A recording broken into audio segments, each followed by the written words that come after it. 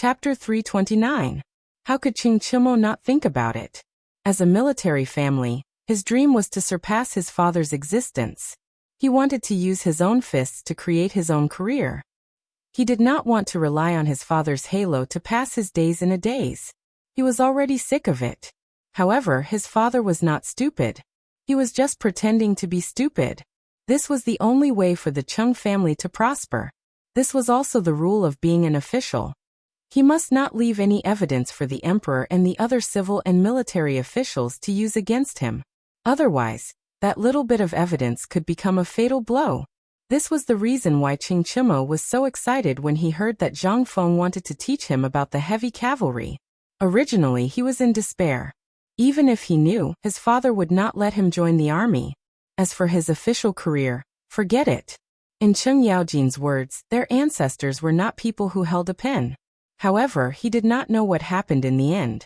He actually agreed to change the song, which could be considered as tacit approval of his wish to join the army. This caused Cheng Chimo's heart, which had already been extinguished, to burn once more. Zhang Sun was the same. He also wanted to join the army. However, it was also because of his status as a duke that he could not breathe under the pressure. However, after knowing the emperor's tacit approval, how could he not be excited? At this moment, after hearing that the heavy cavalry was so awesome, how could he sit still? He asked impatiently, "Brother, you are the savior of my insect. Tell me, what is this light cavalry? How is it different from the current light cavalry?" Zhang Feng thought for a moment and said, "There is really no difference." "What?" Zhang Sun exploded. Ching Chimo smiled. Zhang Sun saw that Zhang Feng was deep in thought. He took the opportunity to pick up a wine jar from the ground and smashed it on Ching Chimo's head. This time, Ching Chimo finally quieted down. "Brother, think about it carefully. If you really teach me this skill, even if I have to climb a mountain of swords or swim in a sea of fire, I will repay you." "Fengzi, just say it. You see, Ching Tai, you are already so awesome. You can't." Zhang Sun stopped thinking about what Zhang Feng was thinking. He could not help but ask suspiciously, "Brother, are you bragging? Who the F***CK is bragging about this?" Zhang Feng was annoyed. "Let me tell you something. If it's the light cavalry, then there is a way to differentiate it. But since you are so anxious, I think of something. Light cavalry should be light and easy to catch the enemy off guard." Zhang Feng had only combined the war horses of this era. However, when Zhang Sun asked, he did not know what to do. However, when he saw Chen Tinia smiling, he instinctively picked up a wine jar from the ground and smashed it on Chen Tinia's head. Instantly, Zhang Feng thought of a soldier class. Who the F***CK said that light cavalry has to be a cavalry? Who the F***CK dares to say that? I really want to chop him up. Special forces. This profession was very suitable for this guy. There was no choice. This guy was too active and agile.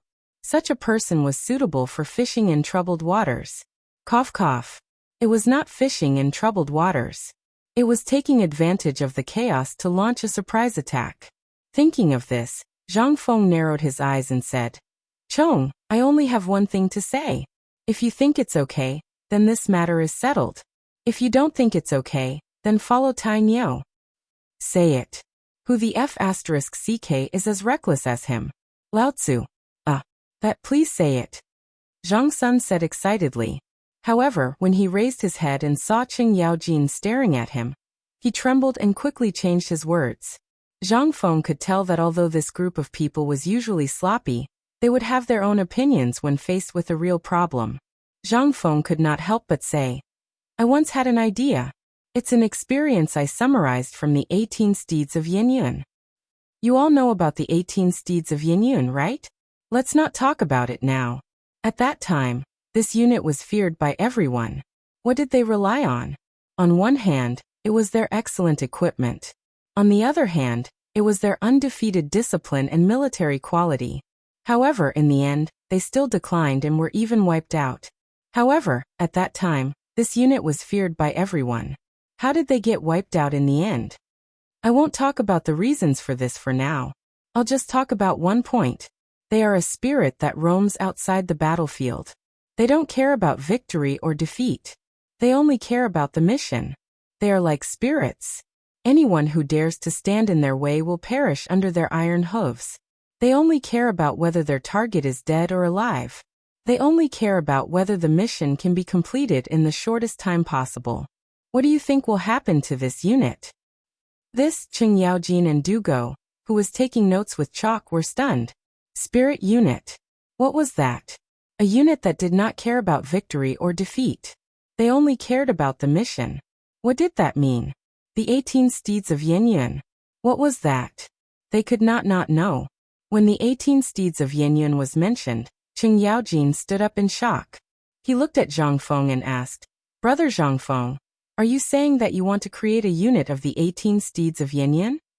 No. I want to create a unit that can fight in any terrain and any environment. Bug, do you want to go? Chapter 330. Should he go? Zhang Sun remained silent. Cheng Chima was about to say that he wanted to go, but Cheng Yaojin stopped him with a look. As an experienced general and the senior of this group of youths, he knew their abilities like the back of his hand. Cheng Chima was suited to charge around recklessly. Zhang Feng's arrangement was right, but Zhang Sun, even though he had been imitating Zhao Zilong's style of training, he wouldn't have stopped Zhang Feng if he had followed Zhao Zilong's style of training.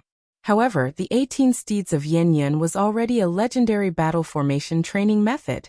From the rise of the 18 steeds of Yin to its fall, no one had been able to replicate the training method of this troop. Did Zhang Feng really have a way? Luo Yi was dead. This method was completely lost. Could it be that Zhang Feng really had such a method? This was what shocked Cheng Yaojin the most. Luo Yi had relied on the 18 steeds of Yin to be able to move around like a fish in water. However, he was also someone that no one dared to mention. In the first year of Jingguan, Luo Yi rebelled and his 18 steeds of Yin was destroyed. No one dared to mention this part of history, and no one dared to imitate it. However, Zhang Feng actually suggested such a method. Cheng Yaojin couldn't help but hesitate. Brother Zhang Feng, do you really know the training method of the 18 steeds of Yin? How did you know about this? Zhang Feng shook his head when he saw Cheng Yaojin's serious expression. I don't know the training method of the 18 steeds of Yin. It's just an example. This isn't funny. Do you know the grudge between this person and the emperor? You can talk about the 18 steeds of Yin here, but don't mention it in front of outsiders. If someone with ulterior motives were to hear this, you would be labeled as a traitor. I know. I'm not stupid. Zhang Feng rolled his eyes. Of course, he knew how powerful the 18 steeds of Yin was. The reason he had brought this up was because the 18 steeds of Yin was comparable to the special forces he was going to train. Furthermore, they were quite familiar with the 18 steeds of Yin, so they could understand it better. That was all. Zhang Feng's head was not hard enough. He was not willing to use his head to touch the taboo of the Tang dynasty. This is just an example. Don't worry too much. I can guarantee that the people I train will only be more powerful than the 18 steeds of Yin. You only need to remember this. As for the light cavalry, forget it. It's more appropriate to call the people I train the special forces. From individual combat to joint combat, every one of them can quickly split up to become the strongest individual soldier. They can also instantly combine together to become a team of human bulldozers. What do you think? Insects, do you dare to come to the special forces to play? At that time, you will be able to fight alongside Iron Bull again. I'll do it. As long as you dare to teach and Lao Li doesn't object, insects, will do it. Zhang Feng nodded and added, Oh right, this is also my test for your sister. I will only teach the few of you for now. As for the others, that is the homework I gave you. If any of your subordinates don't learn well and don't get a passing score, you will be punished together with them. Also, dating, you have to participate too. Dugo was dumbfounded. What does this have to do with me? I didn't say I was going to the battlefield. I'm just here to learn. Zhang Feng rolled his eyes. You?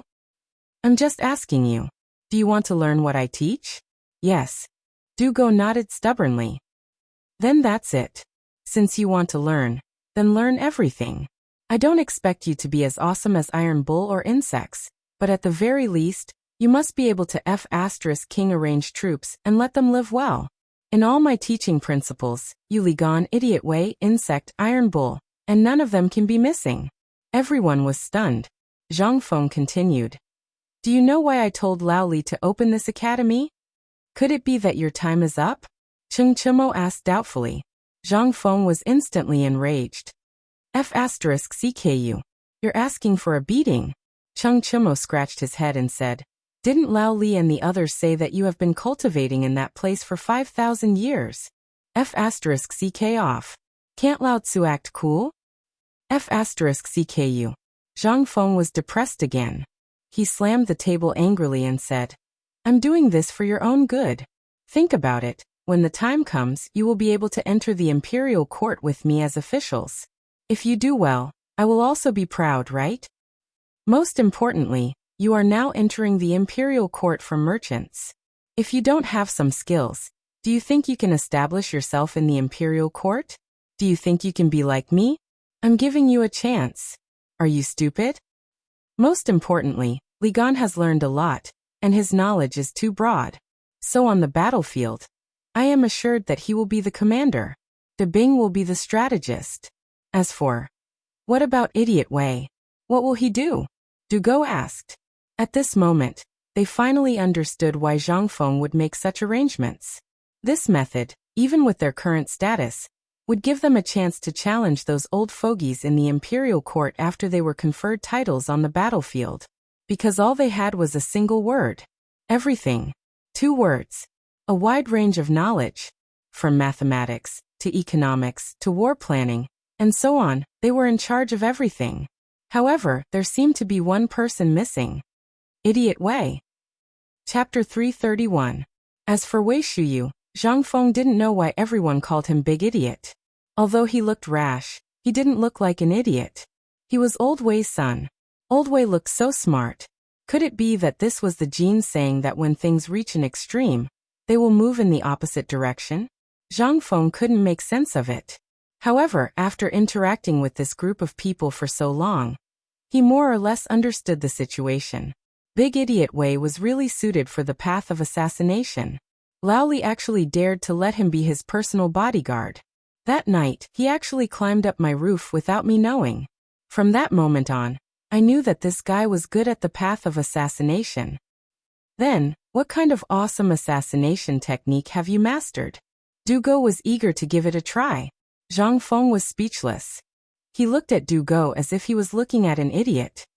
I think Big Idiot Wei shouldn't be called an idiot. I think you are the real idiot. You are a pig. If I knew a little, would I be beaten by you guys like a rubber ball? Du Go didn't care that he was being looked down upon by Zhang Feng. Instead, he wanted to know more about the path of assassination. Cheng Yaojin couldn't help but ask, Fengzi, the path of assassination you are talking about is... Zhang Feng drank a mouthful of wine. He stood up, clasped his hands behind his back, and narrowed his eyes at the door.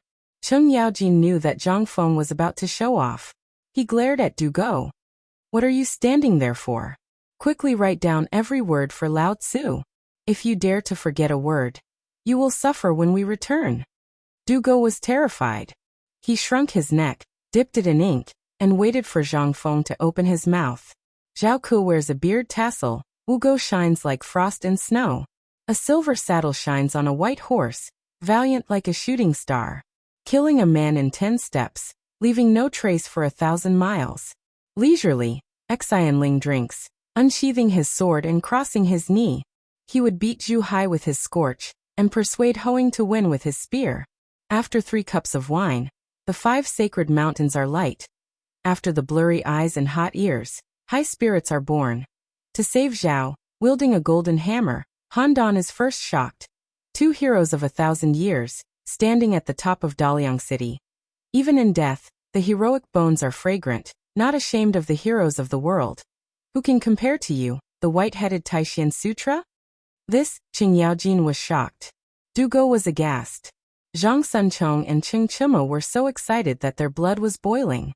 10 steps to kill a person, 1,000 li unstoppable. This is a damn chivalrous hero. F*CK. This. Why was it Big Idiot Wei? Why wasn't it Lao Tzu? Lao Tzu also wanted to settle his grudges so quickly. Everyone roared in their hearts. Zhang Feng's poem reflected a kind of artistic conception. No matter who it was, they would be deeply attracted by the artistic conception within the poem, repaying kindness and enmity as one pleases. This is the true path of a real man. Brother Zhangfeng, what is the name of this poem? Dugo was a little choked up. Previously, he was indeed very resistant and despised the vulgarity of the soldiers. However, when this poem was recited, it instantly reminded him of the poem recited by Zhang Feng and Zhang Feng's line, "If there's nothing else, let's go out for a walk." At this moment he finally understood. This poem, let's call it Chivalrous Journey.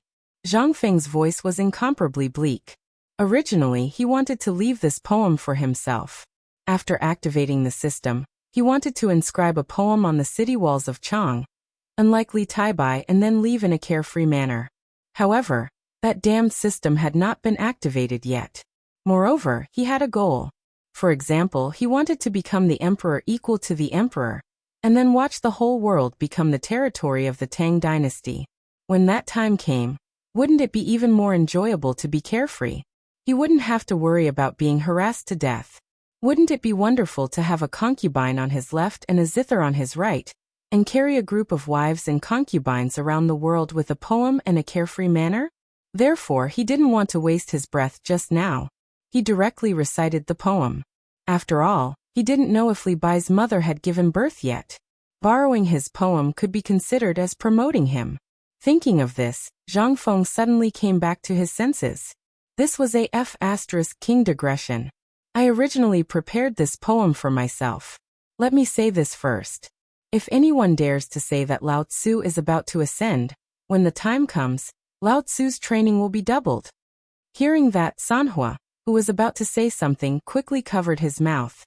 Zhang Feng then said, "But I still want to say it first.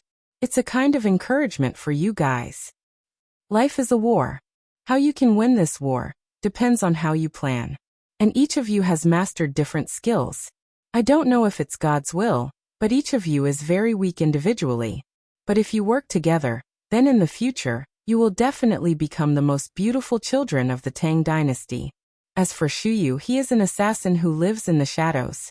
Although I don't have the ability to teach him the art of assassination, and of course, I don't have such awesome skills, I can teach him to become the most awesome person in this field. He will also be the biggest trump card when your lives are in danger in the future. No matter in terms of speed or anything else, he is 100 times better than you. You should know this, right?" Zhang Feng asked. They patted their heads and nodded.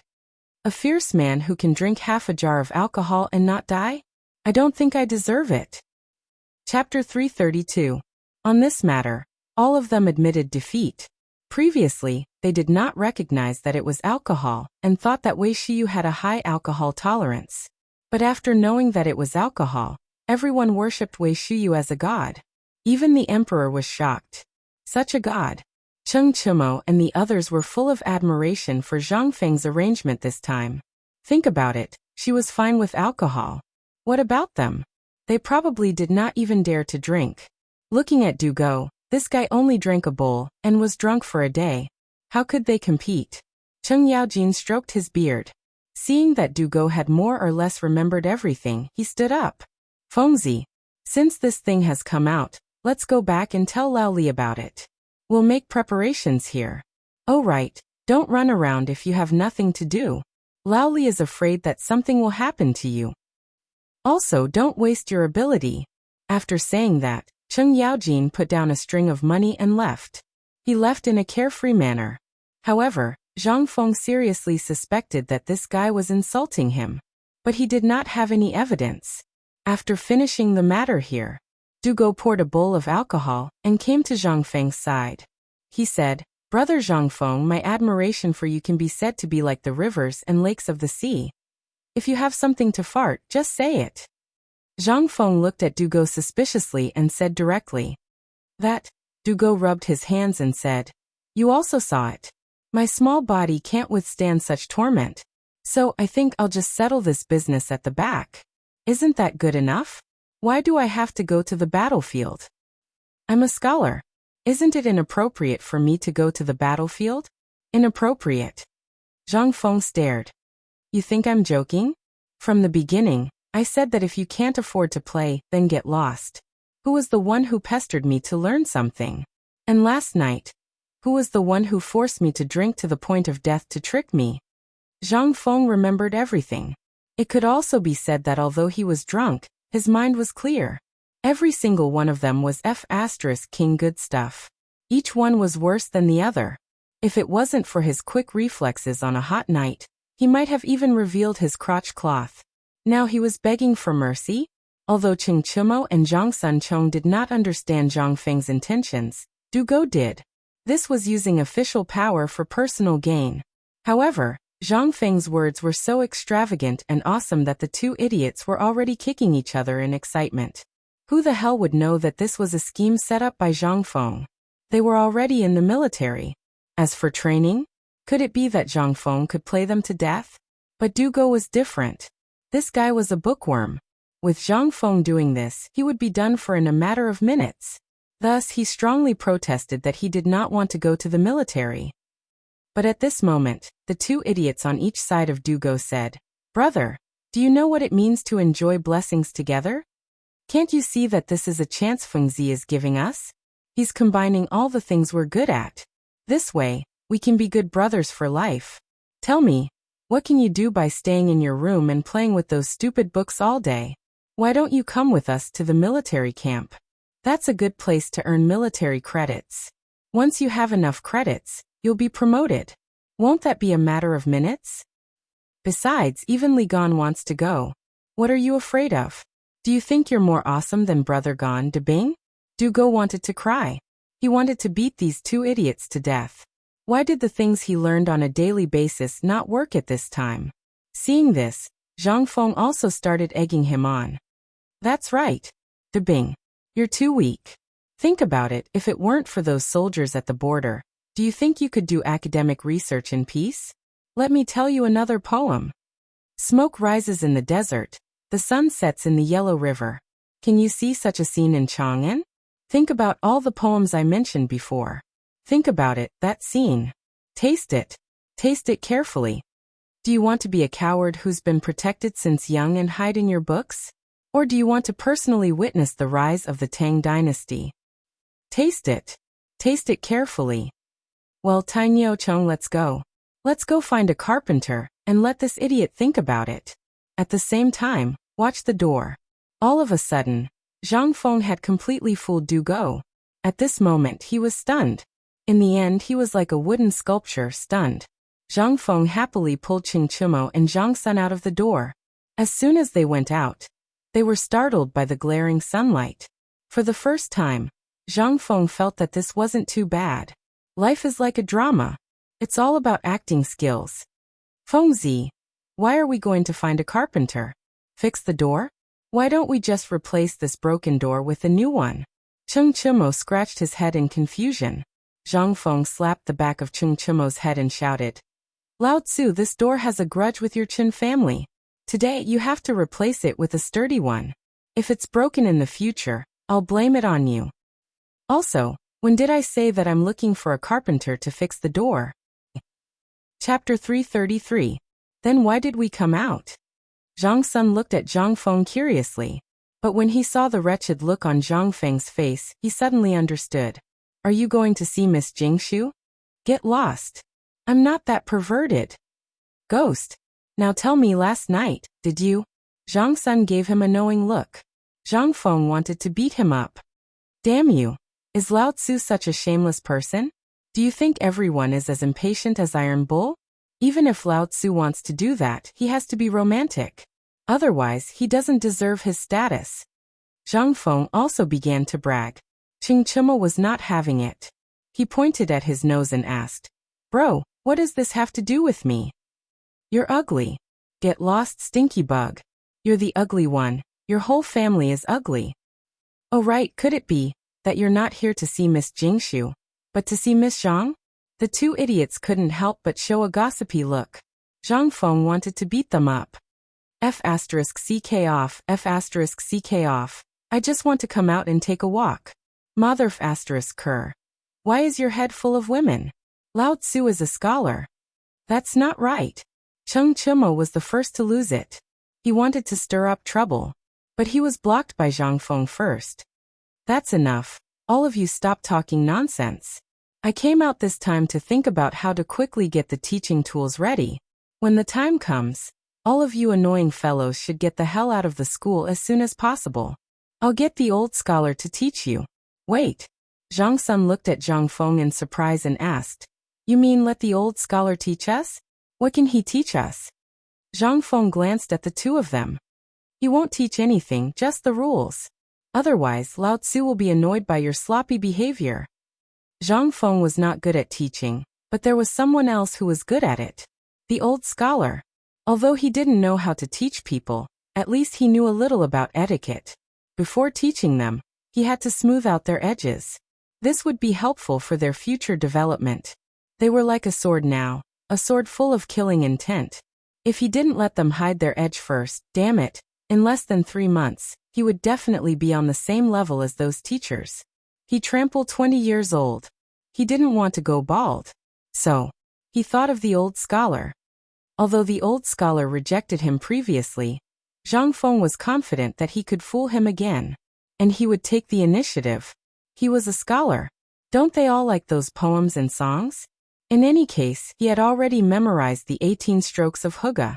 What was there to be afraid of in the future? This was good stuff.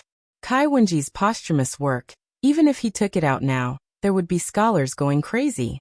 As long as he waved it in front of the old scholar's eyes, the old scholar would definitely come. What's more, once the old scholar learned how to play it, he would be able to bring Miss Jingshu over and have her teach this group of loafers. That would be a wonderful thing. As long as he said it a little pretentiously. He, Zhang Feng, believed that no one would not want to learn. After all, life was just a show. What did it depend on to appear? It was frivolity. No. There was one more person. Miss Zhang. He had to get her too. Washing clothes, cooking, serving tea, etc. He had to serve her. Otherwise, wouldn't he be letting himself down? Thinking about it, Zhang Feng couldn't help but smile. His smile was so cheap. Iron Bull, look at this guy. Is he thinking of women? Look at his smile. It's frivolous. Zhang Sun looked at Zhang Feng with infinite disdain. Cheng Chimo also looked at Zhang Feng and subconsciously leaned back. Let's stand further away. This guy is probably in heat. On the other side, in the Zhang residence. At this time, Miss Zhang, Zhang Yuyao, was listening to the maid Cui, talk about the Yanlai restaurant. Her eyes were filled with shock. Cui, do you think that young Master Zhang and that Jingshu, when the time comes for me to marry into their family, will I be the official wife? Miss, what are you thinking? I heard from the people in Yanlai restaurant that young Master Zhang is a big idiot. People enter Yanlai restaurant to do that, but he just stood in the hall in a daze. He's also amazing, breaking all of Jingshu's zither songs. So, under a freak combination of factors, this happened. It's also that group of stubborn and hateful people. They knew that the son-in-law didn't know anything, but they still brought him to that kind of brothel. Miss, do you want to write a letter to let Prince Zhang stay away from those stubborn people? Cui, Zhang Yuyao's cheeks were red. She glared at Cui, and said shyly, You also know that young Master Zhang is a little slow on this matter. Maybe after those stubborn people do this, Prince Zhang will be enlightened. Okay, miss, I was worried that you would take things too hard. You're so shameless. Cui was anxious. She went up and played with Miss Zhang. While the two were playing, Cheng Yaojin's servant, Old Ning, personally came to the Zhang residence's door. Chapter 334. Old Ning came to visit. And he didn't have a famous visiting card, which was not common in the business circle. The status of the merchants in Great Tang was extremely low, and the Zhang clan was no exception. Today, when the attendant saw the other party, he could tell from the other party's eyes, the calluses on his hands, and his attire that the other party was a soldier. How could Zhang Shan, the patriarch of the Zhang family, not see this? Just when he saw the way the man walked, he understood everything in an instant. The purpose of this man's visit was not simple. Is it because of the jade hairpin? Thinking of this, Zhang Shan looked a little nervous. He looked at Old Ning and hurried to greet him. Brother, please forgive me for not coming out to meet you. Zhang Shan cupped his hands and was about to greet him. Old Ning was not a reserved person. After Zhang Shan greeted him, he nodded and said, "I'm also here on the order of the patriarch. I'm just here to have a look." Hearing this, the Zhang family, who had been trembling with fear, became more confused. The visitor was obviously a soldier. If he was not here for the jade hairpin, what was he here for? But at this time, they couldn't figure it out. Since it was not a bad thing, they dismissed the women and led Old Ning into the living room. After serving tea, Old Ning said, "I've heard that there is a strange woman in the Zhang family. My master wanted to visit her in person, but he was busy, so he sent me here with a gift." Zhang Shan was confused. What does this mean? Gift? What is there to celebrate? Could it be that son-in-law? Zhang Shan was also a clever person. He hurriedly took a red sandalwood box with both hands. Old Ning then said, "I know you are confused. My master and Zhang Feng call each other brothers. This gift was originally for Zhang Feng, but that guy is also an interesting person. He said that there was no need for gifts between brothers, so he refused the gift. But my master is also very curious about Zhang Feng's future in-law, so he sent me here to have a look and to know the family. That brat is an unreasonable person. Although he is very talented, his character is too stubborn.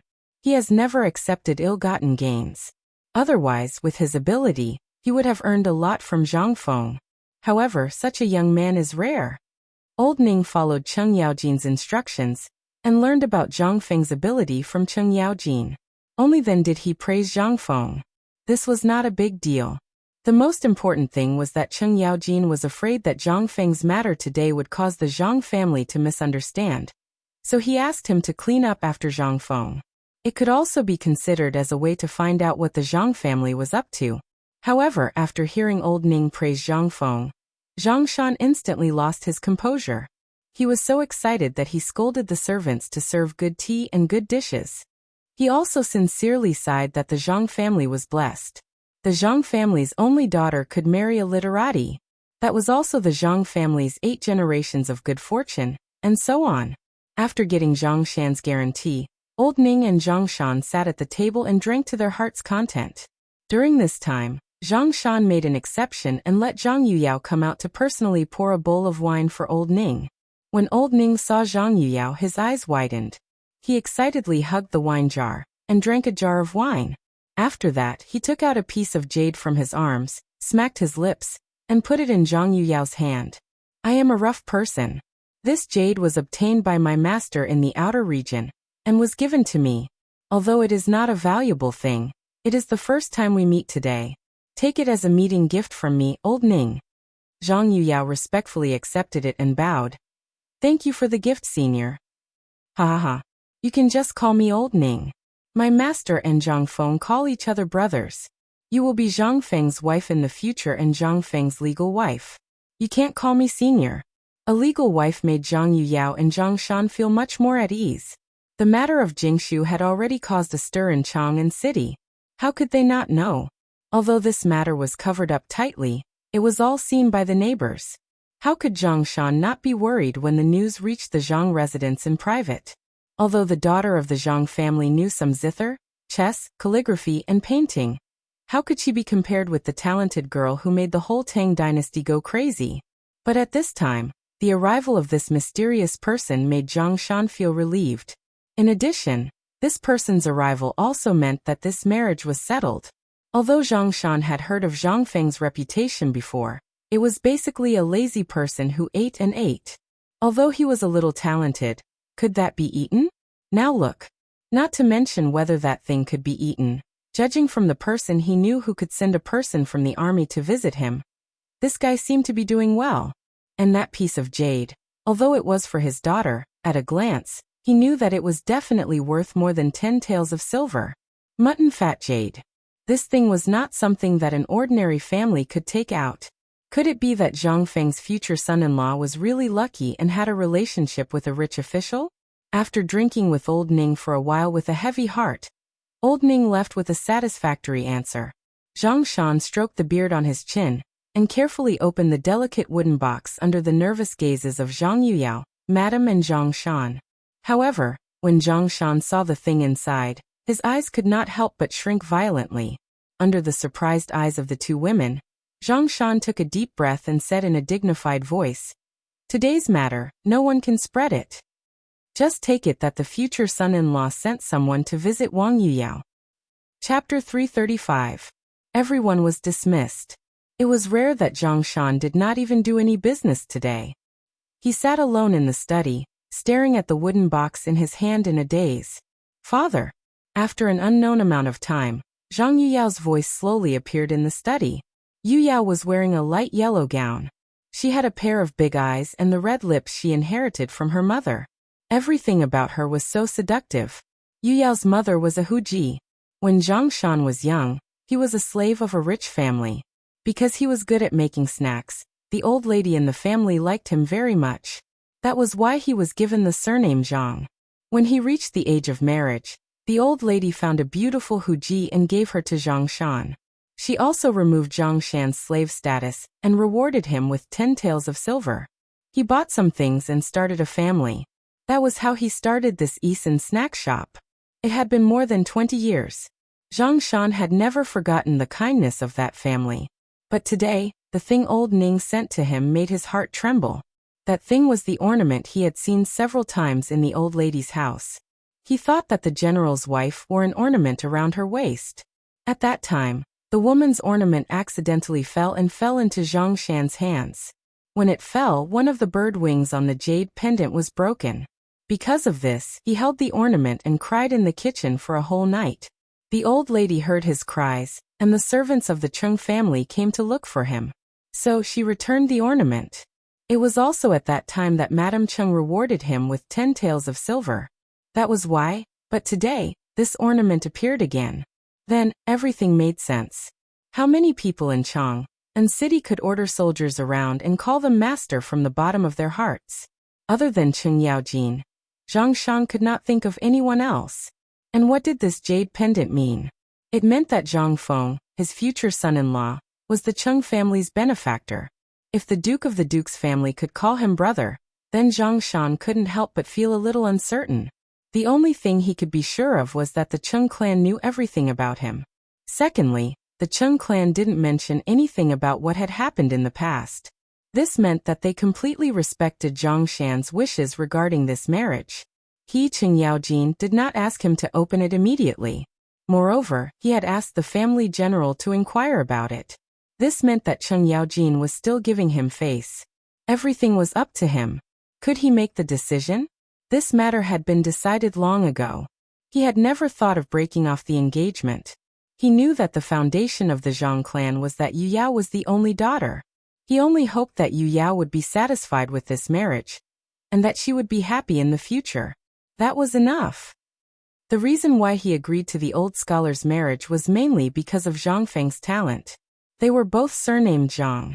This was the main reason why he had agreed to this marriage. He wanted to let Zhang Feng rely on his reputation, his face, and his family background to be able to see Zhang Feng represent the Zhang family and enter the Zhang family in his lifetime. That would be enough. Zhang Shan looked at Yuyao's worried face. He took a deep breath and asked, "Yuyao, in the blink of an eye, you're already 18 years old. You know everything about our family. We were born as slaves. Although we got help from a noble in the end and got rid of our slave status, our household registration was even more despicable. That's why I want to find a better descendant, so that you can live the rest of your life without worry. But you also know that the people in Chang and city are either rich second generations or the sons of officials. With our family status, you can only be a concubine. I can't bear to see you go. I can't bear to see you suffer." "Father." Yuyao also cried like a pear blossom in the rain. Zhang Shan sighed and wiped away his tears. "I shouldn't have said these things. But I just want you to know that we didn't have a choice in our birth. So, I'll ask you again. You've heard of Zhang Feng's reputation. You even sent Chui'er to see him. I've also heard about him. That brat is unkind and replied to your letter. So, I want to ask you one more question. Zhang Feng, are you going to marry me or not? If you're willing, just nod your head. Even if I have to go bankrupt, I'll fight for the title of your first wife." You've also heard what that person said just now. Zhang Feng is an outstanding literary talent. He's favored by a big shot, and will definitely have a meteoric rise in the future. Now he's having an affair with Jingshu. If you don't mind, even if I have to be shameless, I'll fight for you. Father. I'm willing. Zhang Yuyao cried. She knew what her father wanted. Her father wanted to serve the Zhang family all his life. He wanted to draw the name of an official on the Zhang family's genealogy book. And for various reasons, Zhang Feng's name had already been engraved in her heart. His poems were the things that accompanied him to sleep every night. How could she not be willing? Although she didn't know what her father was worried about, she knew one thing. Zhang Feng was her husband. What she didn't know was that Zhang Shan was worried that once he stepped into the Cheng family's circle, it was destined that his future would not be peaceful. After all, the matter of Guanlong targeting Qing Yaojin was not over yet. The waiter from Swallow Descent restaurant who came to buy pastries had told him everything. Chapter 336. On the main street of Chang'an, Zhang Feng aimlessly took Qing Chimo and Zhang Sun for a stroll. In order not to attract attention, Zhang Feng ordered the two of them to go to a ready-made clothing store to change into something less flashy. Zhang Feng even borrowed an eyebrow pencil from the cosmetics store next to the ready-made clothing store, and gave the two of them some simple makeup. But because of the sweat, he touched it with his hand. His entire face was dark. Now, even if Cheng Chimo's father stood in front of him, he might not be able to recognize Cheng Chimo. After strolling through another street, Cheng Chimo sat in front of a stall selling fermented glutinous rice and asked, "Fengzi, are we out for a stroll? In any case, we should at least eat something before we leave. It's been 4 hours. What do we eat? My treat?" Zhang Feng looked at the fermented glutinous rice stall and simply sat down. "Okay, shopkeeper. Give me 3 bowls of fermented glutinous rice." Cheng Chimo shouted excitedly and did not forget to shout again. "Shopkeeper, it's old fermented rice." The so-called old fermented rice was the local dialect of Chang'an. It was the pure taste of aged fermented glutinous rice. Even a woman who did not drink wine would be pressed to the ground by a bowl of fermented glutinous rice. While the shopkeeper was cooking the fermented glutinous rice, Cheng Chimo asked, "Fengzi, what are we doing here? Are we inquiring about Yanlai restaurant?" "Sure." Zhang Feng made a sound and asked in puzzlement, "I want to see if I can find that silly Cheng Chimo. He is the real devil. We inadvertently plucked the flower Jingshu. Now with his temper, won't he turn Chang'an City upside down? As for Zhang Sun Chong and the others, I find it strange too. These 4 great demon kings, after such a big thing happened, can they really sit still?" Zhang Feng's suspicions were not wrong. If the 4 devil kings really knew that the number 1 flower in the capital had been plucked, wouldn't they explode? But now? Not to mention Cheng Chimo and the other masters, even those stubborn ones did not appear. Did they all like to appear at night? Zhang Sun looked at Cheng Chimo with a strange expression and said, "Tainyo, Fengzi is asking you why didn't Cheng Chimo go crazy and turn Chang'an City upside down? F***ck off. It would have been better if Zhang Sun Chong hadn't said anything." Now that Zhang Sun Chong had spoken, Cheng Chimo was instantly enraged. "Damn it, Lao Tzu is sitting next to you. And this Jingshu girl, if Lao Tzu did not say anything, who would dare to step on her steps? In a few minutes, Lao Tzu's lifeblood would be plucked out."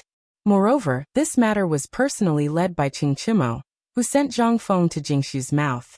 He also wanted to give Zhang Feng something that he could take out. In fact, he just wanted to show off in front of Zhang Feng. He wanted to make Zhang Feng suffer. Otherwise, this grandson would be so arrogant all day long. Seeing him show off made him want to beat him up. This time, he did not expect that he would finally be able to show off in front of a bug. He wanted to see Zhang Feng suffer. But he did not expect that, damn it, he really plucked this flower with his own ability. There was no need to say anything. This was all Zhang Feng's ability. But was there a need to mention Cheng Chimo's stubbornness? What did Lao Tzu do to you? Alright. Oh right, Fengzi, if you came out just for this matter, I advise you to put your heart at ease. This matter, Tainyo's father is involved. This means that no one will dare to mention this matter in the future. Even that bastard Cheng Chimo won't dare to say anything. Really? Zhang Feng looked suspiciously at Cheng Chimo and Zhang Sun. He had a feeling that these two guys were up to something, but even if there was no evidence, he simply did not think about it. The fragrant fermented rice, coupled with the soft glutinous rice balls, greatly increased Zhang Feng's appetite. The three of them widened their eyes as they watched the shopkeeper bring the food over. He blew on the sides of the bowl, while taking a deep breath.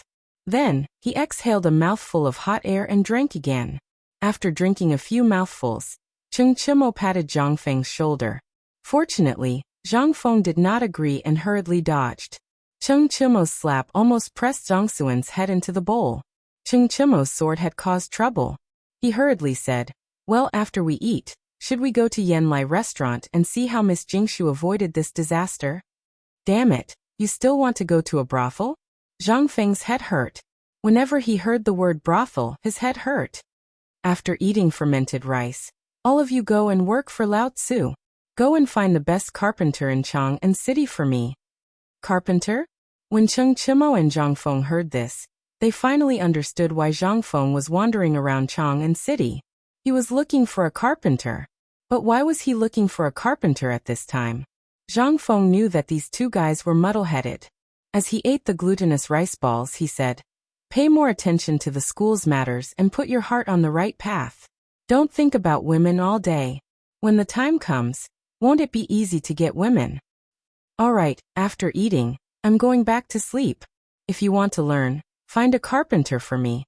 If you don't want to learn, do whatever you want. Don't bother Lao Tzu." The two of them did not know why Zhang Feng was so angry for no reason. In the end, the two of them looked at each other. This guy had sent them away. It was obvious that he wanted to go to Yanlai restaurant. Brother, we understand. Understood. Chapter 337. After sending the two away, Zhang Feng had nothing to do again. Today, the sun was covered by a large dark cloud, so the people on the streets of Chang and city were more energetic, but the most energetic were the locusts flying all over the sky. Wherever the locusts passed, although it wasn't to say that not even a blade of grass grew, it wasn't much better. On the leaves of the trees on the street, there were large and small holes, as well as the dense locusts lying on them, all of which were the locusts' way of declaring their territory to human beings. Looking at the locusts flying all over the sky, Zhang Feng was not in the mood to think too much. Now he already had enough troubles. The Zhang family's marriage was already a headache for him. Now there was another person like Jing Shu. It would be strange if he didn't feel annoyed. Now he did not know whether Granny Wang would be waiting for him on the street. But it was strange. Today he did not see the old scholar, nor did the Zhang family's pastry shop open. It seemed that everything was strange today. While walking aimlessly, Zhang Feng was lost in thought. Unconsciously, Zhang Feng walked onto the streets of the East Market. In an instant he was almost choked to death by the shouts of hawkers, the pungent smell of sweat, and the unique smell of the bearded merchants from the western region. Zhang Feng did not think about it anymore. After all, things would cross the bridge when they came to it. First, it would be better to see if he could get some baobei from the bearded merchant. After all, since the suppression of the Guanlong group on the waterways in Chang and was lifted, the business in Chang and had been booming. At this time, Chang and was the East Market, which was mostly populated by barbarian merchants or merchants from the Nanzhao Kingdom. The West Market had become some local markets in the Tang dynasty. Zhang Feng looked at all kinds of people from other regions. Among them, Zhang Feng even saw a man holding a whip and driving a group of Hu girls to sell them as livestock. Although he did it secretly, in the end he was invited to have tea by the officials. How dare they buy and sell people in the Tang dynasty, especially in Chang, and, come have a cup of tea first. There were also barbarian merchants who were hawking nugget gold, causing Zhang Feng to feel envious. However, when Zhang Feng picked up a piece of nugget gold the size of his head and bit into it, the bitter taste almost made Zhang Feng vomit out the wine he drank last night. Can't you at least make it look more realistic? Damn you, get a rock and smear some gold powder on it. This is a F***king scam. Heartless. Profiteer. Zhang Feng angrily cursed the unscrupulous merchant as he left. Don't look at the innocent and honest barbarian merchants. Their hearts were F***king black just like them. Who knew how many people he had fooled with his kind face? At this point, Zhang Feng saw exquisite glass products, fur, jade, gems and the like. With just a glance he knew that they were fake. Why? Didn't you see that person's shifty eyes? Before he knew it, Zhang Feng had already finished touring the entire East Market. When he was about to return to the small tavern, his gaze fell on a piece of black stuff. A man from the southern Shao kingdom with a headscarf wrapped around his head was sitting cross-legged in front of a stall, taking a nap. On a piece of sheepskin in front of his stall were 3 pieces of black stuff the size of millstones. They were black and emitted a pungent smell. There were even flies and locusts on them. This lazy fellow didn't even intend to clean them up. No wonder no one was looking at them. However, it was precisely because of this that Zhang Feng felt a burst of ecstasy in his heart. What the F***ck was this? This was rubber. And from the looks of it, it was an old rubber. This thing was a bao. Shopkeeper, how much are you selling this pitch-black thing? Zhang Feng suppressed the surprise in his heart and asked calmly while pinching his nose. The merchant was very tanned. His eyes were sunken, and his white beard was strung together. He looked very much like a monkey on the mountain. When the middle-aged merchant saw that someone was asking for a price, he instantly stopped dozing off and asked with a licking face. Sir, have you taken a fancy to our 3 bags? What is this thing of yours? Zhang Feng pinched his nose and pretended to be confused. Well, I don't know either. I just saw that he liked it, so I brought it from the southern Shao kingdom. I wanted to try my luck, but no one knows this thing. Stop. I'm asking you, what is this thing? Zhang Feng also lost his temper. What he was most afraid of now was being long-winded. If anyone dared to be more long-winded than him, he would beat them up in minutes. However, now that something good had appeared, he could only be patient. When the man saw that Zhang Feng had lost interest, he hurriedly said, This is a kind of resin from the southern Shao kingdom. It's unusually strong. If you smear it on your straw shoes, it will make them exceptionally durable. It's the adhesive used in the southern Shao kingdom to build ships. Stop. How much are these 3 pieces of yours? As soon as he saw Zhang Feng make a bid, the merchant's eyes instantly burned with passion. He almost knelt down to Zhang Feng. Seeing that you're from Chang'an, I won't ask for much. Just give me 100 strings of coins for these 3 pieces. 100? King really think that Lao Tzu is a pig to be slaughtered? Zhang Feng was angry. He got up and prepared to leave after cursing. The cursing here instantly attracted 2 yamen runners to maintain law and order. When the merchant saw this, he was instantly scared out of his wits. He hurriedly grabbed Zhang Feng's trousers and said with a sobbing tone, Sir, just give me money for the meal. Deal. Chapter 338. Zhang Feng acted like a thief. Under the watchful eyes of all the bailiffs who were in charge of maintaining the order of the market, he carried a sheepskin package the size of a water tank and hurriedly ran back. As he ran, Zhang Feng was like an idiot. His mouth was so wide that it stretched all the way to his ears. Not because of anything else, but because he was carrying these 3 lumps of oak resin. He could not help but have a crazy idea in his mind.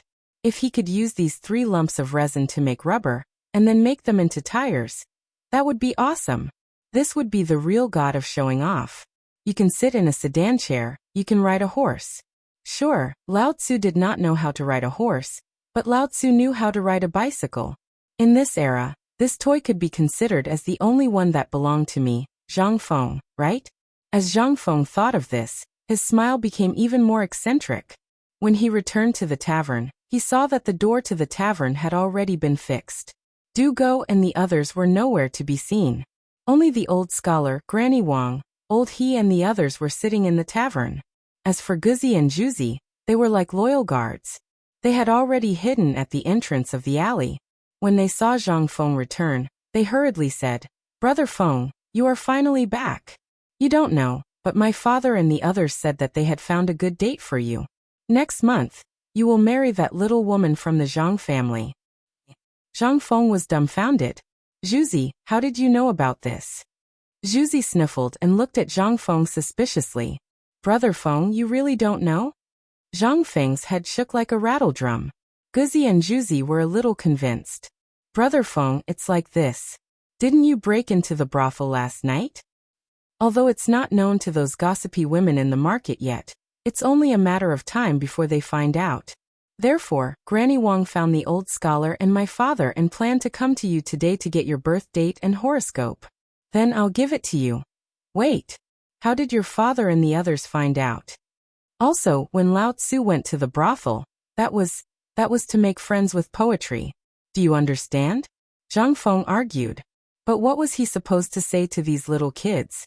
Annoyed, he put down the tree trunk in his arms and threw it to the two of them. Hide this well for me. I have great use for it. Don't let anyone know, and don't open it. Do you understand? Seeing that Zhang Feng was so serious, Guzi and Juzi patted their chests loudly. Only then did Zhang Feng put his hands behind his back, turned a corner with a frown, and entered the tavern with his head lowered. As soon as they entered the tavern, Zhang Feng was pulled back by Granny Wang. Yo, Brother Zhang. You're back. Come, have a seat. I'm here today for nothing else. I'm just thinking that there are a few good hours next month. Why don't we settle this matter and get married next month? Zhang Feng was speechless. The date hasn't even been set yet, and you're already thinking about it for me? Auntie, who are you?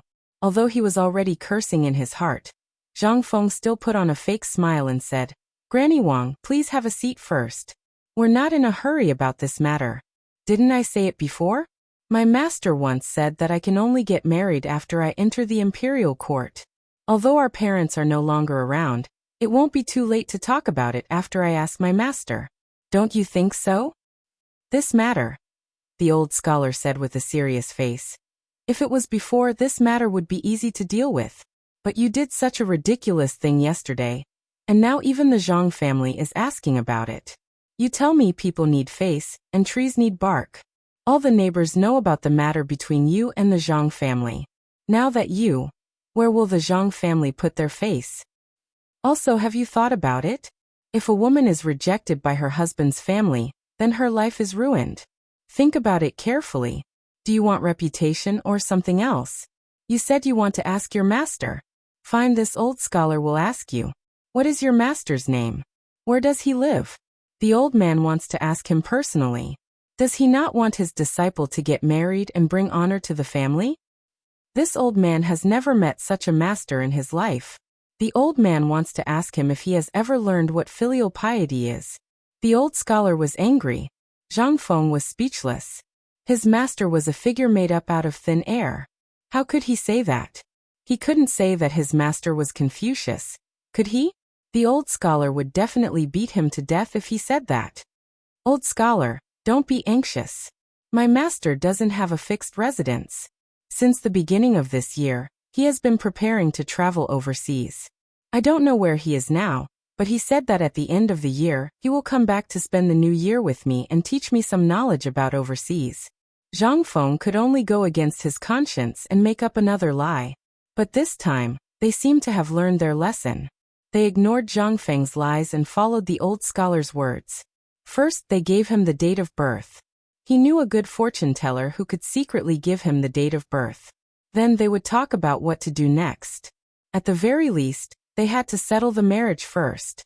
Without any other choice, Zhang Feng could only write down his date of birth. Of course, the date and month were correct. But for the year, he could only push back the date by 20 years. At this point, everyone finally left leisurely. Zhang Feng's body was like a deflated balloon. He looked at the door unfocused and muttered, "This won't do. I have to find a chance to meet this so-called Zhang Yuyao. This matter, why does it seem more and more like a trap to Lao Tzu?" At this point, Zhang Feng suddenly slapped his head. Damn. I've been tricked. That damn Chintiniu. You let me see you.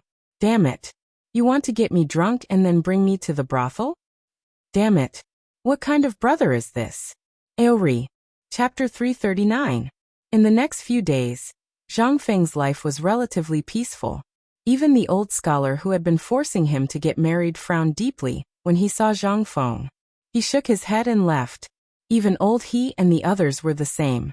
Not only that, the dog and Zhu Zi seemed to have disappeared without a trace. This made Zhang Feng feel a little uneasy. Lao Li and the others, Chen Tiniu, and the others, were also nowhere to be found. It seemed that everyone was very busy at this time. As for Zhang Feng, he was too lazy to be idle.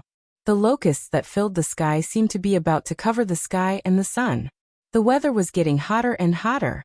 Looking at the locusts that filled the sky and the trees in Chang and city that were slowly becoming bald, Zhang Feng took the basket and went out.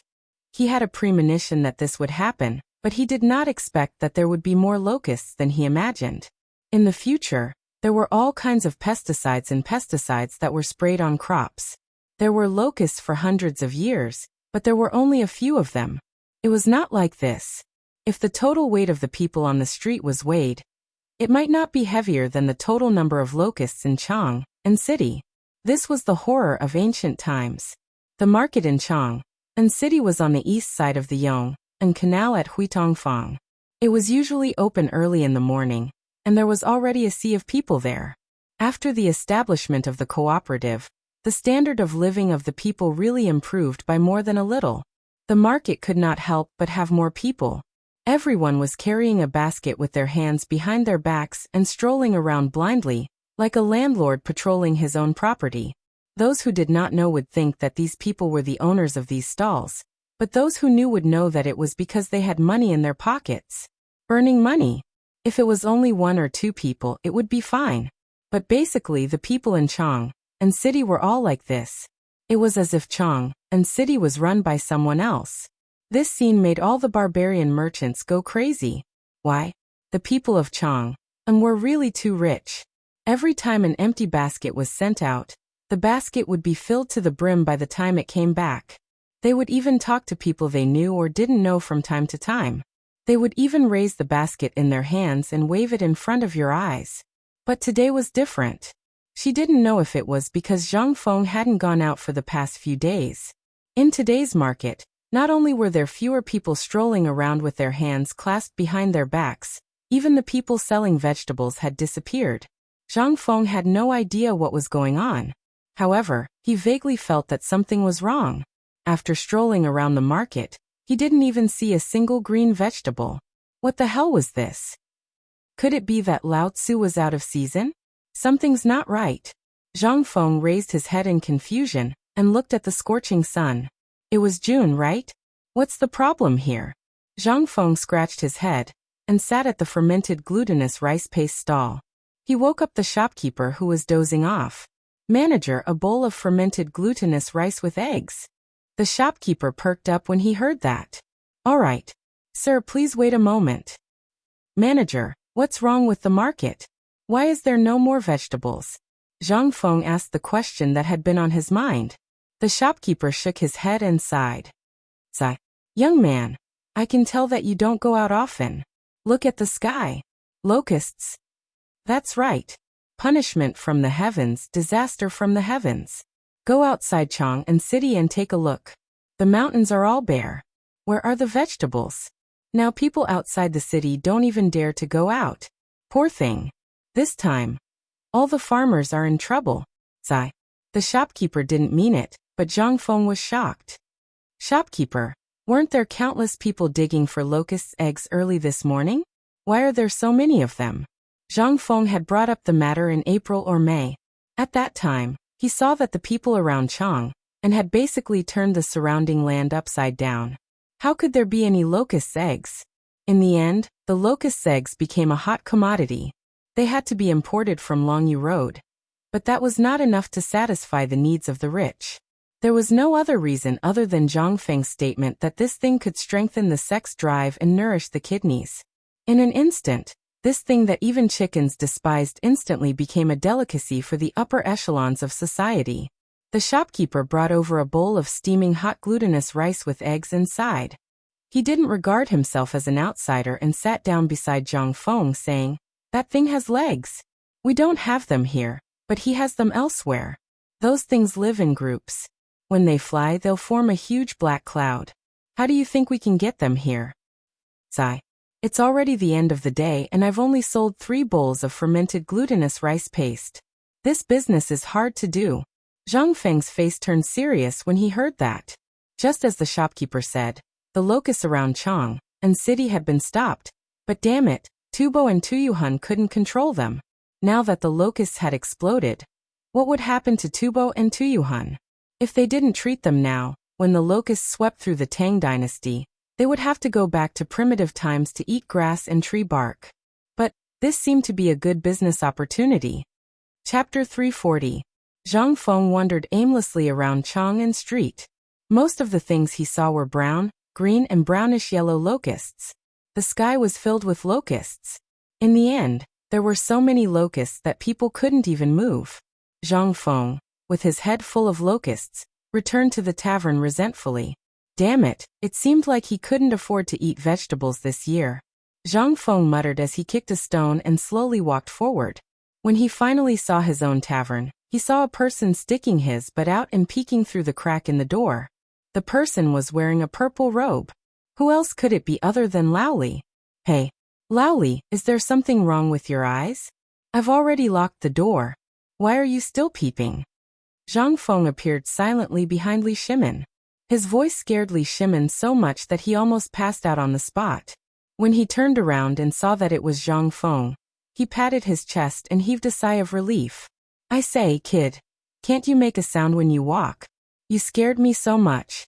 Li Shimin muttered as he urged Zhang Feng to open the door. As soon as they entered, the locusts that filled the sky were blocked outside. Li Shimin said with a worried face, Brother, you saw the locusts that filled the sky. Didn't you say that this thing has been prevented? And last time, didn't you say that the locust plague would only break out next year? Look at this. What should we do? The locusts that filled the sky even affected Li Shimin's back garden, the Imperial Garden, and the Imperial Plantation. How could Li Shimin not be worried? And the Imperial City was not spared either. The locusts that filled the sky and covered the earth were even present in the political announcement hall. This caused the people from the Imperial Astronomer to swindle them again during the morning assembly. The entire assembly was filled with cries and cries. There were all sorts of things, such as calamities descending from the heavens and whatnot. Li Shimin was about to explode from anger. Only then did he come to find Zhang Feng to drink to relieve his boredom. Laoli, don't be anxious. Why don't you take a look and see if my prediction is accurate? What's there to approve? Li Shimin spread out his hands and glared. This thing is about to eat people. If it continues like this, we'll have to deal with it. What do you think we should do now that the food supply has been affected? Alas! Zhang Feng slowly patted Li Shimin's shoulder. Laoli, don't rush. Drink a mouthful of wine first to calm your nerves. Look at the emperor, he's not in a hurry. You're just a commoner. Why are you in a hurry? With that little industry of yours, I don't think it's as good as your salt-making skills. What business with Jinla? Or the cooperative? Just one of them is already your total income for the past year, right? What's the hurry? If the industry of Longyu Road is gone, then it's gone. What's money? Money is a bastard. If it's gone, can't we just earn it again? Also, Laoli, let me tell you a secret. Zhang Feng's casual expression made Li Shimin gnash his teeth. He wanted to punch this guy's face into mush. But he held it in and said speechlessly, What time is it now? Do you still have money? If this continues, it'll be over sooner or later. You don't know. The price of food has doubled now. Even if you said there would be a locust plague, the food you asked me to store won't be enough to last until this time next year. This is not a solution, right? We'll starve to death sooner or later. Li Shimin poured out his grievances. Zhang Feng was alone. This disaster was nothing to him, but Li Shimin was different. He had a big family business. The entire Tang dynasty belonged to his family. Now that this was happening, how could he not be anxious? Millions of people were waiting for him to feed them. Zhang Feng patted Li Shimin's shoulder and whispered, Laoli, this is the time for us to get rich. Let me tell you first, if you want to do it, we'll do it together. If you don't want to, Lao Tzu will do it alone. When the time comes, don't be jealous. Hearing this, Li Shimin was stunned. He knew Zhang Feng's temper very well. As long as he was being mean, he would definitely say something important. However, as soon as he said something serious, you had to be careful. But now, could it be that this guy was not bluffing, but pretending? Li Shimin couldn't help but ask. You tell me about it? Zhang Feng leisurely took out a few plums from his bosom.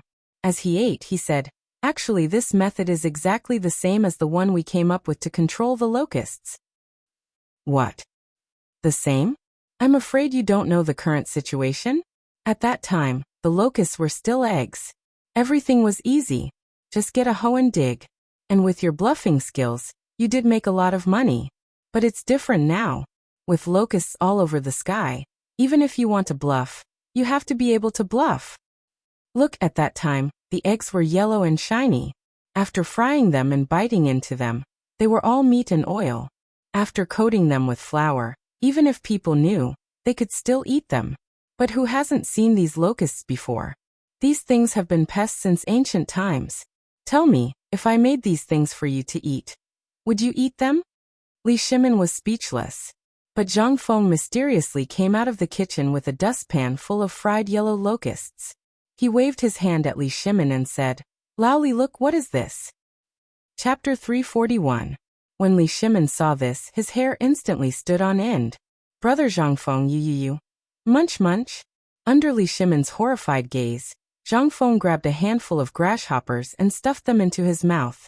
The spicy and salt-flavored grasshoppers instantly spread out in Zhang Feng's mouth. Seeing this, Li Shimin's heart pounded again. Fortunately, he had the experience of eating insect eggs before. Although it was a little disgusting this time, Li Shimin managed to hold back and not vomit. However, looking at Zhang Feng eating with relish, Li Shimin couldn't hold back anymore. Brother Zhang Feng,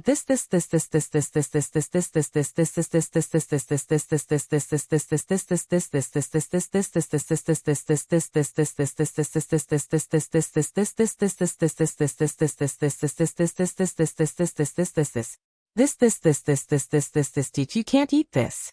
Even if it's valuable, you can't degrade yourself. Degrade himself? Zhang Feng was dumbfounded. This thing in his era had already become a king snack. Wasn't that good? Moreover, it was a snack that was suitable for both young and old. How did this become degrade himself? Zhang Feng threw the dustpan on the table. In an instant, the fried grasshoppers shook in the dustpan, making Li Shimin's hair stand up again.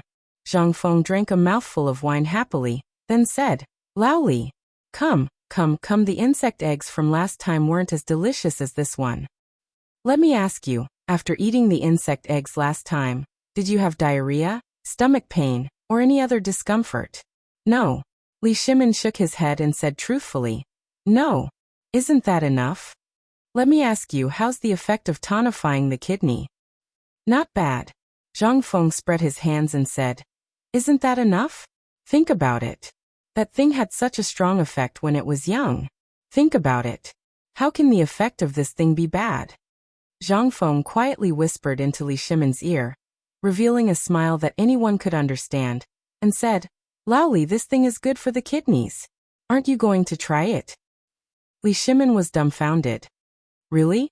Why would I, Zhang Feng, lie to you? Sigh oldly, what the *ck, when have I ever tricked you?" Zhang Feng was not willing to do that.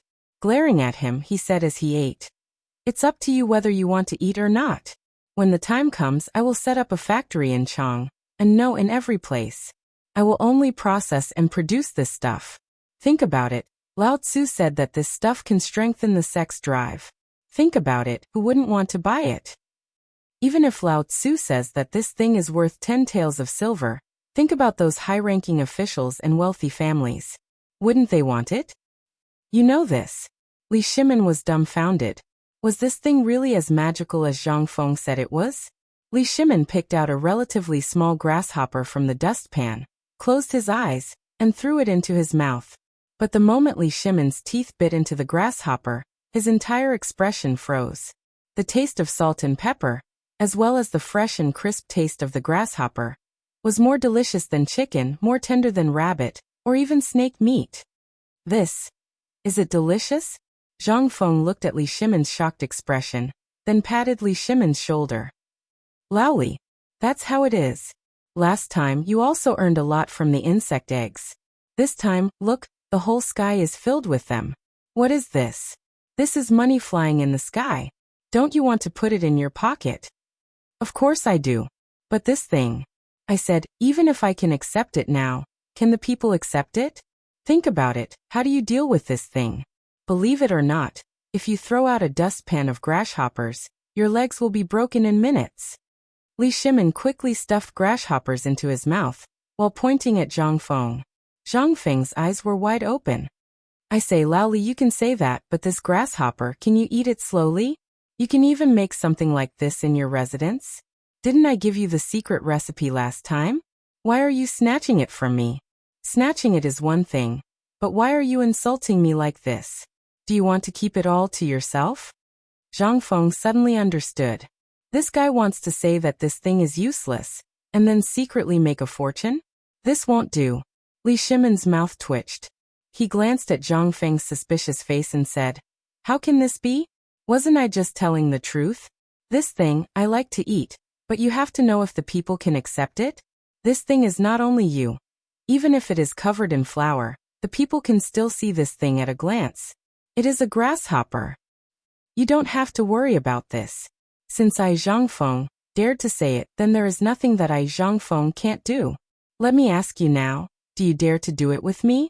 Zhang Feng patted his chest, picked up the bowl of wine and took a big gulp. Then he said slowly, Actually, you know the advantages of this grasshopper. It strengthens the body and contains many things that you don't know. Look, what does the grasshopper eat? It eats grass, leaves and grains, right? This is the essence of grains. Oldly, all you need to do is stand there and shout. This thing can strengthen the sex drive and the body. Eating 1 gene of it is equivalent to eating 1 gene of pork. Go and see if this thing is hard to sell or not. Chapter 342.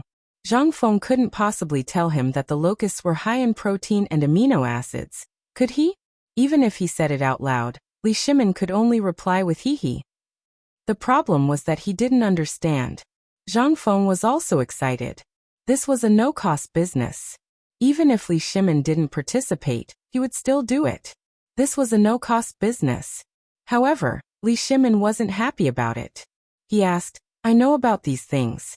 I've eaten the eggs too. It's just as you said. But there are too many of them. You only think about making money, but have you thought about how harmful these things are? Let's not talk about other things. How are we going to catch all of them? As he spoke, Li Shimin pointed at the dense locusts crawling on the paper window and smiled bitterly. Let's think about how to get rid of these things first. Otherwise, I can guarantee that we'll all starve in less than a month. Well, Zhang Feng also realized the seriousness of the problem. He thought about how to get rid of the locusts and came up with 3 plans in an instant. This is His Majesty's business. Let's not worry about it, shall we? Not worry. Li Shimin's eyes were wide open. You say it as if you're not harmed by these things. Let me ask you, where are you going to buy food in a month? What are you going to eat and drink? There will be locusts everywhere. Even if these things are really so good, we can't eat locusts every day, right? Li Shimin's words made sense. Zhang Feng couldn't help but stop eating the locusts. He touched his greasy chin and thought for a while before saying, If it were me, I have 3 ways to get rid of the locusts effectively. What ways? Li Shimin hurried over when he heard that. The chicken and duck army was not very reliable now. He had thought about it, but when he saw the dense locusts in the imperial garden, how many chickens and ducks would it take to finish all of them? This method was definitely a drop in the bucket. I have 3 ideas. Lao Li, which one do you want to hear first? Li Shimin frowned. Don't talk about the chicken and duck army. He's not reliable at all. Not a chicken and duck army. Zhang Feng faintly smiled. Now the chicken and duck army can only be considered as auxiliary troops. Remember my first method well. The first one is to use medicine. Insecticide. Li Shimin's eyes lit up. Are you talking about arsenic? Get lost. Zhang Feng's face darkened when he heard that. How many of these do you have? How much can you afford? Even if you can afford it, let's not talk about whether this thing can poison the locusts to death.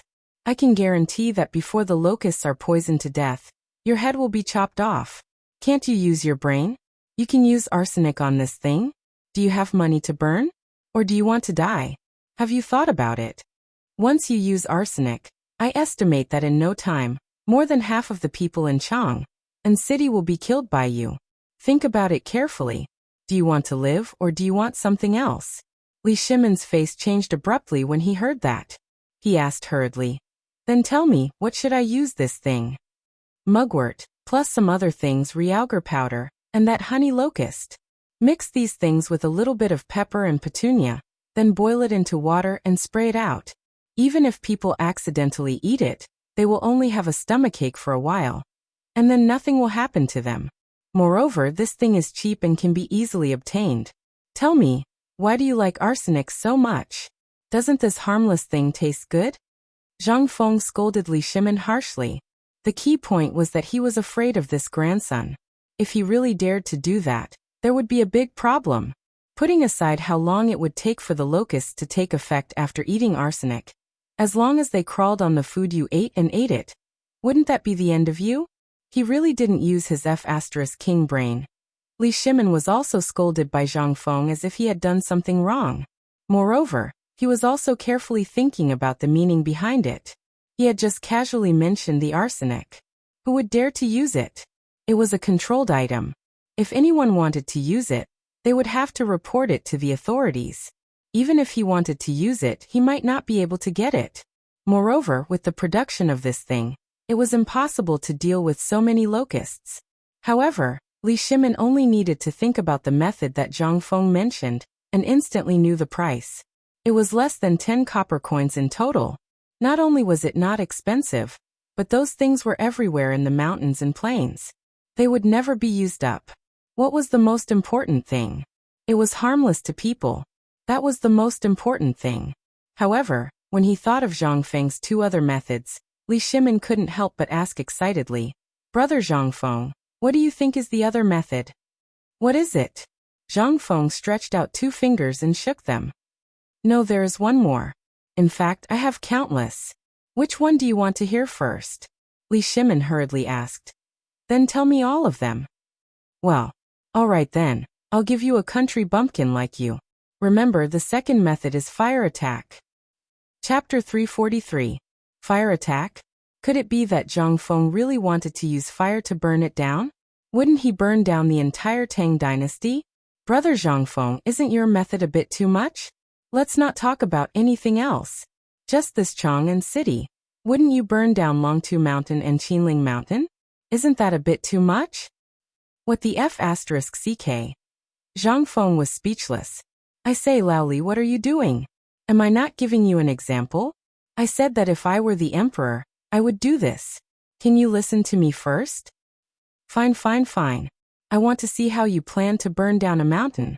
Then you will lose your life before you even enter the imperial court." Li Shimin was also interested. When Zhang Feng heard this, he was instantly unwilling. He thought to himself boldly, "What the hell do you know?" Although Lao Tzu didn't understand, Lao Tzu had seen in TV dramas and novels about how to prevent fire from locusts. "What do you know?" "Laoli, this is just my guess. As for how the higher-ups will do it, it's not something for us to worry about. Don't get agitated. Aren't we just drinking and chatting? Don't get agitated." Zhang Feng patted Li Shimin's shoulder, picked up his wine bowl and clinked it with him. Li Shimin then slowly said, "I'm just worried. If you really do that, then won't you be completely finished? Your talent in this life, won't it be so? Laoli, there's something wrong with you." Zhang Feng pointed at Li Shimin's head and said speechlessly, "Aren't we chatting? Do you think I'm that stupid? Why would I burn it down? What I'm saying is, if I were that person. Let's talk about this fire now. Think about it. Who the F***ck said that they had to burn the mountain? Did the locusts migrate in groups? When the locusts are coming, we only need to clear out a fire belt that is 10 feet wide at the place where the locusts will pass through. Then we can burn a large number of locusts to death. Do you think it's feasible? Why did they have to burn down the mountain? What are you thinking about?" Hearing this, Li Shimin felt relieved, but after glancing at Zhang Feng he muttered, "Who told you not to make it clear? I thought you were talking about burning the mountain. All right, that's not a long-term solution. And many places are not suitable for this thing, such as Chang'an City. What should we do? Did you forget about the pesticide I mentioned?" Zhang Feng smiled mysteriously. "Like I said, I have countless ways to deal with these things for you in a matter of minutes." "All right, stop bragging." Li Shimin was speechless.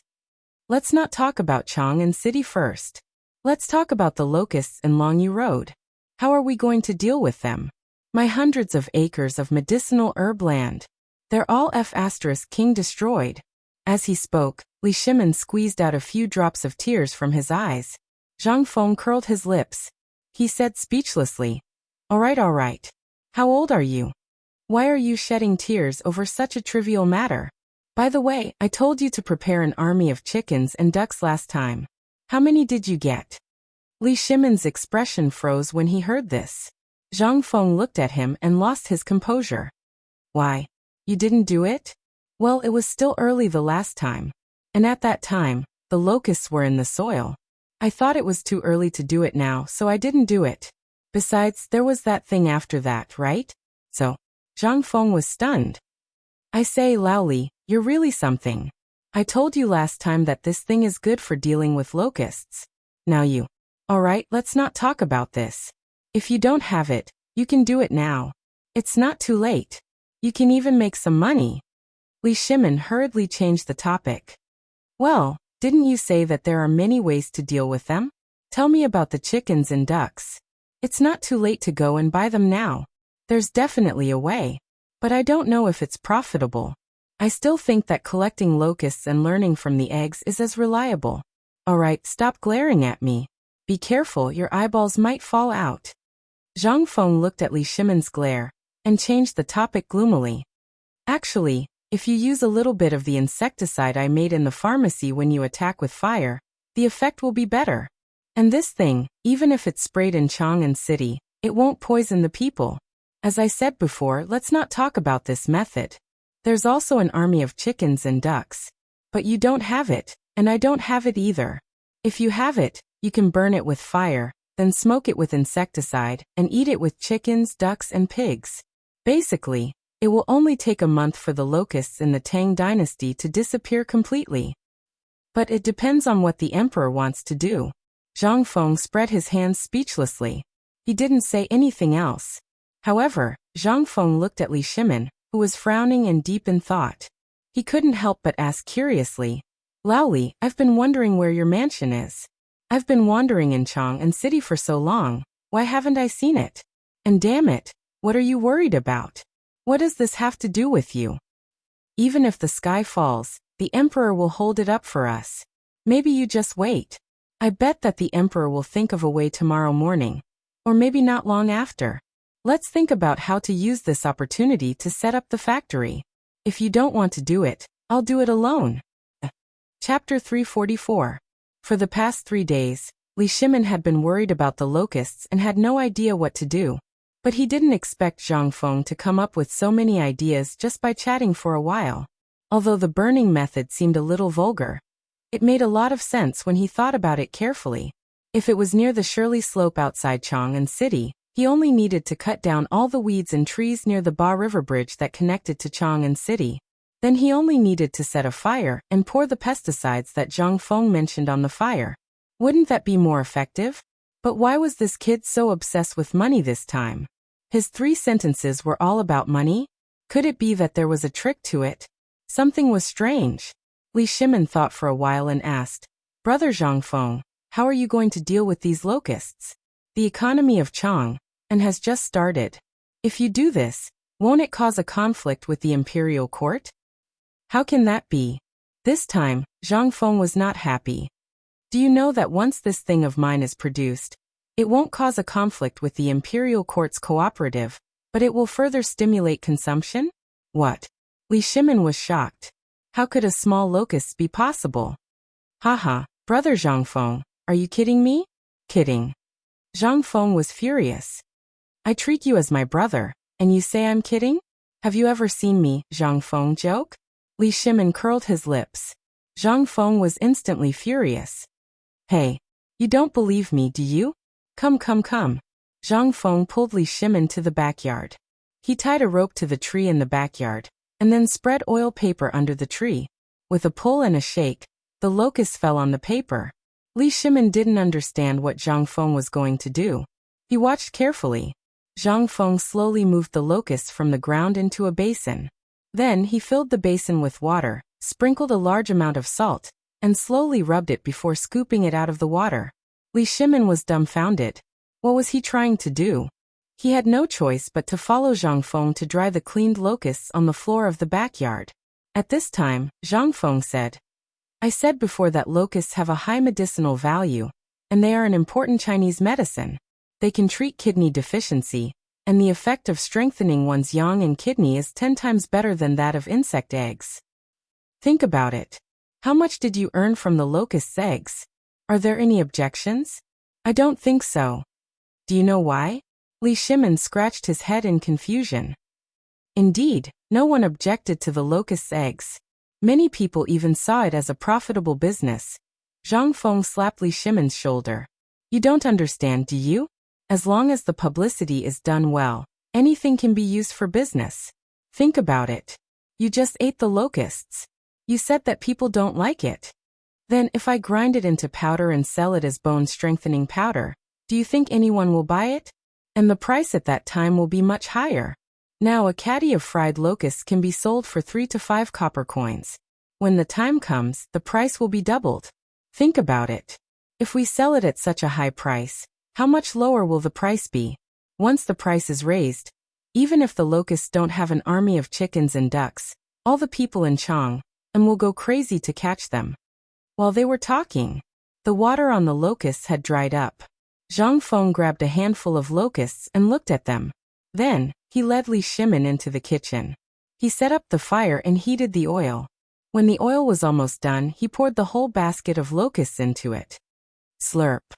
Li Shimin had never been in the kitchen before. He was scared by this scene and trembled all over. Zhang Feng rolled his eyes again. Not long after, a basket of yellow fried locusts was ready. But this time, Zhang Feng didn't eat it directly. Instead, he sprinkled some seasonings on it while it was hot. Then he put it into a stone mill and gently crushed it into powder.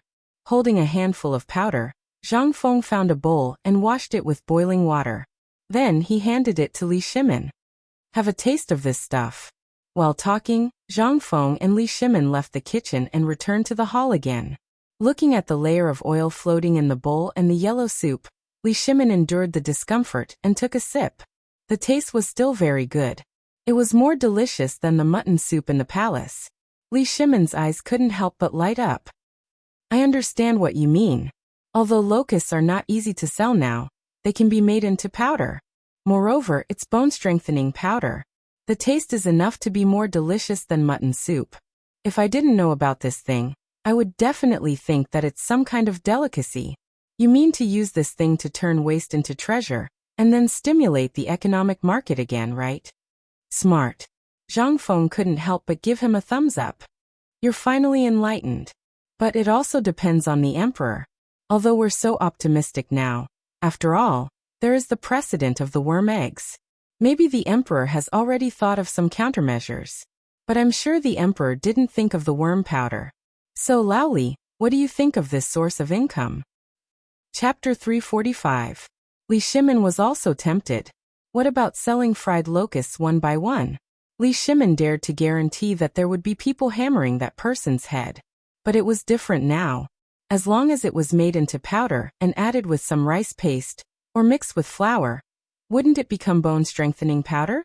Looking at the layer of oil in the bowl and the tempting fragrance, Li Shimin endured the heat and blew on the sides of the bowl, while carefully tasting it. The taste of this thing, if it was mixed with flour, although the quality would be reduced, but the price would be reduced by a lot. In this way, no one would be able to taste the locusts. Knowing that there was enough salt, who the F***ck would be able to taste the insects?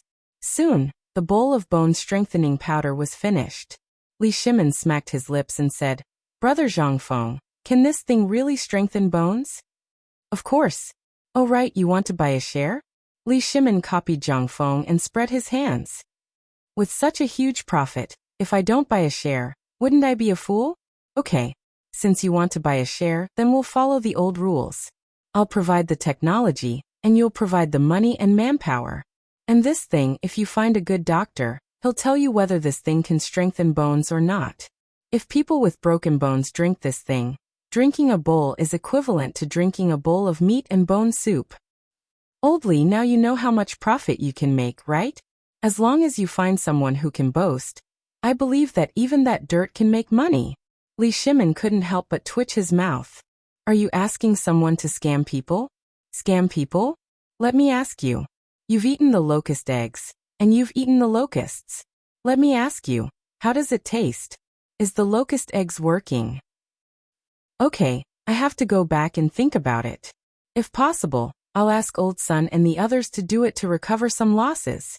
As they walked, Li Shiming said, as for the school, I've basically taken care of it. As for the carpentry work and the house renovation, someone will come to you later.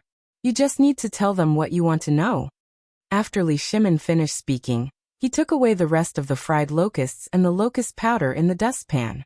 He claimed that he was bringing it back for them to taste, but Zhang Feng seriously suspected that this guy wanted to go back and try it.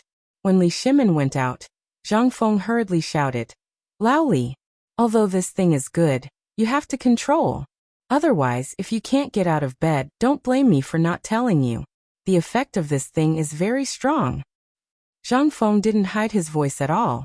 Li Shimin heard this and hurriedly ran away with a black face. The surrounding area was basically filled with Jinwu Guard spies, as well as that trash Wei Shiyu. If these people knew about this, where would he put his face? Seeing that Li Shimin had run away, only then did Zhang Feng put away the locusts and locust powder on the table. He made himself a bowl and added a spoonful of sugar. Only then did he lie back on the recliner happily. He drank some wine and ate the fried locusts while thinking about the tricycle. Now that he had the most important rubber, how should he make the frame of the tricycle? Should he smelt it? But he was too lazy to tinker with those things. The key was that it was too hot. Zhang Feng couldn't help but look at the iron kettle in front of him, and his eyes lit up. That's right. If he dismantled this thing and found someone to make all the parts, he could make a smaller crucible and some tenons. Wouldn't that solve the problem? The more he thought about it, the more excited Zhang Feng became. Mother***, I am a genius. When the time came, he would ride the tricycle to Chang and City for a stroll. It would definitely be the most beautiful scenery in Chang and City. You have a carriage, but I also have my tricycle, don't I? And I can buy groceries and so on, don't I? Zhang Feng couldn't help but think of a spectacular scene. A group of loafers wearing sunglasses, wearing suits, riding bicycles, wearing big brimmed hats. Just thinking about it made him excited. The more he thought about it, the more Zhang Feng wanted to make a tricycle. How could he fall asleep now? He hurriedly got out of the tavern and found Go Zi and Zhu Zi in the river under a big willow tree. He asked, I have an extremely important matter right now. Do you want to help me? When they heard that Zhang Feng had something to do, the two of them didn't even wear clothes. They climbed into the river naked. The women on the street couldn't stop cursing. Brother Feng, tell us, what do you want us to do? The two of them stared at Zhang Feng excitedly with their black eyes. Zhang Feng thought for a while and said, Do you know the old blacksmith in the west of the city? I have something to do here. You go and invite him here. Tell him that I have a big business deal for him. This Uncle One is 80 years old. Do you want me to find Dumbo for you? Although that guy is a little stupid, he has great strength. Zhu Zi suggested a different idea. However, Zhang Feng shook his head. Go and find Uncle One. This job isn't heavy. It's just a craftsmanship job. Tell Uncle One what I said. If he does it, I'll give him 100 copper coins first. Of course, if it's iron, it'll be on him. Tell him how much it costs and I'll give him the money. Chapter 346. Taiji Palace, Imperial Study. As soon as Li Shimin entered, he didn't even have time to change his clothes before he asked, Xiao Gizi, sort out all the memorials related to the locusts for me. Yes. Seeing Li Shimin's gloomy face, Xiao Gizi hurriedly selected memorials from the mountain of documents. Li Shimin also sat on the soft couch and flipped through them one by one. A locust plague has broken out in Jiannan province. The locusts are suspected to have come from Tubo territory. Countless victims of the Tubo disaster are rushing to the Tang dynasty territory. When he saw the memorial, Li Shimin immediately read through it and said, Thoroughly investigate the source of the locusts and the losses. Expel all the people from Tubo.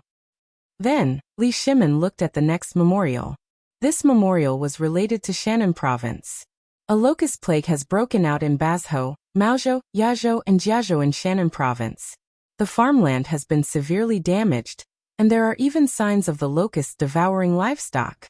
A locust plague has broken out in Hunan Province, Yaozhou, Xingzhou, Minzhou, and many other places. The forest has been severely damaged, and the food has been greatly damaged. However, there are no casualties for the time being. Li Shimin took a deep breath and looked at Long Yudeo's booklet. He took a deep breath. Then he slowly flipped open the memorial. There were only a few words in the memorial. However, each word was like a heavy hammer that struck Li Shimin's heart. A locust plague has broken out in Chiotsi City and other places. There is no oasis within 1,000 miles. After reading this, Li Shimin's heart couldn't help but tighten. Summon Wei Zheng, Fang Xianling, Zhang Sun, and Du Ruhui to the palace immediately. Li Shimin slapped the memorial hard. He had read 5 memorials, but there were still dozens of them on his desk. What did this mean? This meant that the locust outbreak had reached a point where it couldn't be delayed. But most of them were concentrated near Tubo, and the south of the Tang dynasty was basically unaffected. What did this mean? This showed that the locust plague was really as Zhang Feng had said before. The locust plague in the Tang dynasty was basically nothing, but the key was that after the locust plague in Tubo, the locust plague directly devoured Tubo, then migrated to the Tang dynasty. Previously, Li Shimin thought that Zhang Feng was talking about next year's locust plague. This year's locust eggs had basically been cleared out from Longyu to Chang, and even the Tang dynasty. However, he had forgotten one thing. That was the locust plague that Zhang Feng had mentioned in Tubo. At this moment, Li Shimin suddenly understood why he had said that there would be an irreversible disaster at the end of the year, even though the locusts were almost completely under control this year. He had thought that this was Zhang Feng's guess, but from these reports and all the plans for Tubo, Li Shimin suddenly felt a kind of pressure. An irresistible pressure. A moment later, Wei Zheng and the others hurried into the imperial study of Taiji Palace. Seeing Li Shimin's gloomy face and thinking about something with his head lowered, they didn't dare to disturb him and waited quietly. After an unknown amount of time, only then did Li Shimin slowly wake up. He looked at the people standing in front of him and waved his hand tiredly, motioning for them to sit down. Then he said, "How's the investigation of the locust plague?" "Your Majesty, I have thoroughly investigated all the towns around Chang, and found that although the locust plague was fierce this time, Chang was already prepared. Although there was a loss of grain, it was not a total loss. Now all the wheat has been harvested, only the corn has been lost. In addition, Chang'an City's cooperative this time, basically every household has stored grain. I'm asking about the locust plague, nothing else." Li Shimin interrupted Du Ruhui's report and asked. Hearing this, Du Ruhui took a deep breath and said, "Your Majesty, about this locust plague, I have received the most detailed report. The black mass of locusts will cross the Qinling Mountains and reach Chang'an City in 5 days. I'm afraid that by then there will be no crops in Chang'an City anymore." "What? 5 days?"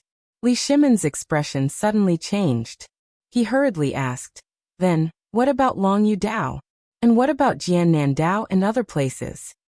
Li Shimin only wanted to know if the locust plague had broken out completely or if, as he had guessed, the locust plague had really moved south from Tubo and Longyu Dao. But all the information he received, every single one of them made him despair. Because the locust plague this time was really as he had guessed. It had basically spread from the north to the south. What did this mean? This meant that he still had 5 days left. "Have you thought of any way to resist it?" "Well, Your Majesty, I have indeed thought of a way." Fang Xianling was a little hesitant. But seeing that the emperor did not say anything, he said tentatively, "I think that if we follow the method that Brother Zhang Feng came up with and use an army of chickens and ducks, it might work, but the effect. Also, since you can even eat the eggs of locusts, then even though the locusts look a little ugly and horrifying, you should be able to do that too." Chapter 347. How could they not know that His Majesty had left the palace? Moreover, His Majesty had not even changed his clothes. If they were not fools, they would definitely know that His Majesty had gone to Brother Zhang Feng's place. Thinking of this, on the way to the imperial study, they squatted by the roadside and thought about what Brother Zhang Feng had said before. Only then did they come up with this wonderful idea. This was the idea that Brother Zhangfeng had mentioned earlier. Wasn't this the right time to use it? However, after saying it out loud, they felt a burst of strangeness. That was because His Majesty's face had become unusually ugly at this moment. This scene made the hearts of these wily old foxes skip a beat. Could it be that this was what His Majesty and Brother Zhangfeng were talking about? They could not help but look at each other. At the same time, they sat up quietly and waited for His Majesty's reprimand. Sure enough, not long after they sat down, Li Shimin sighed and said, "At first, I thought that you would come up with a different idea on this matter. But now it seems that this, alas. Your Majesty, there are other ways. I've looked up the previous methods that were suitable for controlling the locusts, but compared to the current situation, they are basically a drop in the bucket. So we think that the best way now is to use fire." All right. Li Shimin waved his hand with a headache. "Where do you want me to burn? Burn the imperial city? Or burn somewhere else? Your Majesty, we are guilty of the death penalty." Wei Zheng and the others hurriedly knelt down. Li Shimin didn't even glance at them. He waved his hand and said, "Actually, I know that you also understand. After I came back from that small tavern, I won't beat around the bush. Brother Zhangfeng did have 3 ways. The first one is the fire attack that you mentioned. Let's make use of the favorable terrain. Let's talk about the current situation." After Li Shimin finished speaking, he pointed at the map on the wall, which was the area of Chang'an City, and said, "Look, this is the area of the Shirley Slope. Brother Zhangfeng's idea is to cut a fire belt between Ba River and Chang'an City, and then set fire to the locusts here." This, Wei Zheng and the others looked at the map. When they heard Li Shimin's words, their expressions changed. Previously, they had only thought of setting the place on fire, but as for how to do it, they really didn't know. Especially in the imperial city and Chang'an City, they couldn't possibly set the entire place on fire, right? But at this moment, Li Shimin spoke again. "We did not expect that you would not even think of a way." Li Shimin had mixed feelings in his heart. He said lightly, "You have all dealt with medicinal herbs before. The Dragon Boat Festival has just ended. Have you forgotten something? Are you talking about mugwort and realgar?" When Wei Zheng heard this, his expression suddenly changed. He hurriedly knelt and said, "This subject did think of it before, but I did not know how to use it. That's why this subject is stupid. Please enlighten us, Your Majesty." "Please enlighten us, Your Majesty." Li Shimin waved his hand. "Do you remember what the beacon tower is used for? Beacon fire." When Wei Zheng heard this, he hurriedly said, "Your Majesty, the beacon tower is a signal tower used to transmit emergency military information." "Yes. That's it." Li Shimin pointed at the map and said, "I just looked at the memorials. According to all the memorials, the locust outbreak is concentrated in Longyu, west of Jiannan, and mainly around Tubo and other countries. If we light the beacon fires in these places at the same time, and we change all the fuel into medicinal herbs, insecticides, what do you think will happen?" Feng Xuanling's eyes suddenly burst out a burst of light. "Your Majesty, you mean to use fire to attack?" "That's right." Buzz. Feng Xianling, Du Ruhui, Zhang Sun Wuji, and Wei Zheng, who had been silent all this time, felt a muffled thunder in their minds at the same time. That's right. Jiannan Road, Shannon Road, and Longyu Road were the 3 places where the locust plague was the most serious. Then, there were more than 1,000 beacon towers in these places. If so many beacon towers and isolation belts were to light up the medicinal herbs at the same time, then, wouldn't it be easy to eliminate the locusts? Was this matter really that simple? However, at this moment Zhang Sun Wuji, who had been silent all this time, suddenly said, "Your Majesty, although this method can eliminate most of the locusts, if the dosage of the medicinal herbs is not right, and the wind blows randomly, the effect. So what I mean is if we can cooperate with the chicken and duck army at this time, won't it be twice the result with half the effort?" When everyone heard this, they couldn't help but feel happy. "Your Majesty, Lord Zhangsun is right. If we can eliminate the remaining locusts with the chicken and duck army, in less than 3 months, the locusts in the Tang dynasty will be wiped out." 3 months, Li Shimin shook his head lightly. "I can't wait for 3 months. I want you to completely eliminate this plague of locusts within a month." Chapter 348. When everyone heard this, they could not help but reveal bitter expressions. Your Majesty, this plague of locusts is a punishment from the heavens. What punishment? Before Du Ruhui could finish, Li Shimin interrupted him. With a wave of his hand, palace maids entered the imperial study with large bowls of something with an alluring aroma. Li Shimin waved his hand and said, "The weather is hot. Drink something good to moisten your throats and think carefully about how to deal with it. Then, tell me if this is a natural disaster or something else." As he spoke, the palace maids opened the lids of the white marble bowls in front of them. Instantly, the alluring aroma filled the hall. Everyone was puzzled, but they still stood up and said in unison, "Thank you, Your Majesty." After that, they looked at the bowls of something pale yellow and covered in oil. They couldn't tell what it was. They gently scooped up a spoonful and put it into their mouths. But in the next moment, their puzzlement disappeared. Everyone's faces were filled with surprise and surprise. "How is it? How does it taste?" Li Shimin didn't tell them that it was locust powder. He believed that if he had told them in advance, these bastards would have 100 ways to stop drinking it. But that wasn't what he wanted to see. He wanted to wait until they finished drinking before revealing the ingredients. It wasn't that Li Shimin had a bad taste, but that these guys couldn't think of a way. Could it be that none of the civil and military officials could come up with a perfect plan? Therefore, he wanted to use this to punish them. On the other hand, he wanted to leave a deep impression on them, just like when they ate the eggs. This was the usual tactic of a monarch. Rub first and then use force. After a while, the four of them finished drinking. At this moment, Li Shimin waved his hand again. The palace maids held up a large jade plate. The plate was covered with a red cloth again, looking very mysterious. Li Shimin asked, "My dear officials, how does this soup taste?"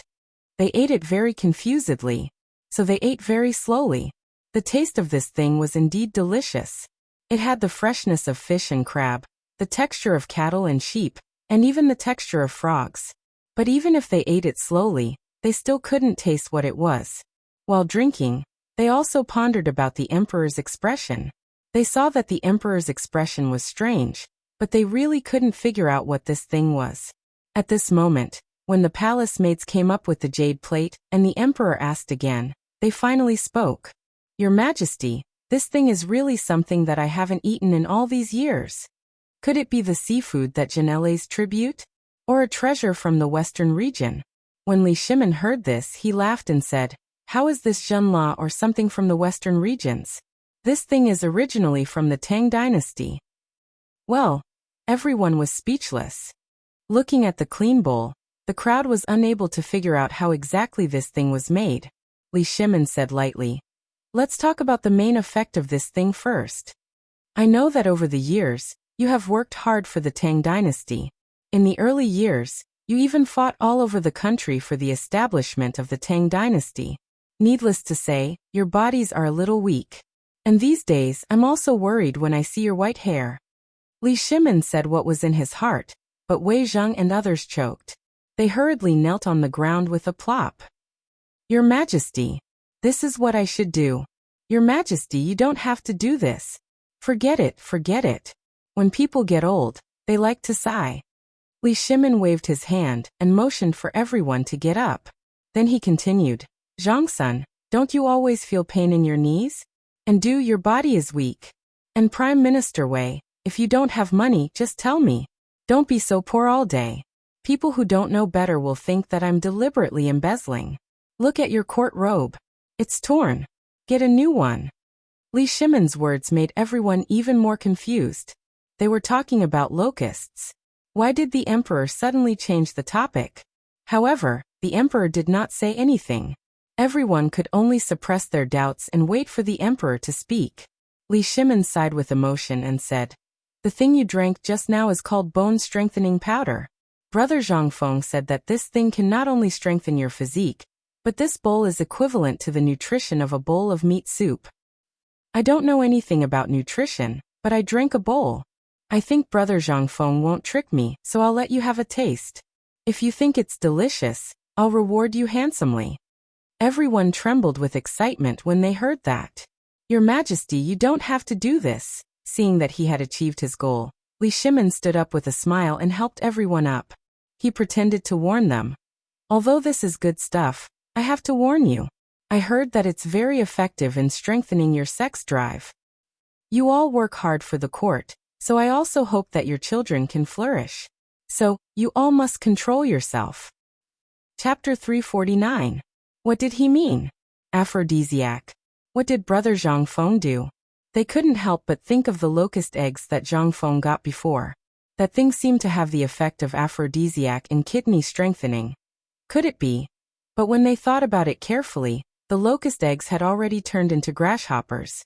That was impossible. They couldn't help but feel more confused, but they still thanked Li Shimin profusely for his reward. Li Shimin didn't say anything more, but said directly, "Actually, you've all seen this thing before." While speaking, Li Shimin personally lifted the white jade plate placed in the middle of them, revealing what was inside. At the same time, a group of palace maids seemed to have been prepared. Several palace maids stood beside them, holding a copper basin in their hands, waiting quietly. But when they saw what was in the plate, their faces suddenly changed. Locusts? Are these locusts? I should have thought of it earlier. What we just drank is wretch. Wretch? What? Now everyone understood in an instant. They couldn't help but turn pale as paper and vomit loudly. Finally, they knew why these palace maids were holding the jade plate, why the emperor kept saying that, and why they couldn't help but think of the locust eggs when the emperor mentioned aphrodisiac. Damn it, it's locusts.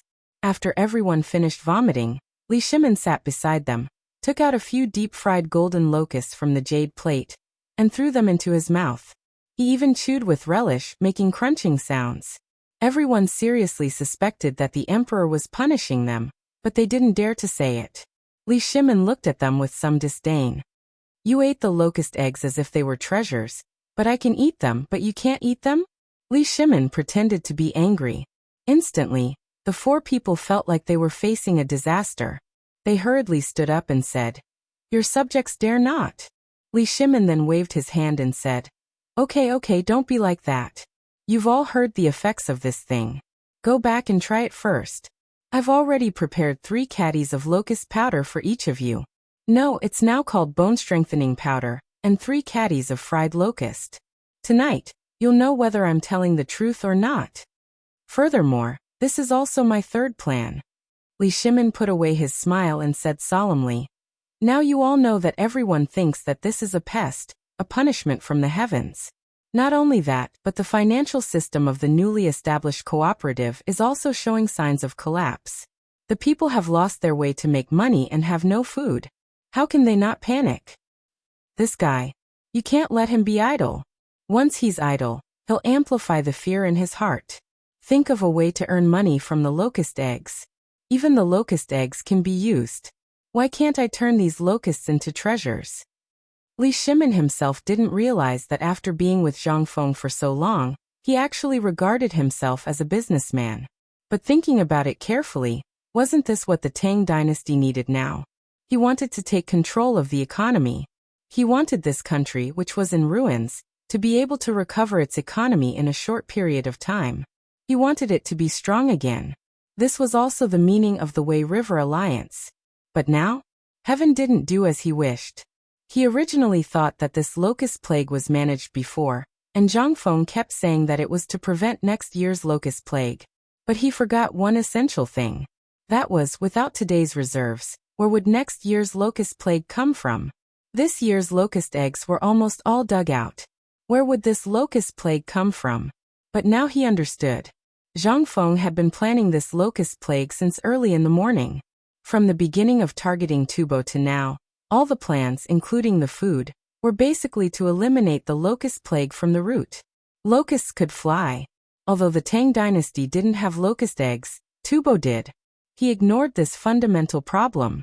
He only saw that the locust plague of the Tang dynasty was gone. But now, reality gave Li Shimin a hard slap. This slap not only woke Li Shimin up, but also made him understand a truth.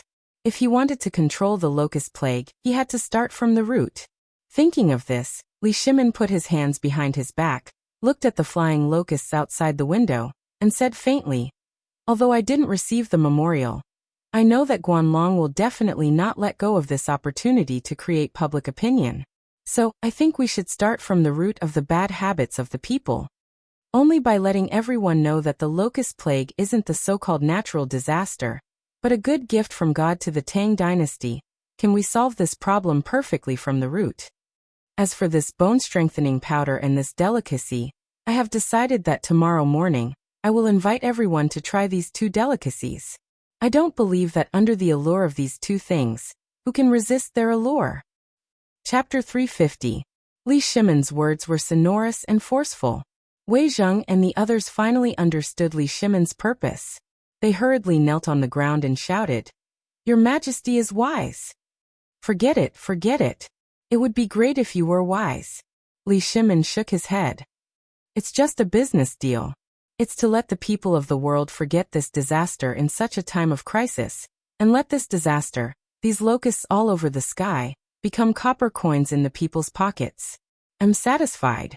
Reporting. However, at this moment, little Gizi hurried in. But seeing that Wei Zheng and the others were present, he hesitated. Li Shimon waved his robe and said, "It's fine. Say it." "Yes, Your Majesty, Tubo's envoy urgently requests an audience with you. He will arrive in Chang'an tomorrow morning." "What? So soon? Didn't he just go back? This is it for?" Wei Zheng and the others could not help but focus on the plate of locusts on the table. Li Shimon waved his hand and said, "Pass down the order. Honglu Temple officials are to receive the envoy according to etiquette." "Yes, Your Majesty." Little Gizi hurried away. Li Shimon smiled. "Dear ministers, the god of wealth of the Tang dynasty is here." "Your Majesty, you mean?" Zhang Sun Wuji heard this and could not help but ask. Li Shimon waved his hand and dismissed all the palace maids and guards at the door. Then he sat in the middle of the four and asked them to eat the locusts. He said, "Zhang Sun, how did the matter of the retired emperor's birthday last time go?" Replying to Your Majesty, Tubo's envoy said that he wanted to find a way to deal with the drought. After many twists and turns, yesterday, Tubo's grain had already arrived in Chang'an and in Long Yudao's vaults. This subject has also delivered the water wheel to Tubo. This subject has calculated that this is basically all of Tubo's food reserves for this year. Although there is still a surplus, this subject believes that they will not be able to survive past the end of the year after encountering such a locust plague. "All right. Well done." Li Shimon slapped his thigh. Then he said, "The plan has already begun. Now think about it. When Brother Zhang Feng made this plan, what did he say?" When everyone heard this, they thought about it carefully and could not help but be aghast. It turned out that the Zhang Feng brothers had already calculated all of this in the morning. First, they used the water wheel blueprint to deal with the drought in exchange for Tubo's fatal attraction. Then they took advantage of the Tubo people's desire and public opinion on this matter, and had no choice but to sign a contract with the Tang dynasty again in exchange for the technology. But now, the locusts finally broke out.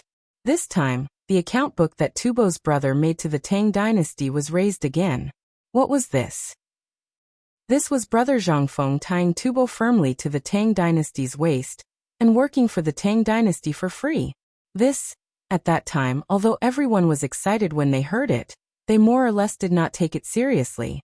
But now, if Tubo really came for the plague of locusts, then, at this time everyone only felt the horror of Zhang Feng. Every time he made a targeted suggestion, he could make a country a plaything of the Tang dynasty in his hands. How terrifying. This was what it meant to destroy the world with a smile. This was even more terrifying than killing Tubo with real swords and spears. "Your Majesty, this Brother Zhang Feng, is he really a god?" Wei Zheng took a deep breath. He asked in horror. Li Shimon smiled bitterly. "I also want Brother Zhang Feng to be a god, but the truth is the truth. He is just a mortal." Everyone was silent. Everyone thought of Zhang Feng's plan to deal with the Tuyuhun and the Turks again, and they could not help but have goosebumps. This was simply too terrifying. Fortunately, Brother Zhang Feng was from the Tang dynasty. If he was from Tubo or another country, then... Right. Li Shimon's expression suddenly changed.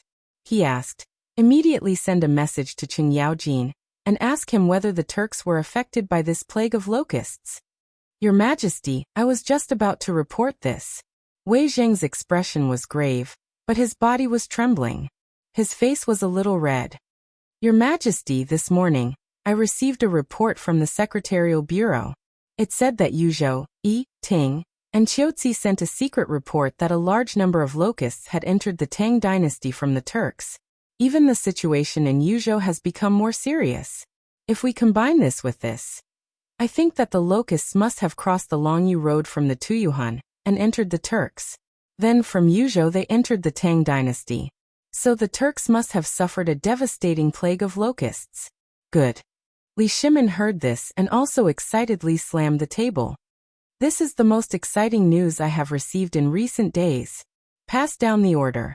Quickly find out all the information about the Turks. I want to see how Tuli and Xieli can escape from my control. Also have people keep an eye on the people from Guanlong, especially on the border.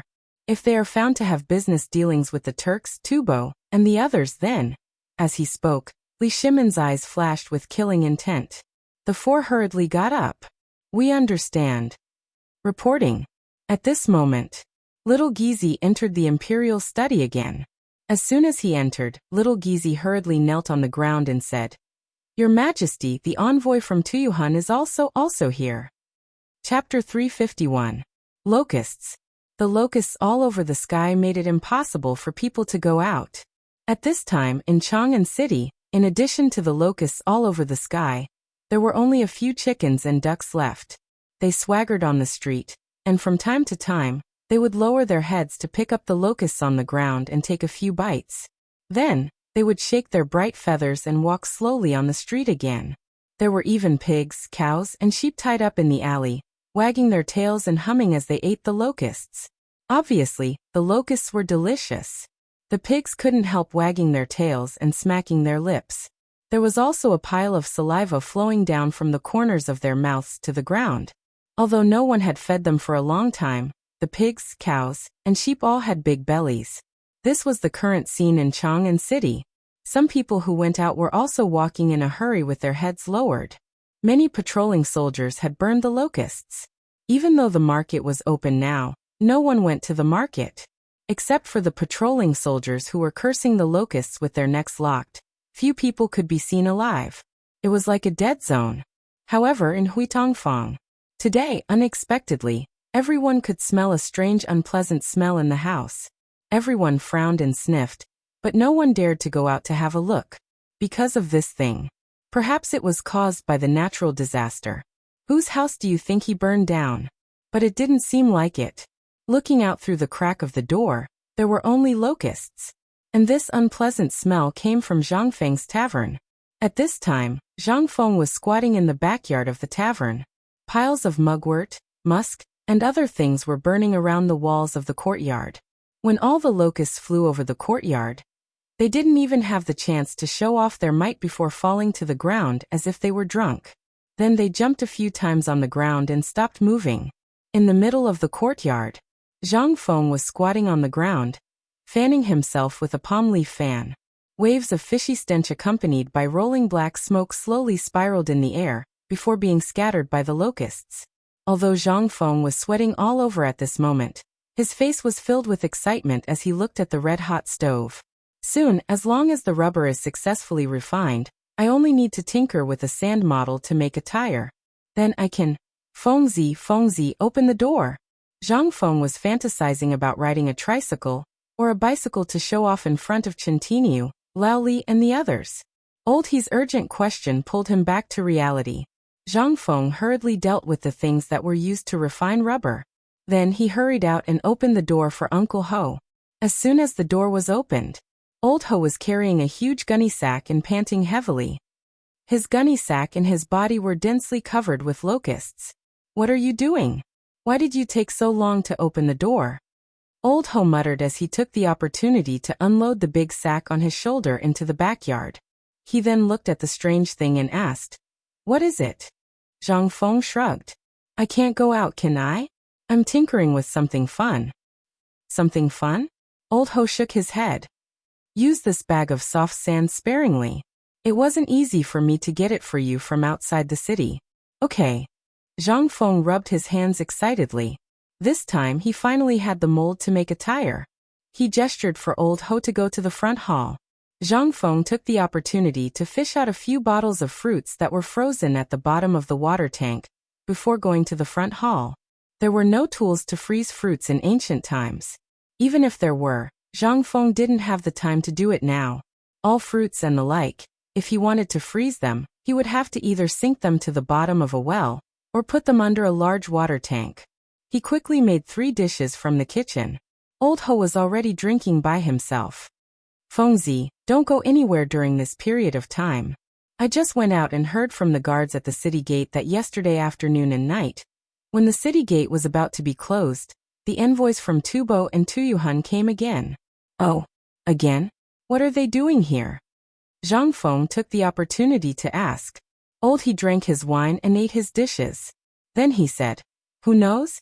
I think it's related to this disaster. You didn't hear it. The envoys that came this time are called poor. They didn't even have a decent gift. When Zhang Feng heard this, a subtle smile flashed across his eyes. They're finally here? Looks like I guessed right again. Their plague of locusts has reached an uncontrollable stage. So, this is money. Sometimes, you have to earn it even if you don't want to. Zhang Feng shook his head and said, then why can't I go out? Isn't it because you like to cause trouble too much? This time, I heard that Tubo wants to form an alliance with the Tang dynasty. It's very likely that His Majesty will invite Jingshu from Yanlai restaurant to play music. You should think twice. If His Majesty finds out about you and Jingshu at this time, if he gets angry you. When Zhang Feng heard this, although his expression turned ugly, he still shrugged and said, I won't. Don't worry. Chapter 352. Political Announcement Hall. It wasn't time for court yet, but there were already palace maids and eunuchs in the political announcement hall using mugwort, sulfur, and other things to smoke the locusts in the room. Even the Honglu Temple was using this method on the way from the Vermilion Bird Bridge to the political announcement hall. And this method, which the emperor had gotten from an unknown source, was actually able to make all the locusts in the imperial city disappear overnight. Now the glazed tiles of the imperial city, the white marble floor, and the lake in the imperial garden were densely covered with the corpses of the locusts. And the emperor actually asked them to pack up these disgusting insects. This was what puzzled them the most. But this was the emperor's order, and they didn't dare to disobey. They could only obediently carry it out. The bell rang at 5 o'clock.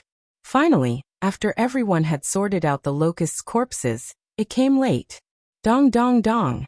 With the sound of the bell, a group of purple, red, and green-robed officials lined up with white jade tablets in their hands and entered the locusts. But today, everyone was shocked.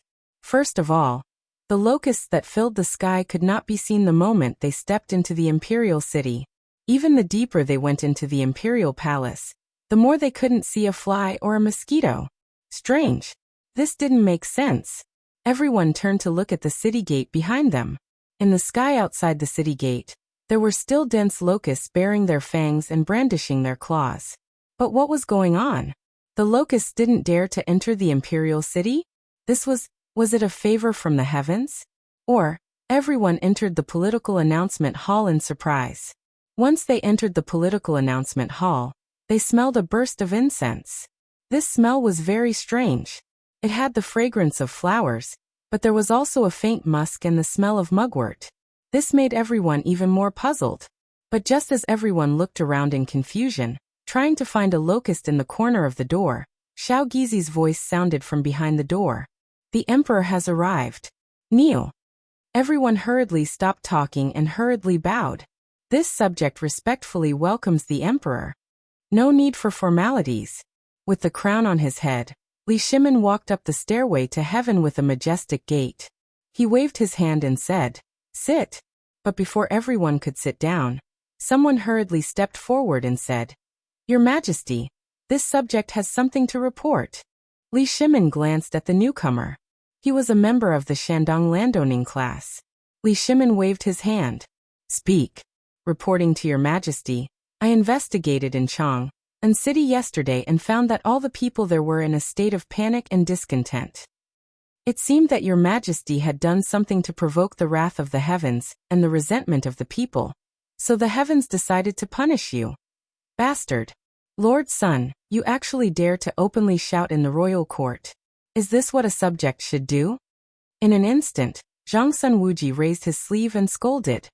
Your Majesty, this person actually dared to humiliate your Majesty in court. This is a capital offense. Lord Zhongsun. Lord Sun stood up straight. Seeing that the emperor did not speak, he coldly looked at Zhongsun Wuji and said, Go and ask around. Also, go and check the documents of the Ministry of Justice. Look, in all the dynasties, when have locusts been able to wreak havoc in the imperial city? Go and ask around. This is something that I and many people present here heard with our own ears. I'm just stating the facts. Are people not allowed to speak the truth in the royal court? Oh. Li Shimin sneered and waved his hand to stop Zhongsun Wuji. He said, Then why haven't I seen a single locust in this vast imperial palace?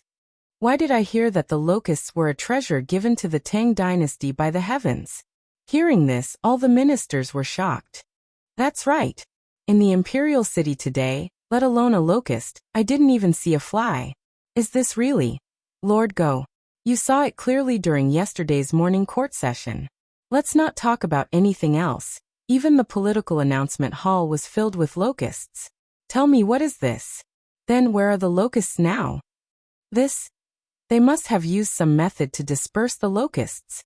Good. Come on. Why don't you drive away a locust for me, Qing Yaojin? How big is the imperial city? Who has the ability to drive away all the locusts in the imperial palace overnight? Is it an immortal? The more Qing Yaojin spoke, the angrier he became.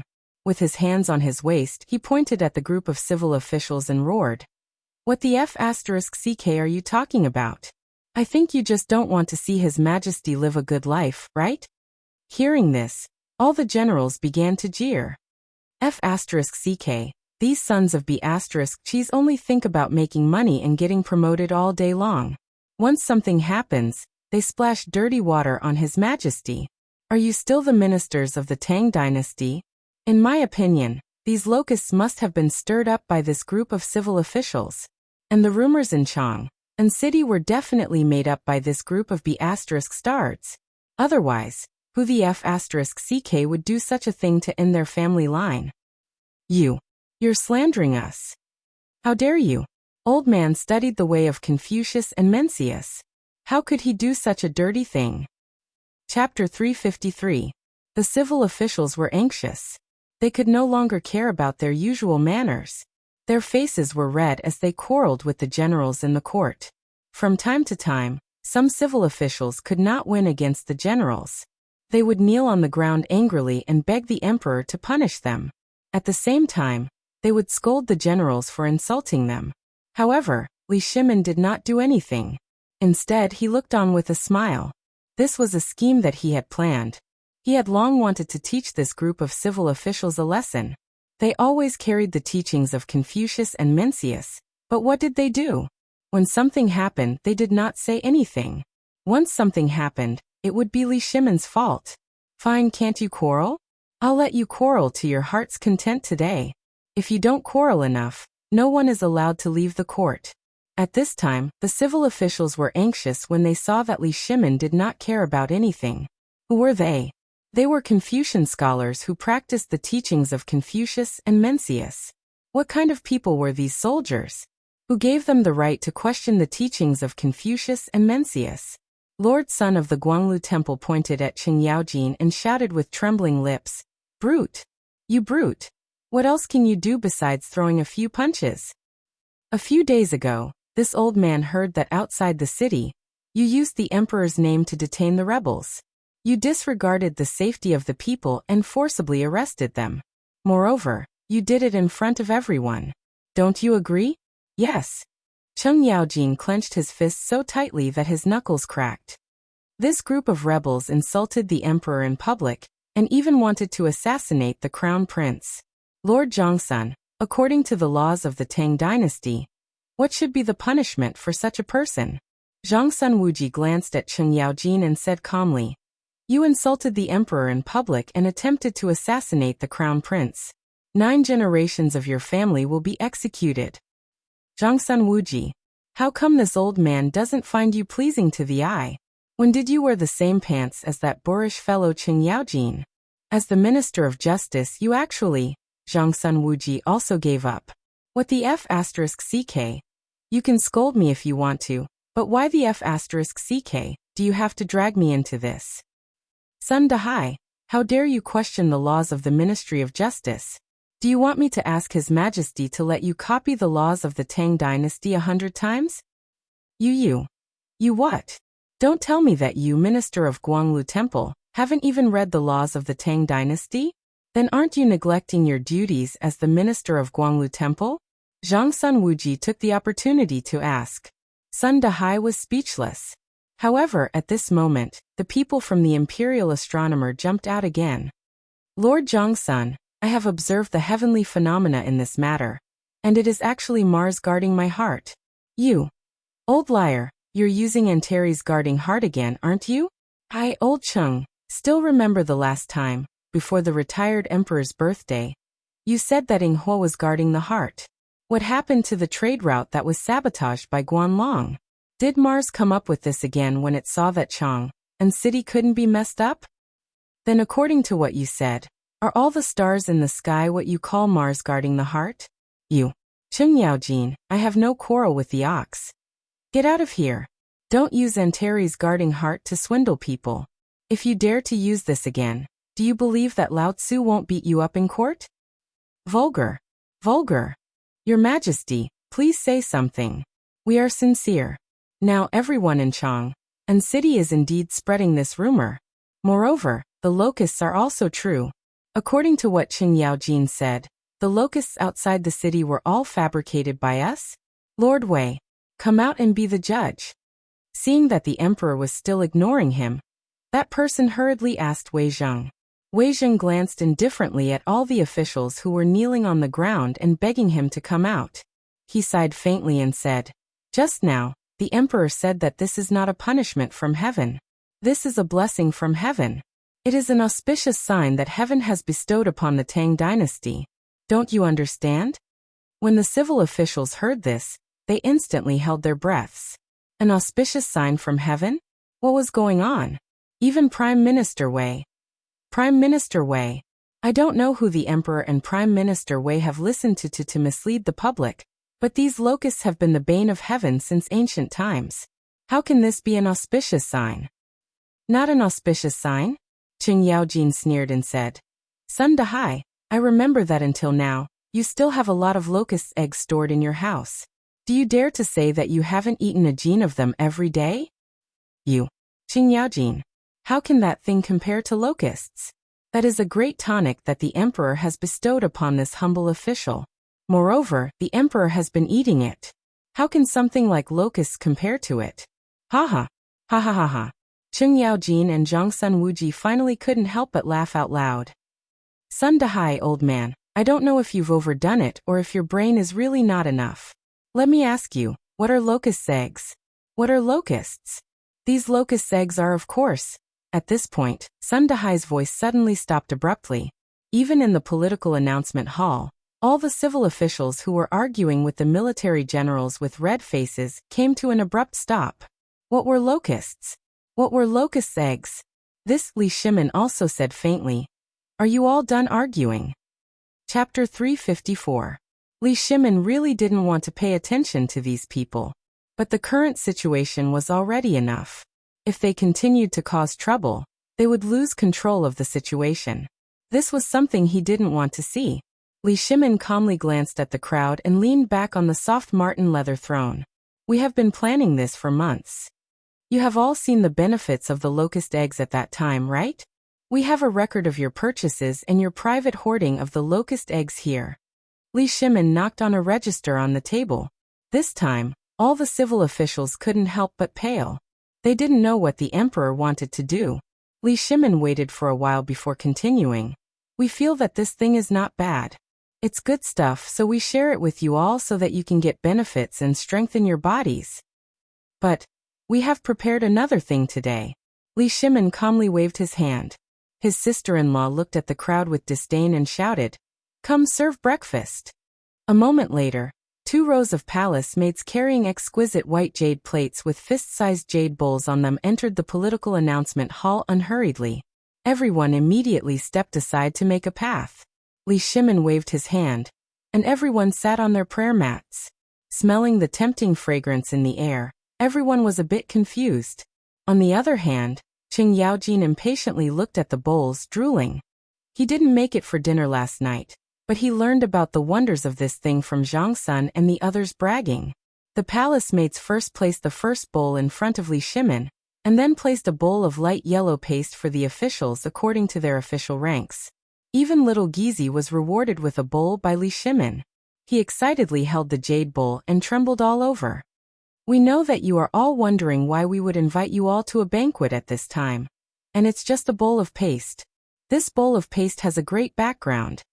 When everyone heard this, even the impatient Cheng Yaojin hurriedly put away his greedy look and carefully listened to the emperor's next words. Li Shimin held the bowl and stirred the paste with a spoon. Then he gently scooped up a spoonful and put it into his mouth, savoring it carefully. After a while, Li Shimin opened his eyes in enjoyment. This time, the ministers were even more confused. In the past few days, I have received the grace of the heavens to obtain this treasure. This is bone-strengthening powder. What? Bone-strengthening powder? What the hell? Everyone was astonished. However, Li Shimin stood up. Holding the bowl, he ate as he walked down the stairs and said, "This thing was developed by one of my nobles. I know that many of you have been working hard for the Tang dynasty. Many of you have inconveniences in your legs, and some of you even feel unbearable pain in your knees, waist, and legs in the middle of the night, especially those soldiers who have opened up the country for the Tang dynasty." The eyes of all the generals turned red when they heard this. His Majesty hasn't forgotten us. We are willing to go through water and tread on fire for the Tang dynasty, and die 1,000 times without hesitation. The generals raised their bowls excitedly and shouted in unison. They roared. Li Shimin waved his hand indifferently, walked into the middle of the ministers, and sat cross-legged on the ground. Everyone was shocked and hurriedly followed the emperor's example and sat cross-legged on the ground. Only then did Li Shimin say, "It's been a long time since I've sat so close to you. The effect of this bone-strengthening powder is to strengthen the bones. I heard that a small bowl of this thing is equivalent to eating a caddy of meat or drinking a large bowl of mutton soup. But the price is only 1/10,000th of the mutton soup. It's not even close." Everyone looked at the yellow thing in the bowl, which was emitting a tempting fragrance, in horror. Is it really so magical? However, when they saw that the emperor had eaten half a bowl, how could they not believe it? Li Shimin saw that everyone was staring at the bowl but not eating, so he waved his hand and said, "Eat. Eat a little with me." After that, the ministers thanked him in unison, held the bowl and ate while choking. Li Shimin said while eating, "This small bowl is less than a copper coin. Do you believe it?" "Dubbish. What? How? How is this possible?" Everyone was shocked. Before they ate, they didn't feel anything. But now, although they only ate a little, how could they forget the taste? There was the taste of pepper and salt, but it couldn't hide the fresh taste. "What is this? What is it?" Li Shimin waved his hand, indicating that everyone should eat quickly. Li Shimin had already finished the last little bit of the bowl, and carefully put the last bit of the bowl into his mouth with a spoon. Li Shimin then put down the bowl reluctantly. "If you can have 2 small bowls of this every day, as long as you persist for a year, I believe that each of you will be much stronger. Not only can this thing nourish the kidneys, it can also strengthen the body. After the court, I will reward each of you with a caddy of this thing. In less than 3 days, you will definitely feel the magic of this thing." "What? 3 caddies? 3 caddies per person?" Everyone was stunned, but everyone hurriedly put down the bowl, kneeled on the ground and shouted, "Long live the emperor!" When Li Shimin heard this, only then did he smile. He had achieved his goal. Chapter 355. Actually, Li Shimin originally did not want to do this.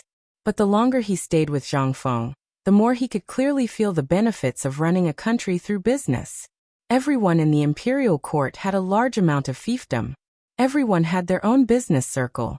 From the amount of money that the cooperative had made last time, it could be seen that each and every one of them was filthy rich.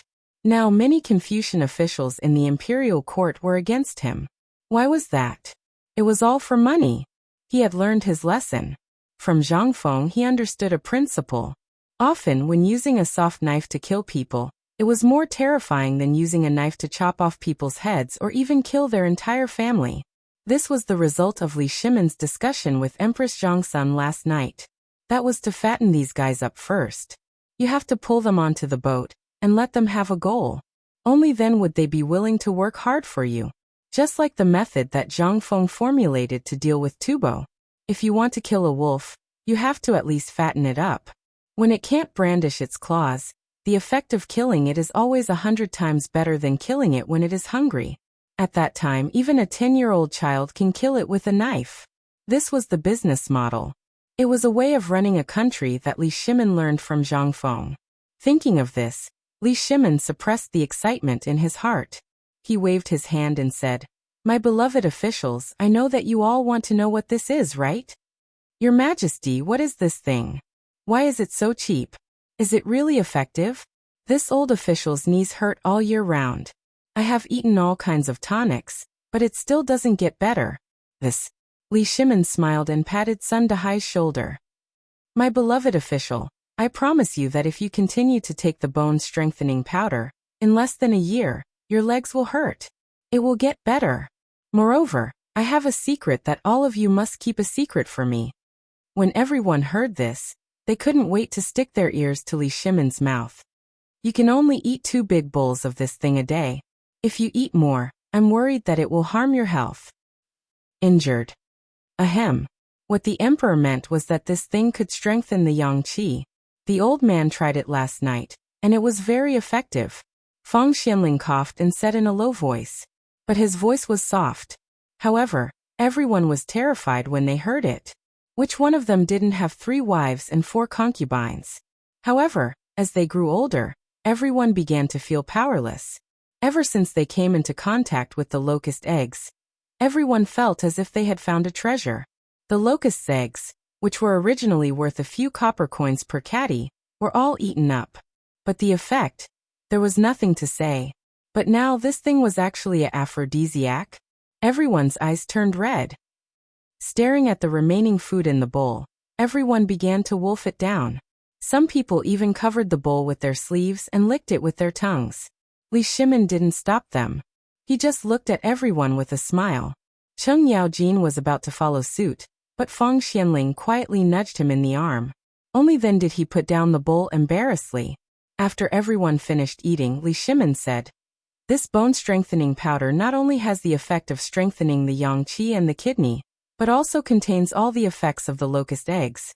If you take it for a long time, although it can't make you young again, it can make your body stronger. Not only that, it can also make you a little contribution to the population of the Tang dynasty. I am also willing to take this thing out and make a fortune with my beloved subjects." Make a fortune?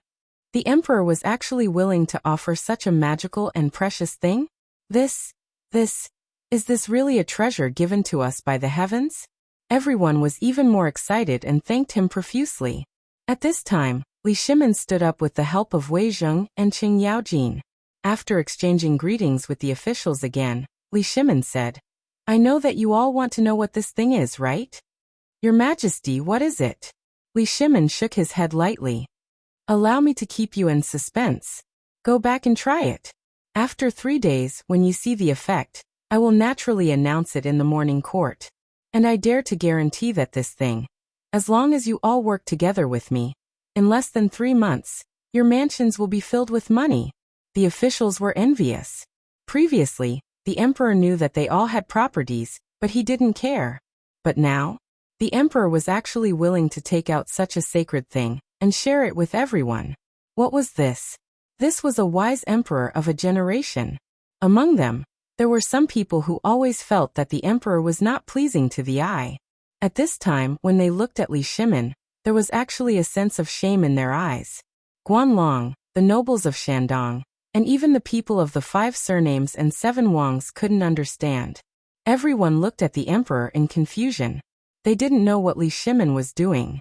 Cheng Yaojin was also anxious. If it weren't for Wei Zheng and Fang Xianling holding him back, he would have rushed up and asked the emperor what he was doing. But at this time, he heard a sentence from Zhang Sun Wuji's speech. After the court, the emperor invites you in. Chapter 356. The meeting was dismissed. Amidst everyone's excitement and doubt, the tide receded. But this time, Li Shimin felt different from before. Why? This was because he could actually hear even more loyalty from the crowds chanting. It was a subtle feeling. However, Li Shimin knew that his intuition was not wrong. Wasn't that person trying to hide his assets? Was he afraid that the emperor would know? But now, not only did the emperor not blame him, but he would also share the way to make money with everyone? What was this? If he went against the emperor at this time, it would only be bad for the nobles and their families. The emperor was obviously trying to win people's hearts. This was a good opportunity. The more Li Shimin thought about it, the wider the smile on his face. He could imagine everyone's excitement on the road now. He had already grasped these people's minds. Li Shimin did not return to the imperial study. Instead, he entered the imperial garden. Looking at the withered appearance of the imperial garden, Li Shimin sighed with emotion. Sitting in the pavilion in the middle of the lake, he could even feel that the fish at this time were not as happy as before. Not long after, Wei Zheng, Zhang Sun Wuji, Du Ruhui, Fang Xianling, and Qing Yaojin came in a hurry. As soon as they came in, little Gizi motioned for everyone to be quiet. But the sound of feet stepping on dry leaves finally woke Li Shimin up. You're here. Sit down. After everyone sat down, Li Shimin said, Today there are no monarchs and ministers here, only a few close friends. Little Gizi, sit down too. Thank you for your kindness, Your Majesty. After sitting down, Li Shimin said, Are you very confused about why I did this? Your Majesty, it is indeed so. In this way, won't it help the nobles of Shandong and Guanlong to become more arrogant? Wei Zheng said with a serious expression. No. Li Shimin shook his head. You've also interacted with Brother Zhang Feng quite a bit.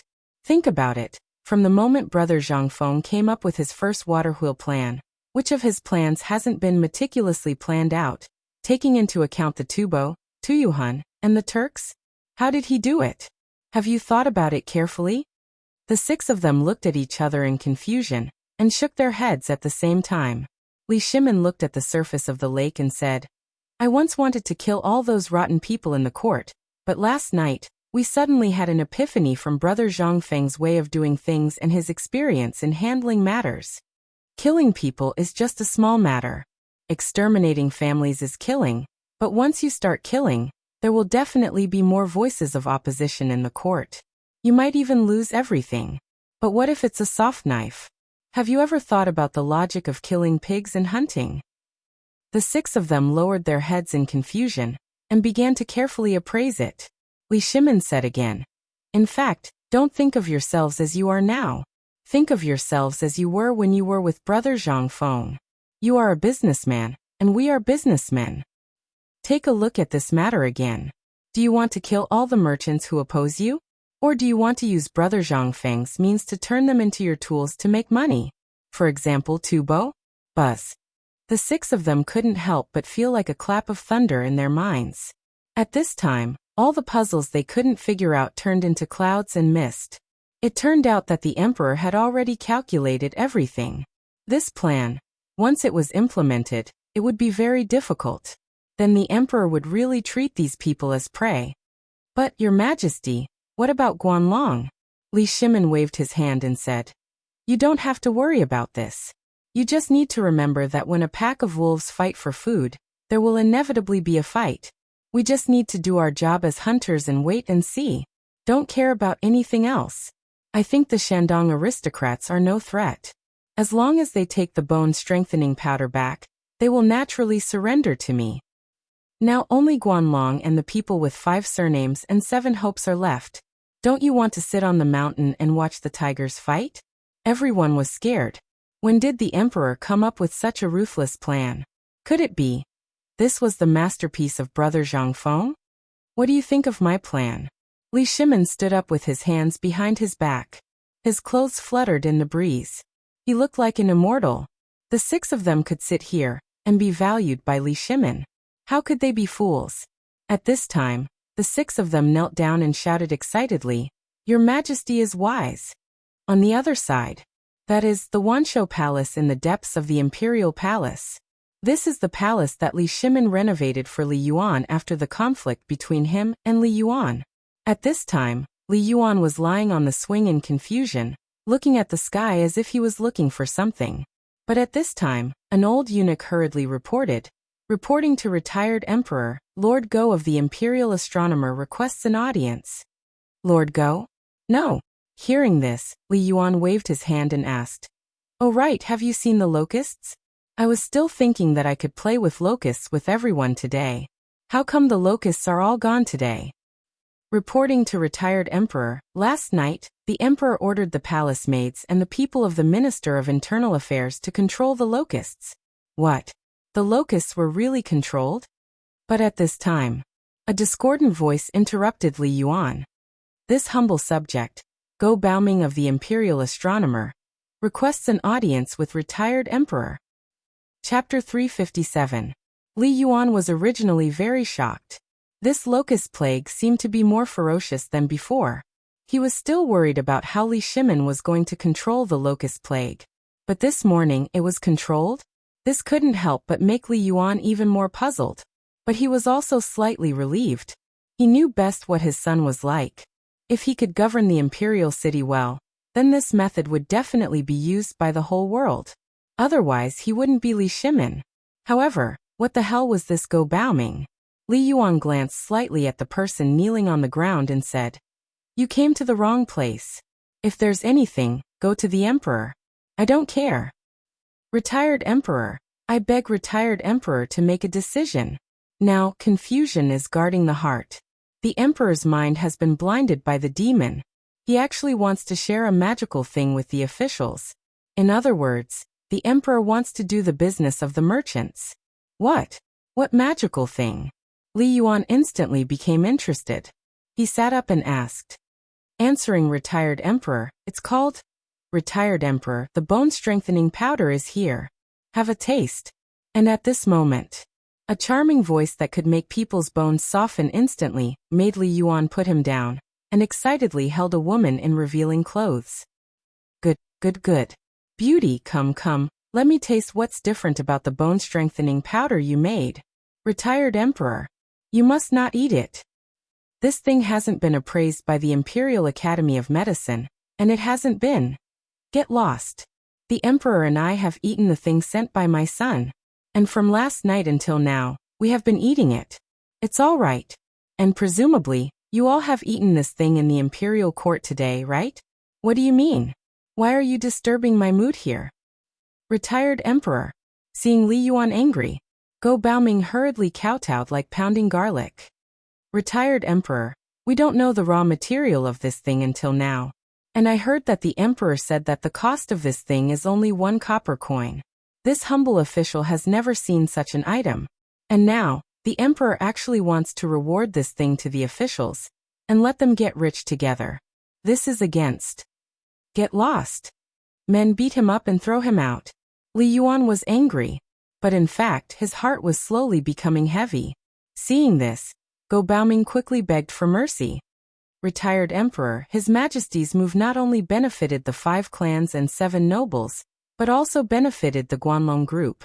If Guanlong takes advantage of this opportunity to expand, then our Tang dynasty will be in danger. Li Yuan frowned slightly.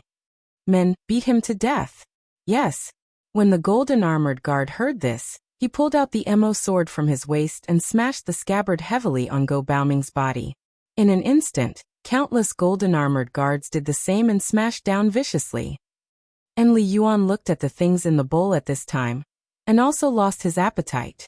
His face was terrifyingly gloomy. "Eunuch Rong, what do you think His Majesty is doing?"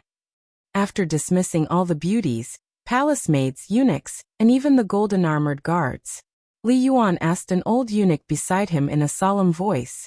The old eunuch glanced at the dead body and said, "Retired Emperor, you watched His Majesty grow up.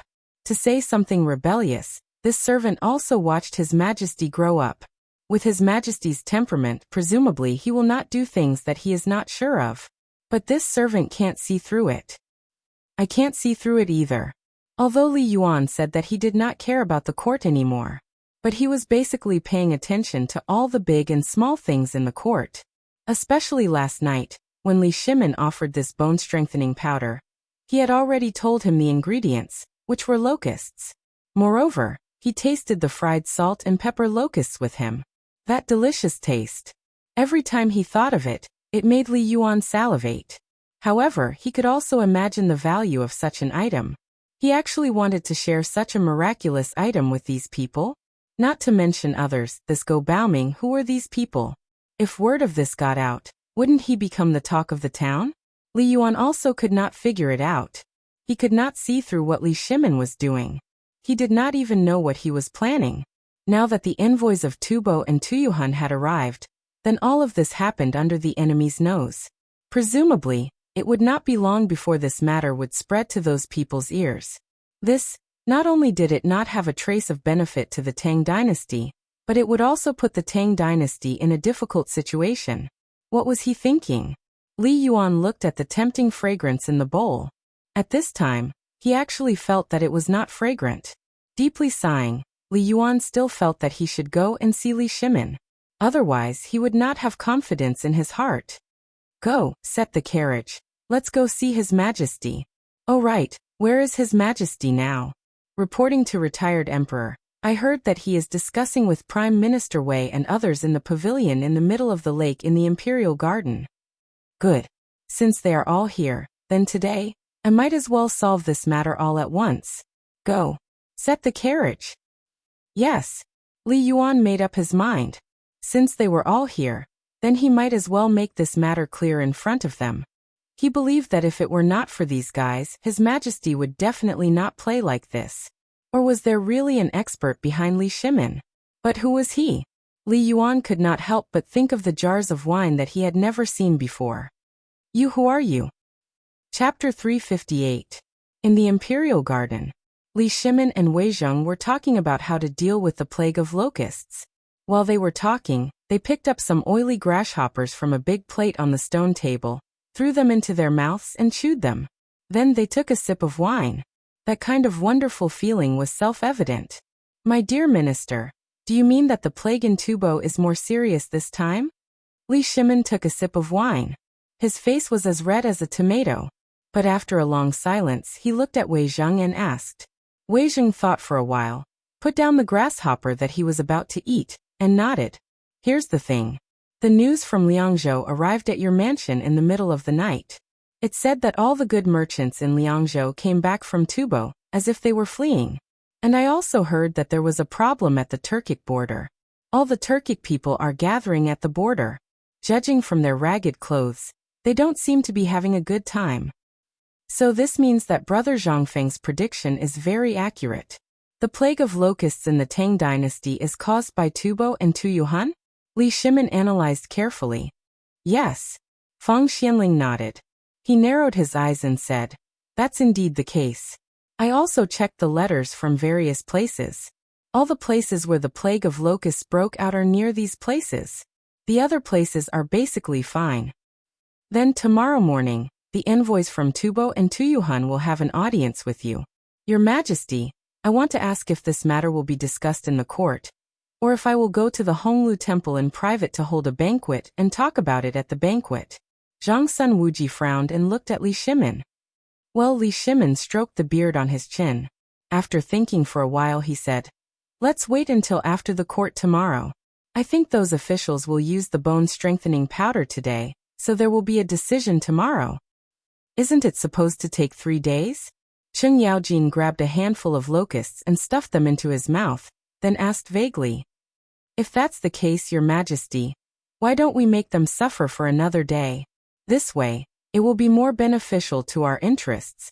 Moreover, when the time comes, those fellows in the imperial court will definitely finish the things you gave them in 3 days. When that time comes, they will crazily want more of these things. Wei Jing narrowed his eyes, and a scheming look flashed in his eyes. Aphrodisiac is a fatal attraction for every old thing. Your Majesty, don't ask anything about it for 2 days. Don't talk about it. By the morning of the day after tomorrow, those ministers will definitely not be able to endure it. They will agree to whatever your Majesty says in terms of benefits. When the time comes, once it is announced, there will be no delay in your Majesty's plan. As long as someone dares to oppose or question it, there will be people who will go crazy against that person. How could these old fellows not know about the Emperor's plan? This was a big reshuffle, and also a chance to pick a side. In front of huge benefits, all the previous gaps would disappear. They were all old foxes. So who would dare to block the road to wealth? Moreover, it was the road to wealth for all the civil and military officials in the imperial court. However, the money they earned would eventually go into the emperor's pocket, and then turn into pieces of paper and fly back into their pockets. It was not so much making money for them, but for the emperor. Damn it, who would oppose it? Who would dare to oppose it? Good. Li Shimin heard it and said loudly. Then he raised his wine cup and said, "In that case, let's make them suffer for 2 more days. Just like the man who trained the eagle, I will also make them suffer. Everyone raise your cups, let's drink together." Now all the plans, including the strategy that Zhang Feng told Li Shimin before and yesterday, were clear about the plague of locusts in Tubo and other countries. Then they just had to wait for 3 days. After 3 days, what kind of era would the Tang dynasty enter?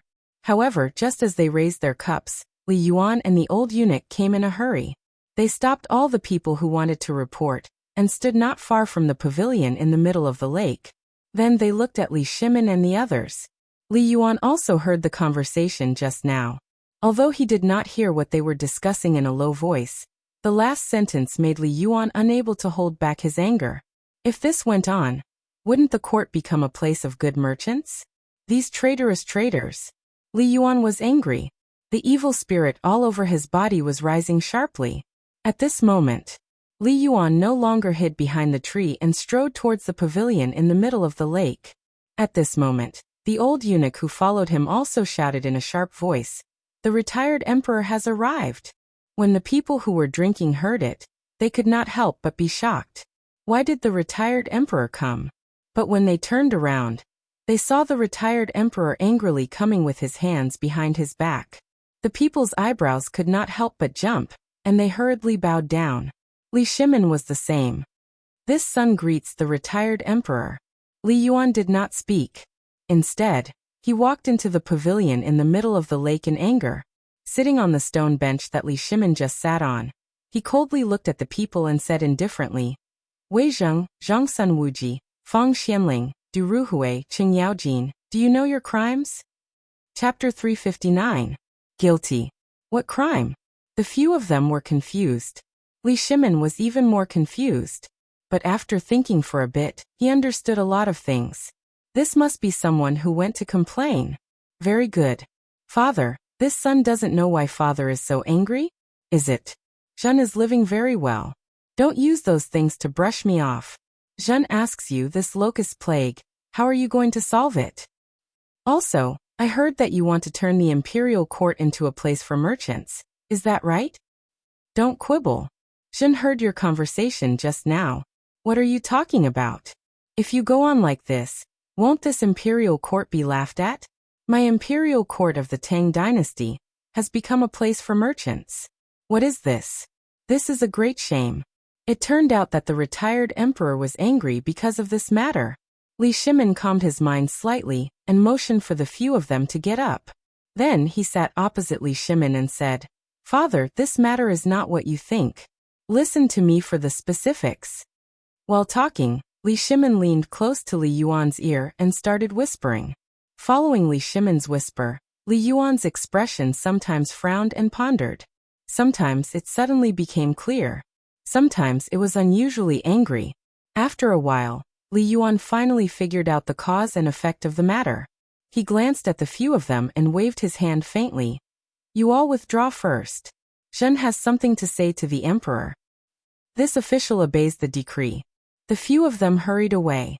But everyone could see from the emperor and the retired emperor's eyes that it was not appropriate for the retired emperor to pursue this matter.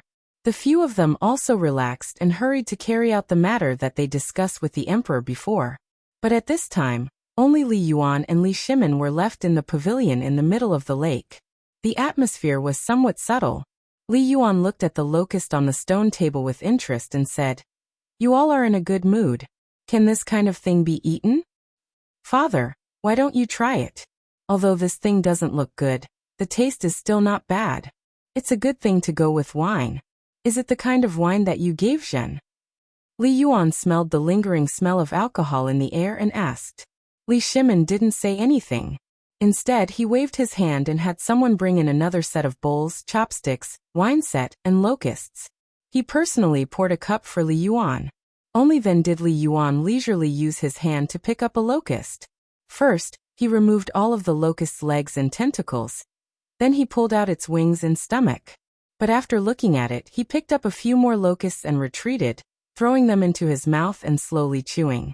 As he chewed, Li Shimin glanced at the locust doubtfully, then picked up a complete one. Only after Li Shimin personally took a bite did he put it into his mouth. In an instant, the crispness after frying, as well as the freshness and chewiness, made Li Yuan fall in love with this thing. Anyway, he had already eaten the bone-strengthening powder made from locusts, let alone a whole locusts. As for the locust egg, he had been consuming it all this time. Its effects were indeed quite good. While eating and drinking, Li Yuan raised his cup and clinked it with Li Shimin's. "Have you thought it through? Do you want to start a war with Guanlong now?" "Yes. This son has thought it through. Sometimes, raising the butcher's knife high up can't truly kill the enemy. Instead, it will cause one's losses to be even greater. Therefore, this son feels that Guanlong controls the trade route, right? Then this emperor will compete with him in the trade route, and knock him down in the area he is best at. This way, not only will everyone know that this is our Li family's world, and it will also let everyone understand that in this world, there is only one person who has the final say. This son cooperates with those people in the imperial court. This is also a matter of last resort. It is the same as this. That cooperative is the prerequisite for this matter. Putting all the silver into our own pockets, they, in turn, are fighting for the world for our Laoli family. This kind of matter, everyone will sharpen their heads to drill in. Who dares to retreat? Then this emperor doesn't need to make a move. There will definitely be someone who will kill them." Li Shimin narrated his plan in detail to Li Yuan. He even narrated the matter of how to deal with the locusts and the bone-strengthening powder to Tubo and the others. Only then did Li Yuan let out a deep sigh. Although this has never happened before, in the current Tang dynasty, everything is recovering. This is indeed needed. Moreover, the plague of locusts has appeared at such a crucial time. If this disaster can really be turned into an opportunity, then this world will really be peaceful. Father is wise. Li Shimin flattered in a timely manner. However, Li Yuan sighed slightly and said, "Wise my ass. This is all your credit. This emperor will not ask about the matters of the imperial court. Today Go Baoming went to find me, and I killed him. The imperial astronomer has to change to a more reliable person. Oh right, you have to pay attention to the imperial college. During this period of time, my palace eunuchs often meet those people. They seem to be in contact with this person with the surname Go. You have to be careful." "Thank you for the reminder, father. This son has noticed the imperial college. They are the people of the 5 surnames and 7 Wangs. For the time being, this son is not prepared to have a conflict with them. Now that this matter of the bone-strengthening powder has appeared, this son wants to let Guanlong and the people of the 5 surnames and 7 Wangs have a dogfight. What do you think?"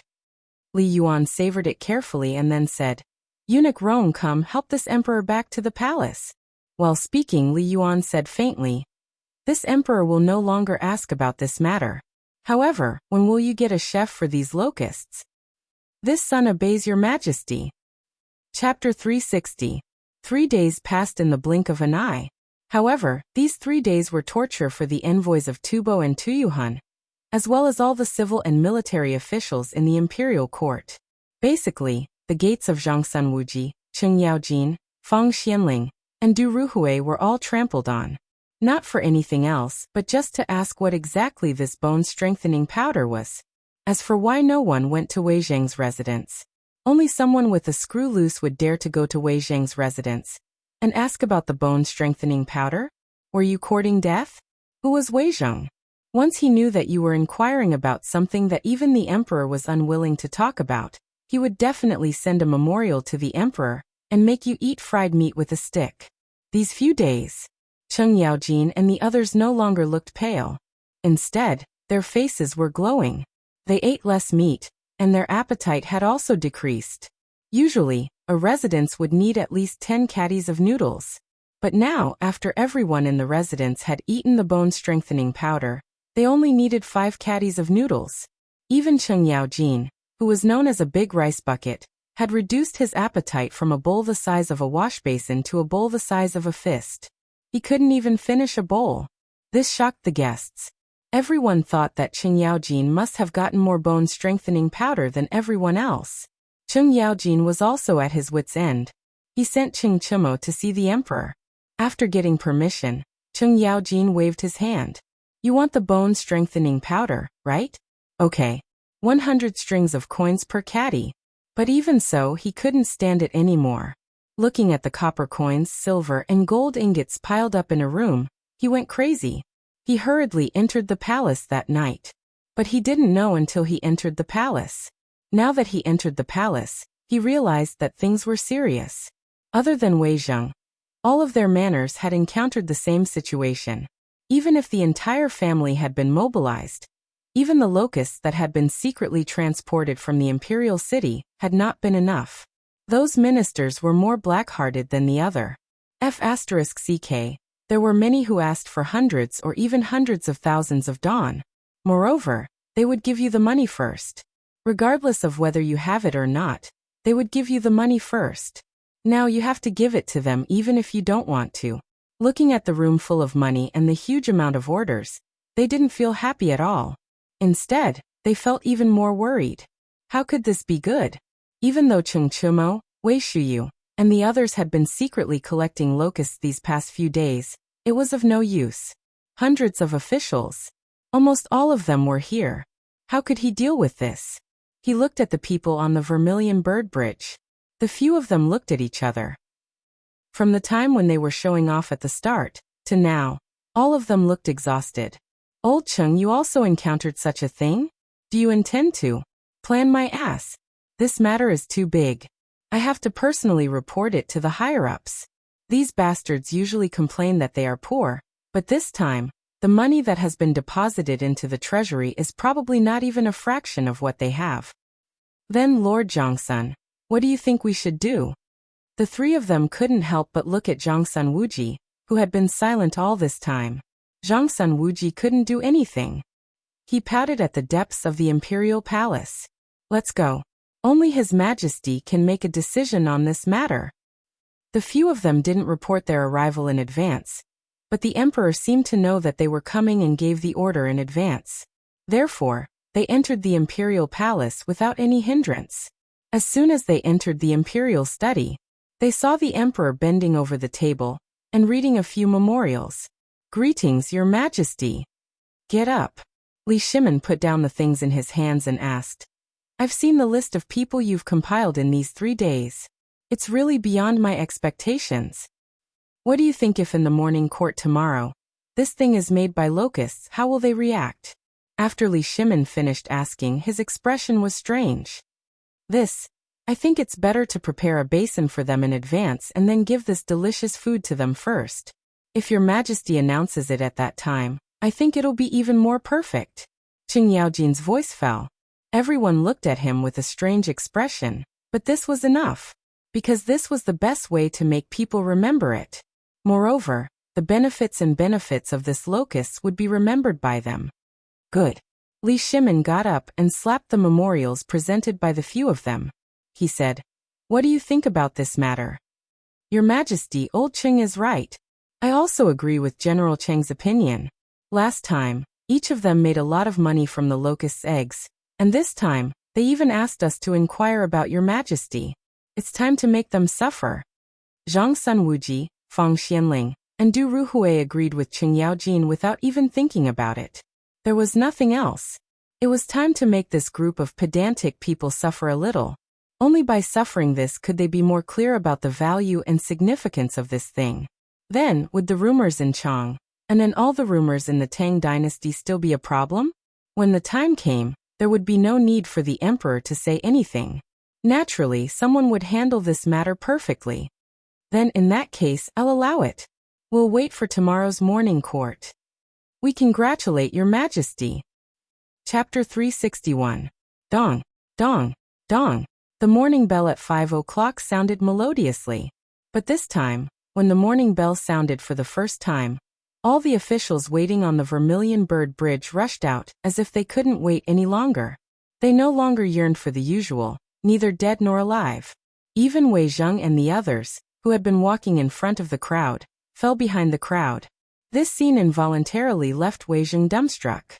Lord Feng, what is the meaning of this? Wei Zheng looked doubtfully at Feng Xianling, who squinted his eyes and smiled while stroking his beard. Feng Xianling looked very energetic at this time. Even the booklets on his face were gone. His face was as rosy as a baby. Ha ha. Prime Minister Wei, allow me to keep you guessing. You will know later. By the way, Prime Minister Wei, remember to stand far away later. Ha ha. Several people who knew the inside story laughed and patted Wei Zheng's shoulder one after another. Then they walked forward slowly at a leisurely pace. Wei Zheng was even more confused. But who was he? In a flash, he figured out what was going on. He shook his head with a slight smile, and no longer paid attention to the people who were scrambling to be left behind. He walked forward slowly. In the political announcement hall, the noise at this time could not be suppressed. It was like a vegetable market. All the officials and their close friends were in a circle, counting with their fingers. There were even faint quarrels and hearty laughter. But Wei Zheng was too lazy to care about all this. Zhang Sun Wuji, who was in charge of the criminal law, just smiled and looked at the people who were quarreling more and more. If it was in the past, they would have been dragged out and beaten with a board. But this time they didn't care. Even His Majesty was late today. It wasn't until the noise turned into loud roars that little Gizi, with a dark face, took a copper gong and fiercely struck it in front of the dragon throne. Bang bang bang. Silence. Little Gizi didn't know how many times he shouted at the top of his voice before the crowd slowly quieted down. This is the political announcement hall. What crime do you all deserve for quarreling like this? Little Gizi also exploded. After fiercely scolding the crowd, he then said fiercely, "The emperor is angry. After the court, each of you shall go to the Ministry of Justice to receive your 10 feet. If anyone doesn't go, Zhang Sun Wuji, you have full authority to directly go to this person's residence and serve him." "As you command," Zhang Sun Wuji replied with a smile. At this moment, everyone looked at little Gizi with pale faces. Boom. Little Gizi threw the copper gong away and shouted angrily, "What are you all standing there for? His Majesty is here, kneel and welcome him."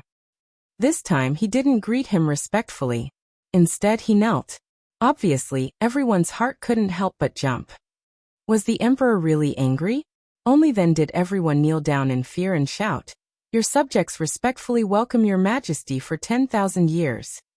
Only then did Li Shimin slowly walk out of the back hall, with his hands clasped behind his back. However, as soon as he came out, Li Shimin acted as if he didn't know. He looked at the crowd in surprise and said, "Dear subjects, what are you doing? Quickly get up." Thank you, your majesty." "Little Gizi, cancel the flogging. You too. Why did you make such a big fuss over such a small matter?"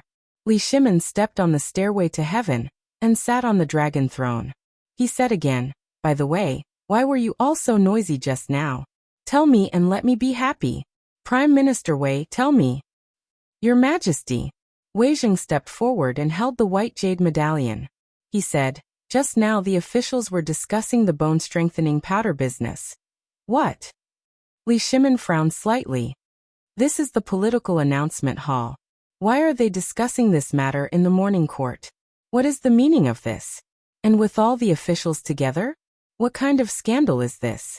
If people know about this, won't they sneer at the Tang dynasty and laugh at me for not being able to govern the country? Minister of Rights." Li Shimin looked slightly displeased and waved his hand. In an instant, an old official stepped forward, trembling with fear. Yes, Your Majesty. Wait, cooperate with Lord Zhongsun and record the list of those who participated in the commotion just now. Everyone go back and copy the official system. I want to look at them one by one. The flogging will be waived. Hearing this, everyone breathed a deep sigh of relief. Some even quietly wiped the cold sweat on their foreheads. They knelt down again and said, "Thank you, Your Majesty." Okay. Li Shimon's mood. Was called elated. This was the style of a ruler of a country. In fact, he had arrived earlier, but he didn't come out. He was waiting. Just now he bet that Wei Zheng and the others wouldn't stop him. Then he asked little Gizi to put on a show. That was how he severely suppressed these arrogant guys. He claimed to be the successor of Confucius and Mencius. He cared about it all day long. But what was he doing now? At this time, the civil officials also felt guilty. No one dared to ask about the bone-strengthening powder. No one even mentioned the bad news caused by the locust plague. After dealing with some things as usual, the court meeting was basically over.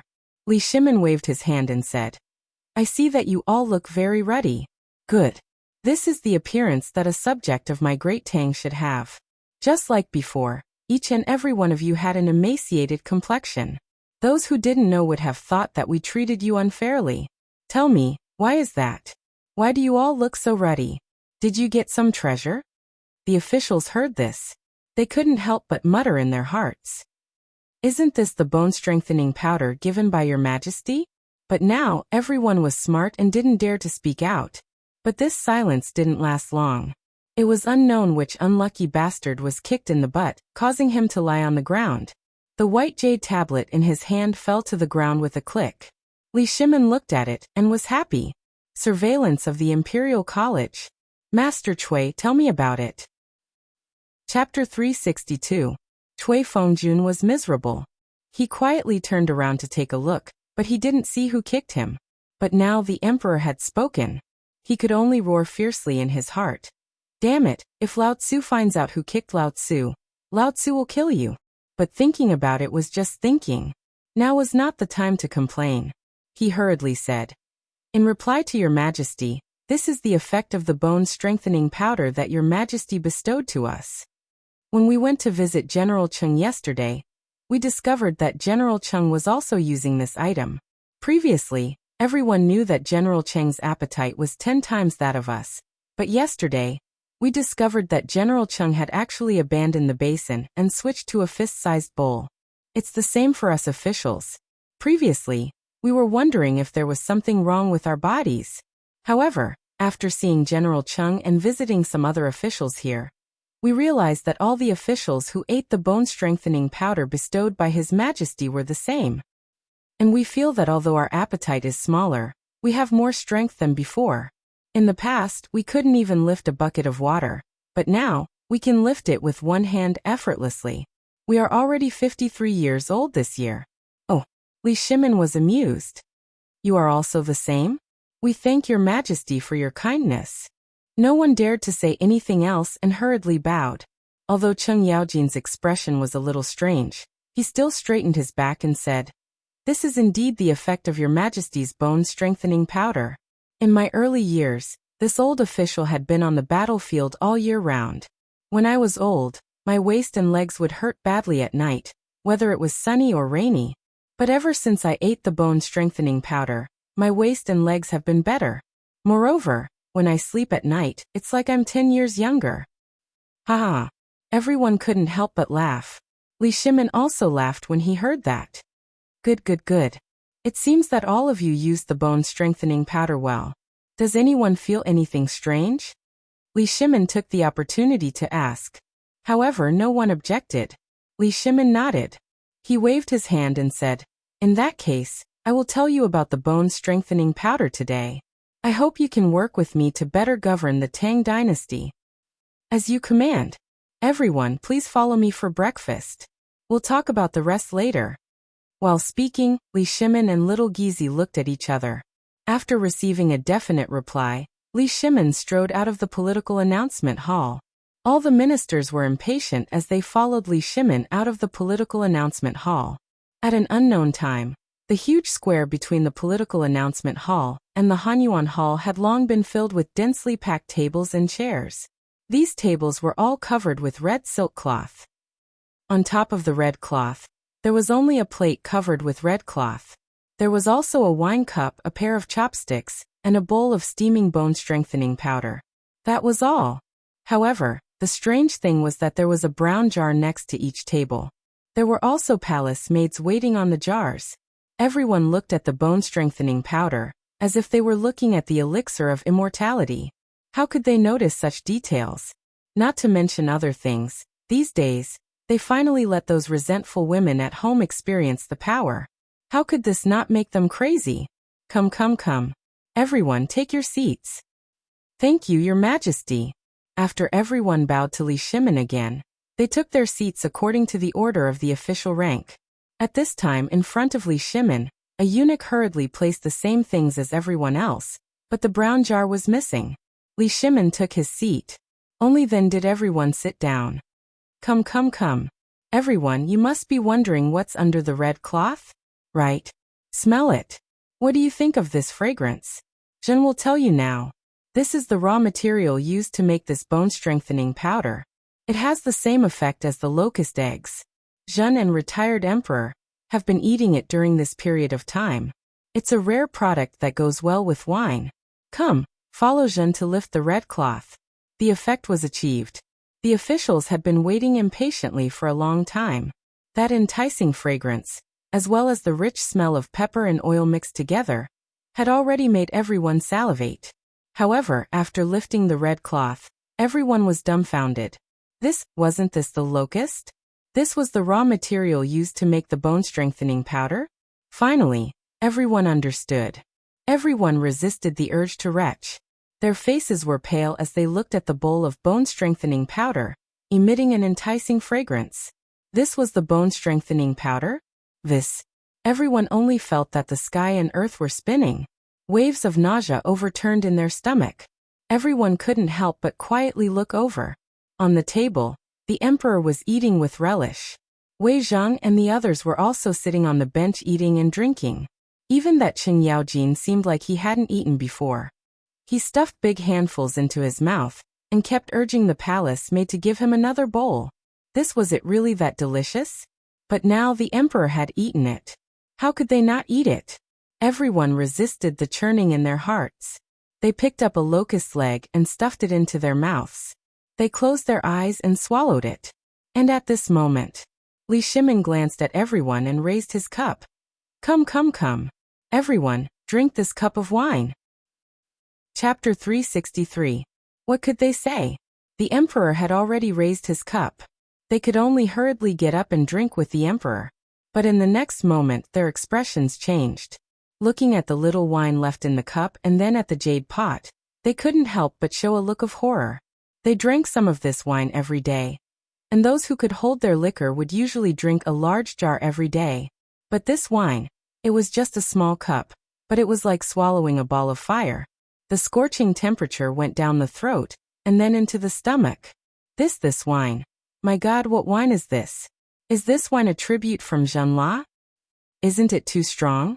But this wine is so addictive. Ha ha ha. When Li Shimin heard the cries of alarm among the ministers below, he laughed aloud and said, Gentlemen, what do you think? What do you think of this wine? Of course, this wine was Zhang Feng's, but Li Shimin had learned to be shrewd. And anyone who had been to the tavern a few times would be shrewd enough to know that this wine had the so-called degree. And these wines were ordered by Li Shimin to the tavern last night by Wei Shiyu. 10 jars of low-degree wine and 10 jars of 72-degree wine. Of course, Li Shimin, Wei Zhang, and the others drank the lowest degree wine, but the rest of the people, that would definitely be a 72-proof wine. This was Li Shimin's trap. Li Shimin didn't dare to ask Zhang Feng for the wine. Even if he asked, Zhang Feng wouldn't give it to him. When Li Shimin's voice fell, those old drunkards couldn't sit still. Your Majesty, is this wine a tribute from Zhenla? Impossible, Your Majesty. I think this wine is sweet and spicy. Although it feels like a knife or fire when it goes down the throat, it retains the essence of the grain. Is this wine brewed from wheat? But wheat doesn't exist in the western regions. Stop guessing. Li Shimin waved his hand. He glanced at Zhang Sunwuji indifferently. Immediately, Zhang Sunwuji stood up and said, "This wine was brewed by an expert from the great Tang. However, due to the geography and environment of the mountain that the expert resided in, there is not much of this wine, only 10 jars a year. Today, the emperor has reluctantly taken out these 10 jars of wine as a reward for all of you to drink to your heart's content. What are all of you waiting for? Why aren't you thanking him? What? This wine is brewed by an expert? Moreover, there were only 10 jars? In other words, His Majesty wanted to use this fine wine as well." Everyone's eyes couldn't help but burst into bursts of scorching light. Let's not talk about the taste of the locusts. If the emperor could eat them, then the taste would definitely not be that bad. Moreover, he had already eaten the locust's eggs. What was there to be afraid of? However, if everyone didn't think too much and hurriedly knelt on the ground to express their gratitude, then they hurriedly got up and re-examined the yellow locusts on the plate. Then some people imitated Wei Zhang and the others. They carefully picked up a piece and threw it into their mouths with their eyes closed. However, just like all the people who were eating this for the first time, everyone's expressions changed when they saw the latecomers eat it. As long as they ate the first bite, basically no one could resist the charm of this thing. One bite of the locusts, one sip of the wine. This taste, even if they were asked to resign now, they would be served with these things every day. They wouldn't exchange it even if they were given immortals. The key was that after eating this thing for 3 days, they obviously felt refreshed. Although their appetite had decreased, everyone was more energetic. Their waists were no longer sore, and their legs were no longer painful. Even their bodies and bones were more powerful. What was this? This was something that couldn't be exchanged with any amount of money. But now? His Majesty actually bestowed such a miraculous elixir to me? Was the plague of locusts really not a punishment from heaven, but a sweet dew from heaven? Everyone was confused. Even more people were excited. How many good things had that bastard wasted in the past few hundred years? If such a sacred thing could be developed in their hands, it would definitely be immortalized for generations to come. The more they thought about it, the more excited they became. In the end, those Confucian officials didn't even have the elegance of the past. Everyone seemed to have gone crazy. They grabbed a handful of locusts and stuffed them into their mouths. Then they grabbed the wine pot with the other hand and poured it into their mouths. It was such a crazy scene. Even the palace maids were dumbfounded. Were they bewitched? Were all the officials bewitched? Li Shimin smiled. Seeing this crazy scene, Wei Zhang and the others couldn't help but laugh. This was the effect he wanted. Once this effect was shown, all the rumors in Chang and city and even in the Tang dynasty would be no problem. And now Li Shimin didn't need to say anything. With the current situation, what else did he need to say? Everyone here was a wily old fox. They were very clear when it came to calculating. They had all tasted the benefits of the bone-strengthening powder. Once they accepted the locusts, everything would be settled. After all, compared to him, these officials were shrewder when it came to doing business.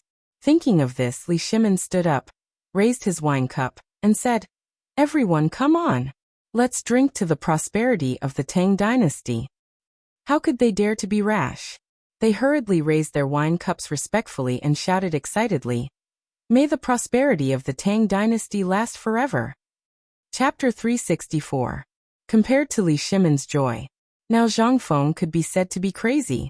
In the yard. At this time, the yard was full of shiny black iron parts. If there was a modern person, after seeing these things he would be shocked. Because each of these parts was a part of a bicycle. And Zhang Feng was squatting on the ground, fiddling with something like a bicycle chain. The chain was not as precise as it was in his previous life. The craftsmen of today did not have the ability to do so, but Zhang Feng had put in a lot of effort to make the gears of the tricycle into a linkage, and the link between the two gears was replaced by a chain like a chain. For this kind of thing, he quarreled with the old blacksmith in the south of Chang and city for a full hour before finally settling this matter. At this time, Zhang Feng was using molten iron to fasten the chain to the gaps one by one. He heated it with fire, and then poured molten iron on it. In this way, this thing could be made into a hole. After it solidified, he heated it up and fixed it in one direction with a hammer. In this way, the whole chain was formed. Fengzi, are you in? Fengzi. Just as Zhang Feng was preparing to assemble the tricycle in a hurry, the old scholar's voice suddenly came from outside the door. Zhang Feng had to quickly wet everything and cover him with the prepared linen cloth. Then he hurried to the front hall and opened the door of the tavern. He saw the old scholar wrapped in a headscarf, only a pair of eyes on his head. Zhang Feng was overjoyed when he saw this outfit. I say, old Xiaocai, did you become a thief? Get out! The old scholar glared at Zhang Feng angrily. After entering the room, he took off all the clothes on his body and looked at Zhang Feng's tavern with curiosity. He asked, why didn't I see a fly when I entered the tavern, let alone a locust? What did you use? Here, that, made with mugwort and realgar beef tendons. Zhang Feng pointed at the corner of the wall. The old scholar couldn't help but feel curious. This thing can drive away locusts? Of course. If you don't believe me, you'll know when the time comes. Take some with you when you leave. I guarantee that you won't see a single locust in your courtyard. Oh right, you're here for? Zhang Feng asked curiously. It's nothing. I just don't have any alcohol to drink. The old elementary scholar didn't put on any pretense and said directly. Hearing this, Zhang Feng didn't waste any time. He took out a jar of good wine from the counter and went to the kitchen to prepare a bowl of bone-strengthening powder and a side dish. He originally wanted to serve the fried locusts, but after thinking about it, he was afraid that the old scholar would immediately die when he saw that thing, so he hesitated for a few seconds. In the end, he gave up on acting cool. If he died, he would be in big trouble. Moreover, when the academy opened, he, the old elementary scholar, would be the main force. Here, old Xiaocai, this is good stuff.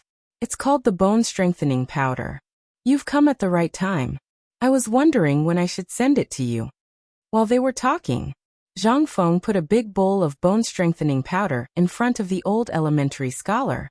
The old elementary scholar put down the bowl and sniffed, looking at the paste in the bowl with a face full of surprise. This is bone-strengthening powder. As the name suggests, eating it can strengthen the bones and the body. Hearing this, the old elementary scholar held the bowl with both hands. Ignoring the fact that it was scalding his mouth, he took a deep breath and savored the taste in his mouth.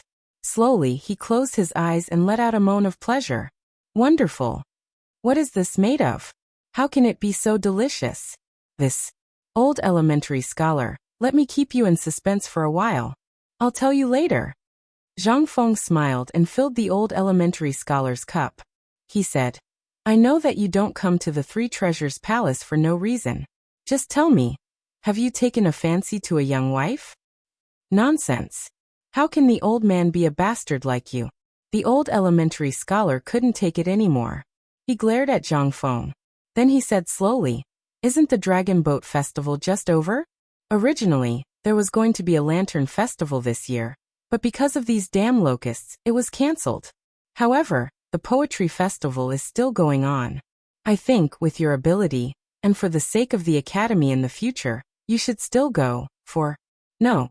Without waiting for the old scholar to finish his words, Zhang Feng rolled his eyes and rejected him. Who was he? He was just a plagiarist. How could he compete with those awesome people? Although poetry was not very popular in the early Tang dynasty, it didn't mean that it didn't exist. Take banknotes for example. He had only read in the records of the grand historian that banknotes were popular during the Song dynasty. But who would have thought that banknotes were already in existence in the Tang dynasty? Although the scale was not very large and there were very few users, at the very least, this thing had evolved from the Tang dynasty. And that was Li Bai. Although he hadn't been born yet, there were still some awesome people at this time. If he went against them at this time, wouldn't he be courting death? Therefore, Zhang Feng decisively refused. Besides, when the academy was opened, who the hell said that he would teach everyone? He didn't want to go against the Imperial College and the Imperial Court at this time. What he taught was basically incompatible with the things in this world. He just wanted to keep a low profile. He didn't want those literary masters, great scholars, and civil officials in the Imperial Court to know his name. Once they knew. Haha. I wish you good luck in your next life. Chapter 365. But How could the old scholar listen to him? He threw something at him. I know you don't want to go. But do you know that your concubine will be going this time? Furthermore, she's the main character. Don't you want to go and support your concubine? Do you want people to say that you're a coward? You should know that you're the one who broke Miss Jingshu's vow in that song. Every year, during the Dragon Boat Festival and Mid-Autumn Festival, Jingshu would perform this song at the Yanlai restaurant, which is the poetry festival held by the royal family. Now that you've broken this song, you should consider the consequences yourself. Do you want people to point at you from behind? Or do you want to use your talents to make them completely give up on you? You should consider it. While talking, the old elementary scholar happily drank the bone-strengthening powder, ate the side dishes, and drank the wine. He no longer paid any attention to Zhang Feng. Zhang Feng's face was very ugly now. He wanted to hit someone. He wanted to hit Chen Tiniu. If he could beat him. This bastard, if it weren't for him, how could I have a concubine out of nowhere? Although Jingshu was indeed very beautiful, he only wanted to do his own things and prepare for entering the imperial court in the future. At this time, he had to marry and take in a concubine. How could he live well? He didn't dare to go through the hardships of his previous life again. In his previous life, he listened to other people's nonsense and got married first, then started his career. Well, he didn't get to meet the campus belle, but he got to meet a pretty good girl, and got married in a daze. He originally thought that after marriage would be the same as before. But damn it, he couldn't drink wine. He couldn't play games. He even messed up the postgraduate entrance examination.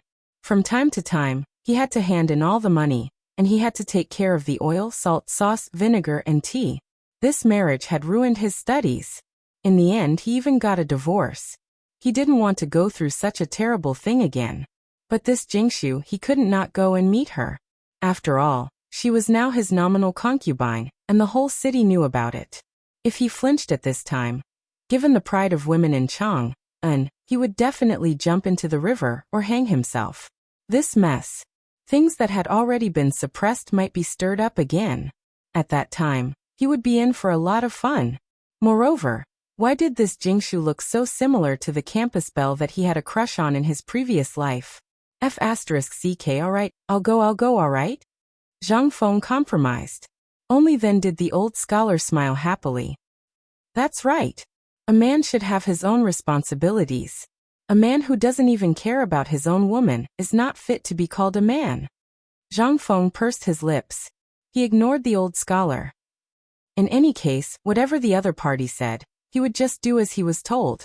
After 3 rounds of wine, the old scholar finally realized what was going on. He stood up unsteadily and picked out 2 large jugs of wine from the counter. Fengzi, do you have any more of this? It tastes really good. I'll bring some back to try. Alright, I've already prepared it for you. While speaking, Zhang Feng took out an oiled paper bag containing 3 caddies of wine from the counter.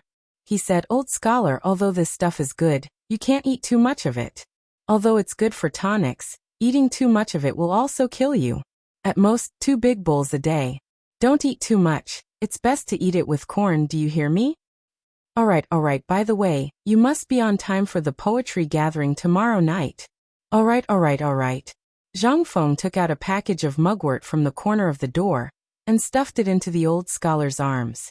Only then did the old scholar stagger away. Zhang Feng rubbed his forehead, and then lay down on the recliner, worrying.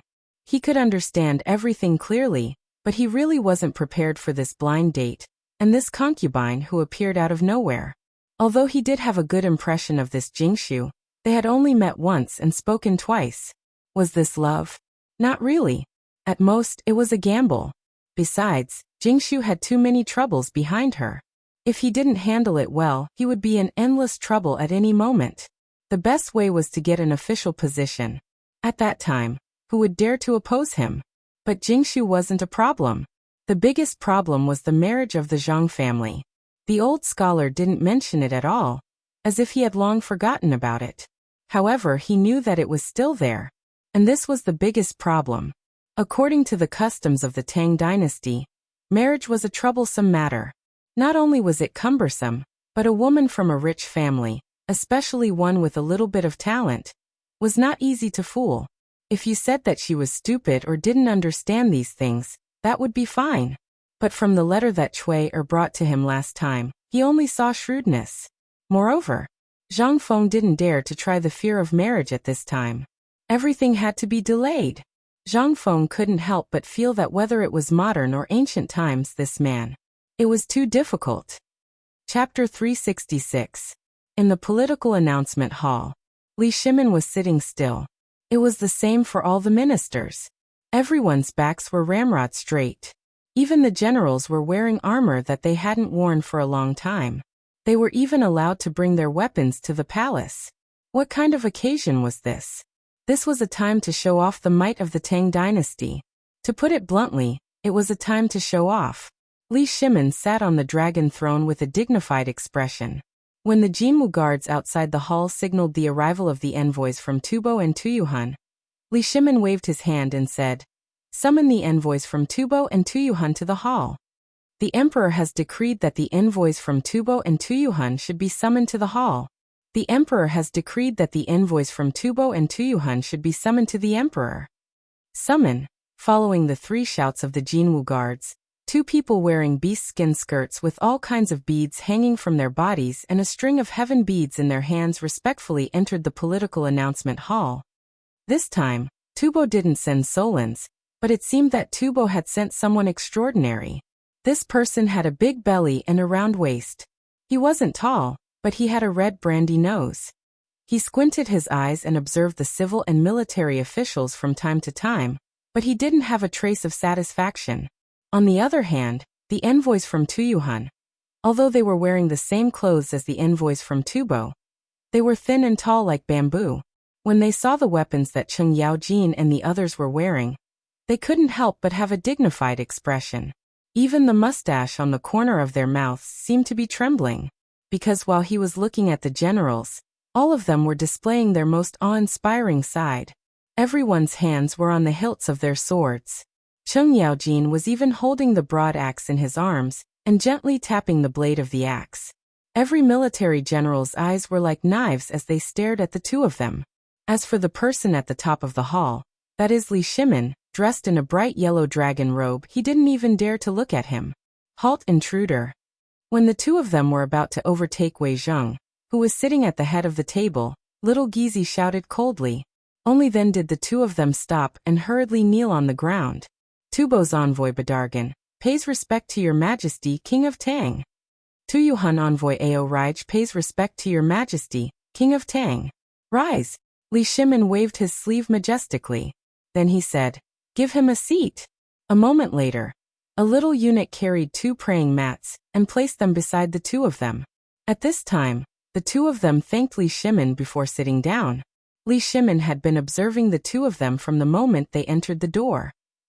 From their eyes and expressions, he could see that the role this time was definitely not as simple as the previous time. Although Ao Raj seemed to be trembling with fear, but who was Li Shimin? From the other parties' indifferent eyes, he could see that he was pretending. These two people were not easy to deal with. "I wonder why the two of you came from afar?" Replying to your majesty, Badargan cupped his fists and stood up. "This time we came to the Tang dynasty to ask for help." "Oh. As far as I know, hasn't your Tubo drought stopped? What are you here to ask for?" Badargan's eyes flashed, replying to your majesty, "You might not know, but 15 days ago, a locust plague broke out in my Tubo and was out of control. The crops and seedlings that had just been saved became food for the locusts. Therefore, I, Wang Songzanbu, specially ordered this one to come and ask for your majesty's help. But before this one came to the Tang dynasty, I thought that since the Tang dynasty could solve the drought in Longyu province, they would also be able to solve this locust plague. But this one..." Badargan didn't finish his words, but it made all the officials angry. Without waiting for them to speak, Li Shimin lightly waved his hand and stopped them. He smiled and asked, "Then what is your purpose of coming here?" Originally, when this one came to the Tang dynasty, this one felt that this locust plague was a punishment from the heavens. Even the strong Tang dynasty couldn't compete with it. That also means that this locust plague is really undefeatable. Therefore, this one originally wanted to ask for help from the Tang dynasty to buy some food. Preposterous. Presumptuous. In an instant, some officials were angry. However, Badargan ignored the crowd and sighed. But 3 days ago, this one was in the Honglu temple, and suddenly found that the locusts that were flying all over the sky in the entire imperial city of the Tang dynasty had disappeared. And it happened overnight. This matter touched this one, so this one prayed to the heavens in the Honglu temple. Finally, I learned that it was His Majesty's courage and wisdom that made that heavenly punishment avoid the imperial city. Therefore, this one now wants to ask His Majesty the Tang emperors to save all the people of Tubo. I think that the benevolent His Majesty the Tang Emperor would not want to see the suffering of his allies. Badargan's words were very smooth. He didn't hide his thoughts and directly said them. Then he flattered Li Shimin. This move was vicious. Too vicious. This was flattery. Li Shimin smiled faintly. He looked at Ao Rij and asked, "Then envoy from Tuyuhun, what is your purpose?" Chapter 367. Your Majesty, the purpose of my visit is the same as Envoy Badargan's. Our 3 countries have always helped and supported each other to achieve today's prosperity. My king also hopes to establish a century-old brotherhood with your Majesty. Sure enough. Neither of them is easy to deal with. Li Shimin could not help but sigh in his heart. Brotherhood and flattery. It's going to be difficult to deal with this time. Li Shimin involuntarily glanced at the group of civil officials. Do you have any good ideas? Minister of Agriculture, do you have any good ideas? Tell me. Li Shimin stopped talking after he finished speaking. The Minister of Agriculture and the Minister of Agriculture hurriedly got up and bowed. Then they looked at the two and said, "Gentlemen, although the Tang dynasty does have a way to control the locust plague, we have spent a lot of money and resources. But as all of you can see, we've expended a great deal of manpower, resources, and wealth for this matter. Moreover, my Great Tang doesn't have much food. And all of you know that my Great Tang has only just been pacified. All of us are still hungry, so I feel that we should discuss this matter later." Minister. Badargan cupped his fist slightly. He saw that Li Shimin closed his eyes slightly, as if he did not intend to do anything about it. He was a little angry. He said, "As far as I know, now the warehouse of Chang and city is almost full of grain. Our 2 countries are diplomatic, so I hope Minister can lend a helping hand to help our friends." Minister, Envoy Badargan is right. As far as I know, this locust plague is a comprehensive outbreak. If we don't control it from the source, once the locust plague breaks out, all of us will suffer losses. There is a saying in the Tang dynasty, when the nest is overturned, there are no eggs intact. I hope your Majesty will think about it carefully. The Minister of Agriculture slightly frowned. He glanced at the Minister of Agriculture beside him and asked, "Mr. Zhang, how's the harvest of all the farmlands in the Tang dynasty this year?" The Minister of Agriculture frowned and thought for a while before saying, "Minister, this year, the drought in the north and the floods in the south have caused the Tang dynasty's harvest to be negative." The Minister of Agriculture shrugged and said awkwardly, "Dear envoys, as you can see, it's not that the Tang dynasty doesn't want to help. It's just that the Tang dynasty doesn't have enough food." "I don't think so. Previously, the Tang dynasty exchanged a huge amount of food from Tubo and Tuyuhun for the water we'll use to treat the drought. Are you not willing to take out a little to help us now?" Bardal was enraged. Was he trying to deny it after eating his fill? His heart was bleeding at the thought of so much food flowing into the pockets of the Tang dynasty. Now Tubo was on the brink of death. In the past, there were still some weeds, wild vegetables, and leaves to eat. But now? The locust plague broke out, and more than half of the cattle and sheep starved to death. The number of people starved to death was also increasing day by day. If this situation was delayed, wouldn't the country be destroyed? How could the Tang dynasty not know this? But what did he mean now? Was he waiting to see the destruction of the country? "Sir Envoy." "Oh right, Sir Envoy Badargan, please calm down." At the right moment, Zhang Sun Wuji stood up with a smile and said slowly, "We are also aware of your situation. However, you have also seen the locust plague. This is a full-scale outbreak, and the Tang dynasty is also suffering from a locust plague at this time. Although the source of the locust plague is in Tubo and Tuyuhun, let's not talk about it now. Let's talk about this matter. You also know that once the plague of locusts breaks out, everyone will starve, and my great Tang is no exception. How about this? I have a suggestion. Will the two of you listen to it? Oh, dear envoy, what good idea do you have? Quickly tell it to me.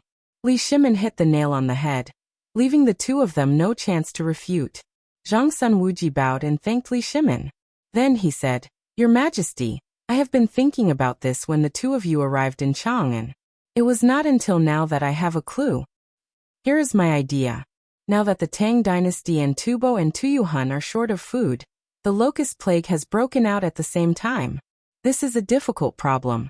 If we don't save them, the world will say that Your Majesty is not merciful. But if we save them, won't the Tang dynasty starve? Li Shimin frowned and pretended to be troubled. What do you mean? So I think we should help now. But it must not be paid. Otherwise, the people of the Tang dynasty will not accept it. So I boldly came up with a countermeasure. According to my understanding, most of the livestock in Tubo and Tuyuhun, even chickens, ducks, pigs, and so on have starved to death. If we help at this time, as long as they give us pigs, cows, sheep, chickens, ducks, and other livestock, especially cows, sheep, chickens, ducks, and horses, then the people of the Tang dynasty will be convinced. Your Majesty, what do you think? What? This? Your Excellency, don't you think you are going too far by doing this? But before the two of them could finish, the ministers in the political announcement hall praised in unison. What do you mean by going too far? This is the fairest trade. Yes. Are you saving people or what? I think Lord Jiangsuan's plan is wonderful. We think this plan is brilliant. Your Majesty, we think this plan is the only way to solve the locust plague in the 3 countries. Chapter 368. Ao Raj and Bardal became anxious. What is the meaning of this? Isn't this a discussion? You don't even want our opinion? It's decided just like that? When did I agree to exchange our cattle, sheep, and horses for food? If that's the case, when the plague of locusts is over, what will be left of our country? Without a horse, without a single cow, won't we still have to wait for death? At this moment, Li Shimin listened to everyone's words and kept nodding. I also feel that this method is the best. It can make the people of my Tang dynasty accept wholeheartedly, and it can also end this plague of locusts in the shortest time possible.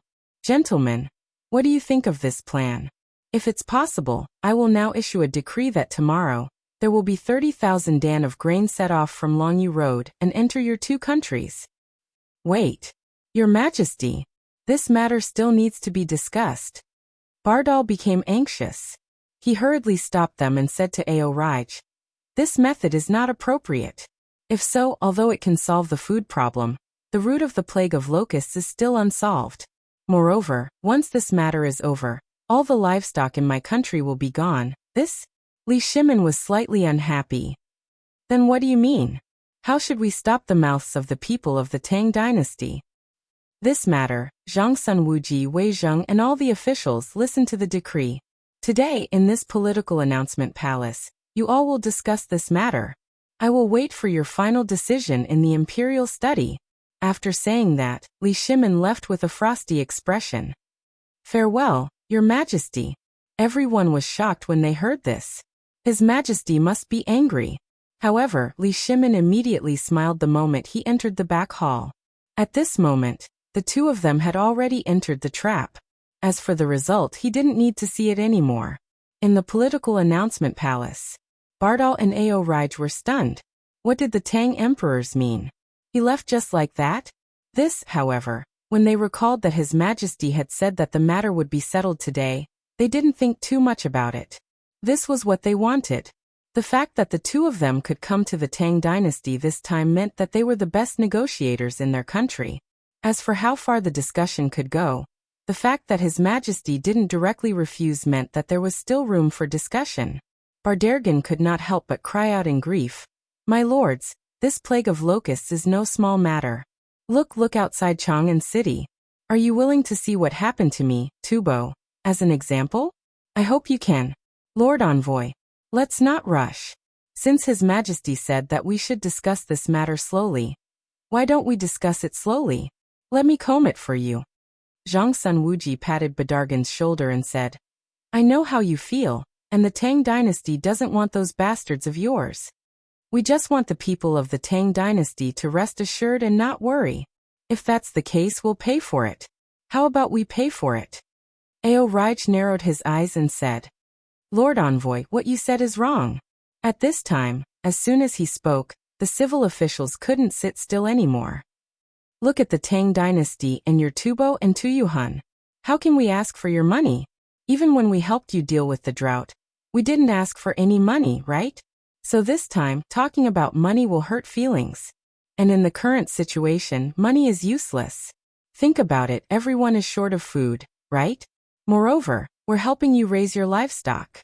After this year, when spring comes next year, we'll return your cattle, sheep, pigs, chickens, and ducks intact. Isn't that better? The civil officials spoke one after another. At this time, Badargan also exploded. He pointed at a white-bearded old official in front of him and shouted, Like hell I'll believe you. You're a bad old man. Do you think I don't know that we'll return these livestock once they're in your hands?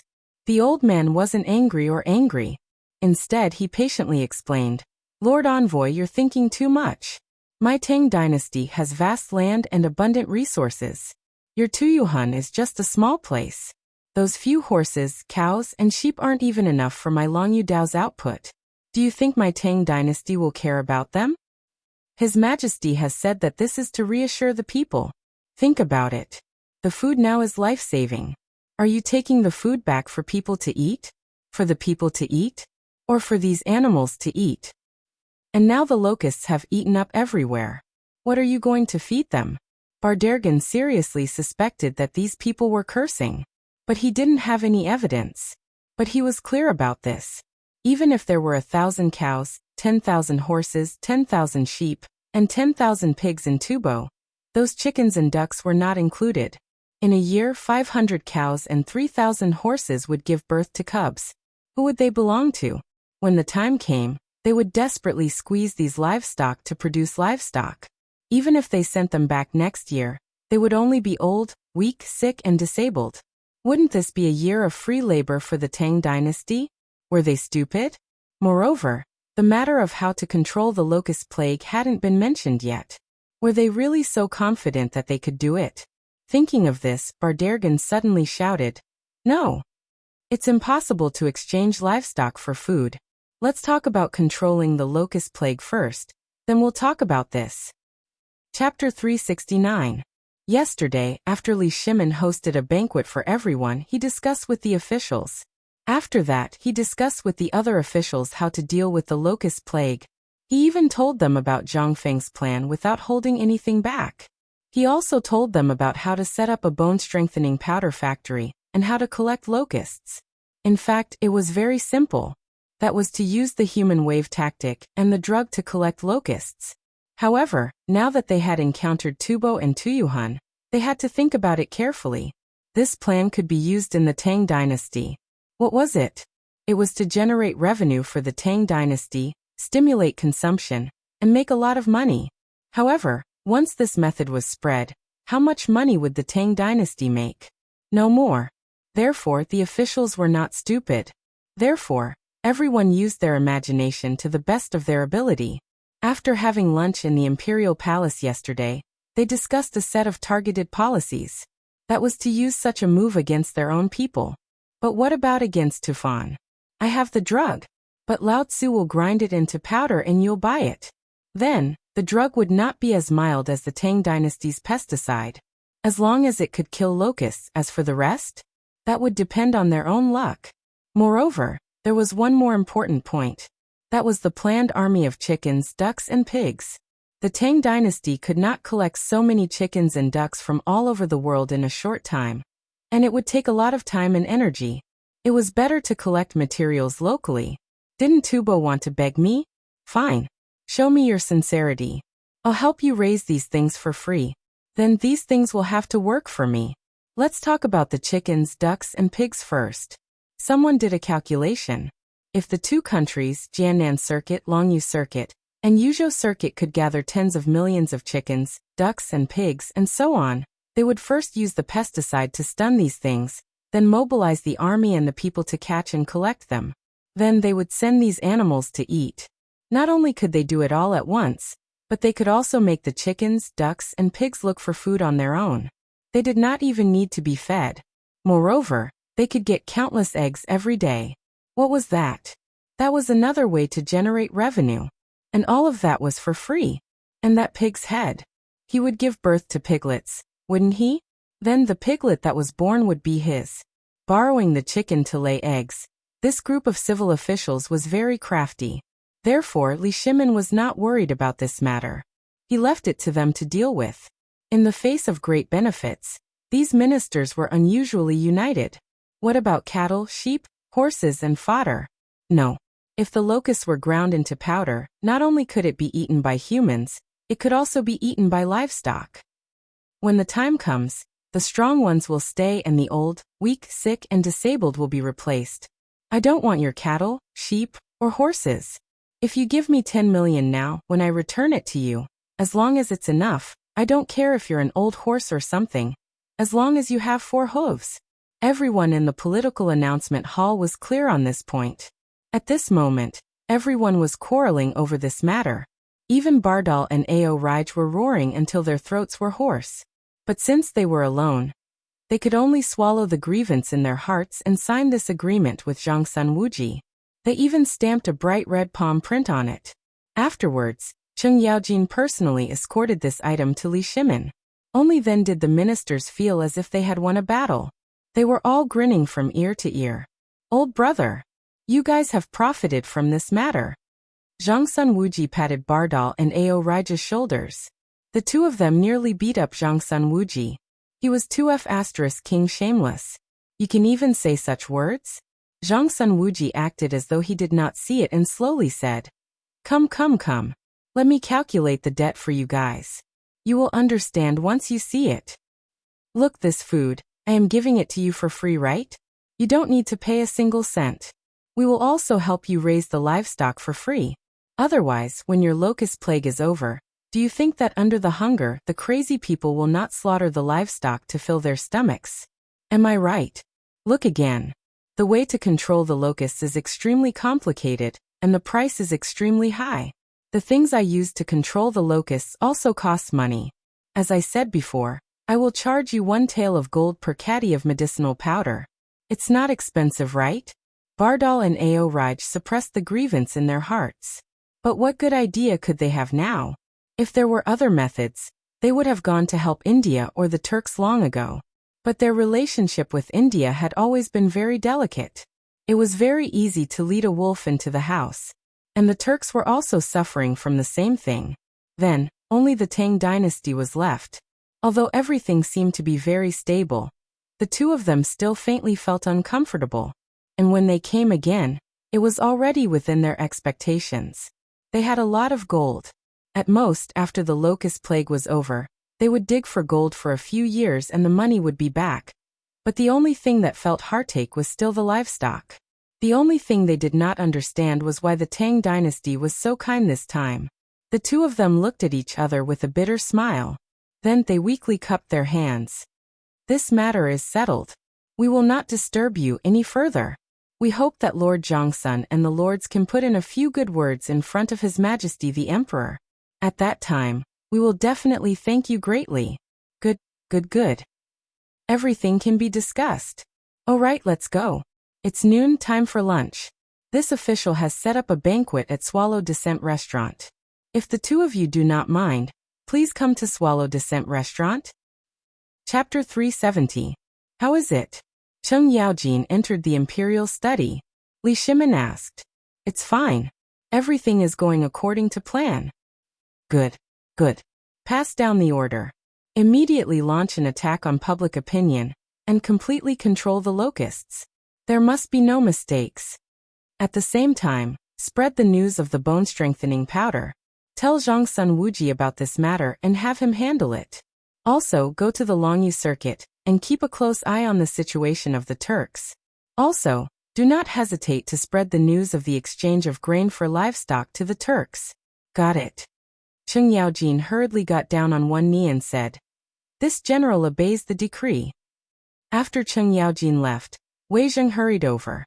The moment he entered the imperial study, he ran into Li Shimin, who was on his way out.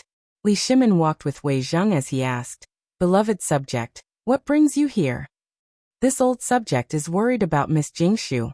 Your Majesty, you also know about the matter between Miss Jingshu and Brother Zhang Feng.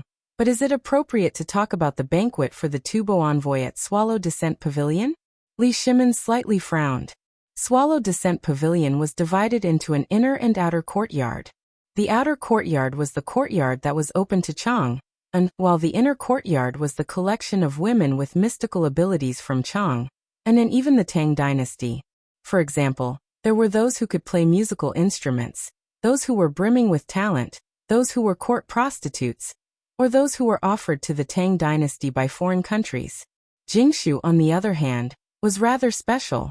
She had originally been demoted to a court prostitute, but because of certain matters, she had become a musical prostitute. Moreover, because she had mastered a mystical zither music and her innate beauty, she had instantly become the most wondrous woman in Chang, and Li Shimin also intended to introduce her to Zhang Feng. In his opinion, if the two of them could succeed, it would be too wonderful. Moreover, didn't this Zhang Feng once ask him that he wanted to marry the most beautiful woman? That was why there was the matter of Cheng Chimo bringing Zhang Feng to barge into Swallow Descent Tower at night. However, Li Shimin had forgotten about this. Basically, Jingshu would always be present when he invited foreign envoys. But this time, all of the officials will be there. If this matter is leaked out, wouldn't it mean that I will harm Brother Zhang Feng? It would have been fine if he hadn't thought about it, but now that he thought about it, Li Shimin had a vague feeling that something was wrong. How about this? My dear minister, immediately send a decree to Zhangsun Wuji to change the location of the banquet to the Imperial Garden. This, Your Majesty, isn't this kind of banquet a bit inappropriate? Li Shimin shook his head. Forget it, now isn't the time to think about this. Pass down the matter of Jingshu. From now on, treat it as if she doesn't exist. No one is to take the initiative to mention it. If someone asks, just say that you don't know. This subject obeys the decree. Wei Zheng hurriedly cupped his fists and prepared to leave. However, he seemed to have thought of something and hurriedly stopped. Your Majesty, this subject still has one more matter. The Duangwu poetry meet is about to begin. Will Brother Zhang Feng be there? Li Shimin was also stunned. The poetry meet had been decided long ago. Jingshu would definitely be there, and she would also announce the matter that was vaguely mentioned last time. Forget it, you should deal with this matter first. In the future, whether it's you or Zhang Sun, you should personally make a trip to Brother Zhang Feng's place and ask him. If it really doesn't work, cancel this poetry meet. Yes. Wei Zheng left. However, before he walked out of the Vermilion Bird Gate, he saw Du Ruhui sitting at the Vermilion Bird Gate. Wei Zheng couldn't help but go up and say something to him. Prime Minister Wei, you mean you want me to go? Yes. The sooner this matter is done, the better. We can't let Brother Zhang Feng's identity be exposed. Once his name is out, it will definitely attract Guanlong's attention. For him, this is very bad. Then fine. I'm also waiting for you here. Du Ruhui heard this and nodded. However, Wei Zheng was stunned. What are you waiting for me for? Du Ruhui bitterly smiled. Do you still remember the mathematical formula that Brother Zhang Feng gave to my son? I don't know what kind of magic this thing has. My unfilial son actually hid in his room and recited this thing all day long. I also studied it for a while. This thing is indeed very profound and obscure, so I want to see Brother Zhang Feng. At the same time, I also made a copy of this for you. It's fine, you can also study it. While speaking, Du Ruhui took out a copy of the mathematical formula that Du Go had copied and handed it to Wei Zheng. Then he said, Actually, I've long wanted to visit Brother Zhang Feng, but I haven't had the time. Since the locust plague has been resolved, do you want to go together? Wei Zheng looked at the thing in his hand in shock. In fact, he had seen this thing on the emperor's desk before. It was actually able to make Du Go addicted to it, and now it was said that the crown prince was also addicted to it. Was it really that magical? However, in the face of Du Ruhui's invitation, Wei Zheng shook his head and said, I won't go for now. I still have something to do. What's the matter? Jingshu. Oh. Du Ruhui suddenly thought of something and didn't waste any more words. After all, this was not the place to talk. Moreover, both of them were smart people. They understood everything as soon as they spoke. The two cupped their hands and then hurriedly left. Chapter 371. Zhang Feng was very excited, because soon, he would be able to ride a tricycle. In the crucible, the molten iron was boiling, and the sweat on Zhang Feng's face was flowing like rain. But he was happy. There were no screws now, but could this be a problem for Zhang Feng? No. He thought of a wonderful thing, and that was mortise and tenon. Melt the molten iron, and then pour it into mortise and tenon, and then heat it red with fire, pass through the place that needed screws to be fixed, and smash it with a hammer. Although the effect was not as good, it was still passable. At least it would not fall apart. However, at this moment, someone knocked on the door of his tavern again. This made Zhang Feng speechless. Although the other parts of the tricycle were hidden, this small crucible was still very conspicuous.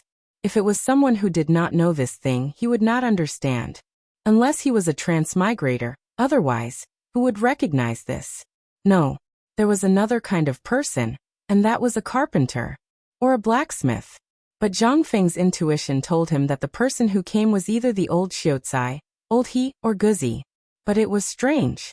Last time, after Guzi Zhuzi, and the others heard from the drunk old scholar that he was going to open an academy, they basically stopped coming. It seemed to be Zhuzi's father's idea. However, Zhang Feng was busy these days and did not have time to ask. This matter could only be discussed after the academy was opened. Knock, knock, knock. Zhang Feng dared to extinguish the crucible, and the door was knocked again. Zhang Feng hurriedly got up and shouted as he walked. I'm coming, the door is not locked, just open it. But no one said anything. This made Zhang Feng a little confused. He opened the door, but he finally understood. What was the reason for this? Old Du? Why are you here? Come in quickly. The newcomer was Du Ruhui, who was dressed in plain clothes. When he saw Zhang Feng open the door, he instinctively cupped his fists. However, he was pulled inside by Zhang Feng. Then he closed the door again. However, in that short moment, at least 30 locusts flew into the tavern. After asking Du Ruhui to sit down, Zhang Feng asked in confusion, Old Du, you're here today? It's all because of that brat Dabing. Du Ruhui said snappily. What's wrong with flatbread? Zhang Feng was shocked. Could it be that this guy had gone crazy from studying the division formula? He wasn't worried about others, but he was a little worried about calligraphy addict Du Dabing. Back then, it was because this guy was 2F** king long-winded that Zhang Feng gave him this toy. He even deliberately said that he would only be considered a master if he could calculate the division of numbers within 3 digits in one go. Could it be that this guy, Old Du, is Dabing alright? Sigh. He's fine. It's just that these days he hasn't left the house. I've been hearing him in his room all day long. That's why I'm here to ask if you have any good ideas. It can't go on like this. Brother Zhang Feng, can you show me? About this, Zhang Feng was a little confused. This was a good thing. One had to know that in a few decades, this would be a new toy that would sweep through the great Tang. Wasn't this good? Although there were less than 20 people studying mathematics in the Imperial College during Dao's time. What did this mean? However, these 20 people were the elites of the elites in the end. They basically established the legacy of Zhenguan, Wu Zetian's Golden Age, and even the Kaiyuan Golden Age later on. They laid a foundation that couldn't be ignored. This was the prosperity created by a group of people whose brain speed was as high as 75% under the leadership of an emperor who appreciated them. Without these people, would the great Tang be able to prosper and prosper financially? No. At that time, they would be cheated to death, not to mention so many people who coveted the Tang dynasty. Not to mention that the Tang dynasty only needed a ship and a flag to make people tremble. Without these people, perhaps the influence of the Kaiyuan Golden Age of the Tang dynasty would still be there, but it would not be so glorious and even affect the whole world. Why? There were dozens of them, and they did nothing but think about this every day. How could you beat them? That would be a strange thing. Mathematics. It not only included addition, subtraction, multiplication, and division. It also included the twists and turns of military planning, the division of geographical routes, and so on. Thinking of this, Zhang Feng elbowed Du Ruhui mysteriously and said, "Old Du, let me ask you something." "Say it." "Look at your son De Bing. He is so obsessed with this. Do you think he will become a monster in 5 years?" Du Ruhui's face darkened and said, "Brother Zhang Feng, this old man came here today for this matter. That man, doesn't he want to protect the country and serve the country? He seems to be obsessed all day. Don't be sarcastic to me." "No, no, no." Zhang Feng waved his hand repeatedly. "I'm not being sarcastic. To be honest, I believe you have seen the division. Let me ask you, what do you think will happen if this thing is used in business calculation?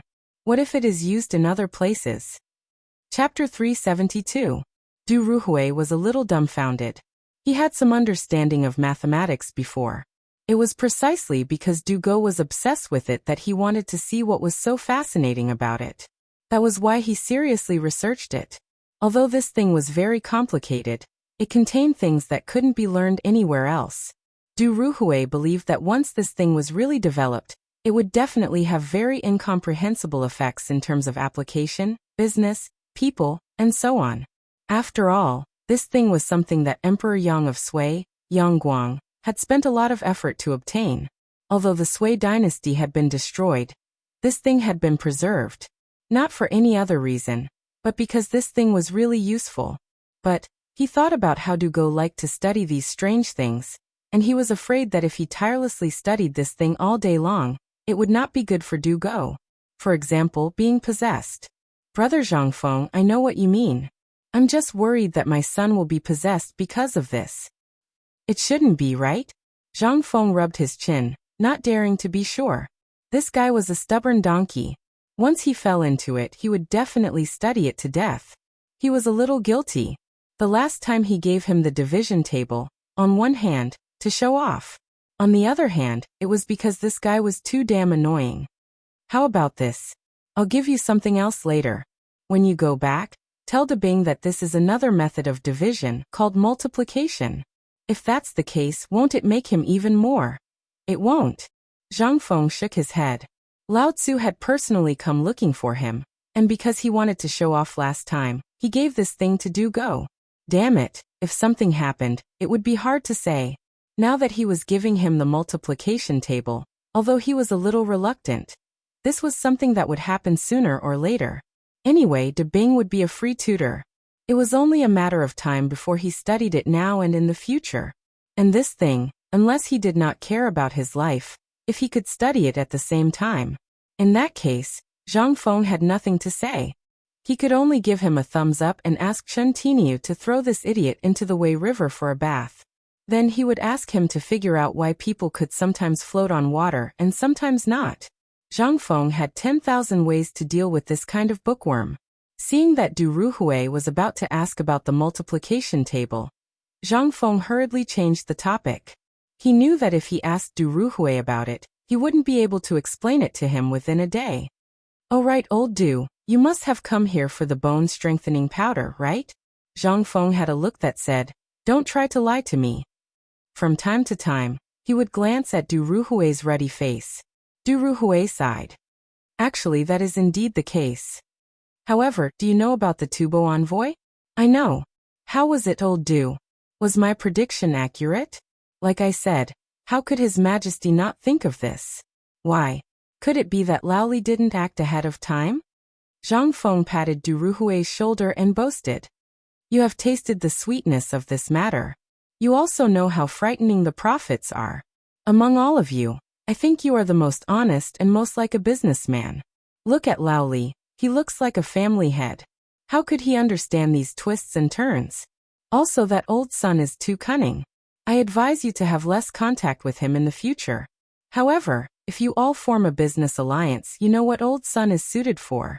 As for that old Wei, he is a King government official. And old Feng, that idiot. Oh right, does he not have a son?" In front, Du Ruhui was very pleased to hear this. Who didn't want to be flattered? Moreover, it was a strange person like Zhang Feng.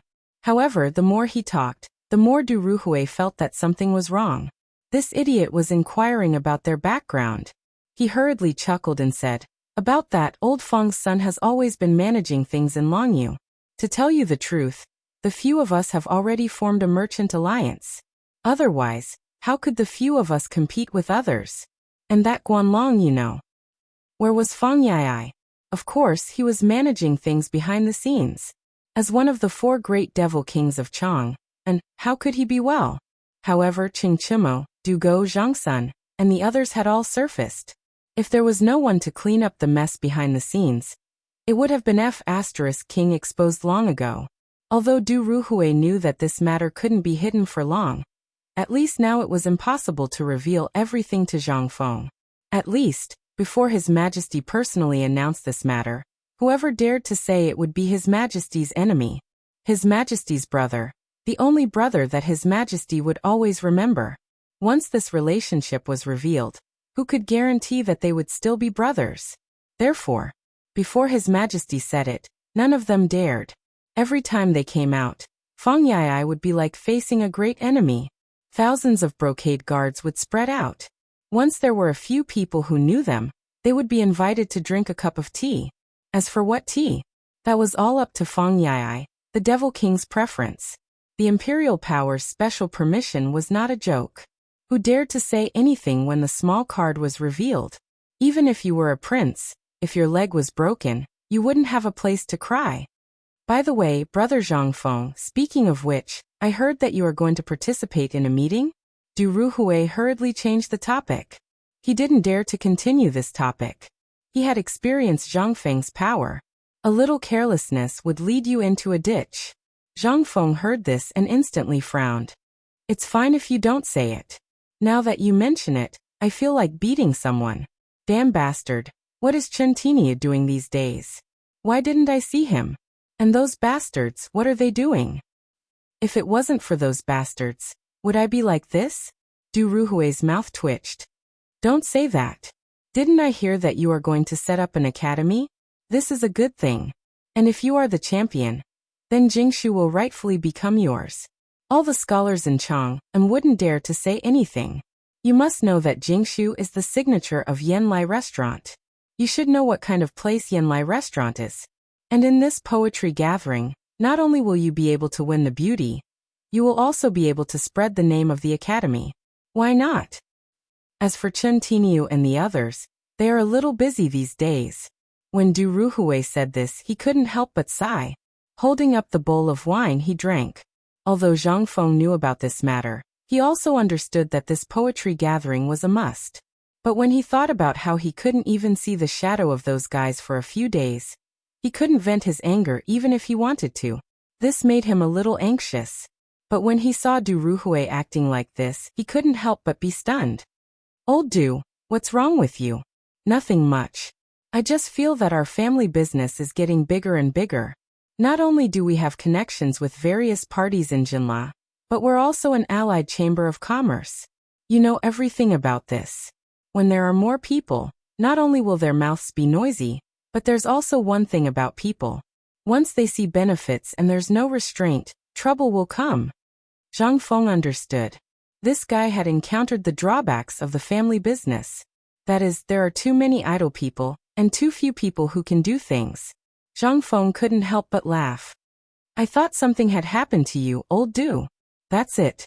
You just put your heart in your stomach. Since you are here today, then as brothers, I will give you some pointers. I guarantee that you, old Du, will enjoy it for the rest of your life. Chapter 373. Really? Du Ruhui was excited.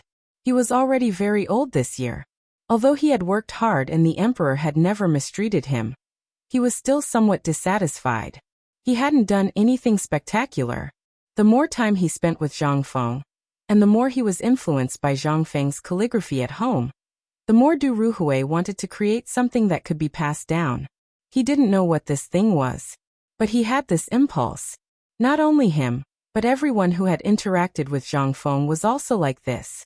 Not to mention anything else, just the things that Zhang Feng had said and done, which one of them wasn't enough to shake the heavens and shake the earth. At this moment, seeing Zhang Feng like this, he couldn't help but tear up.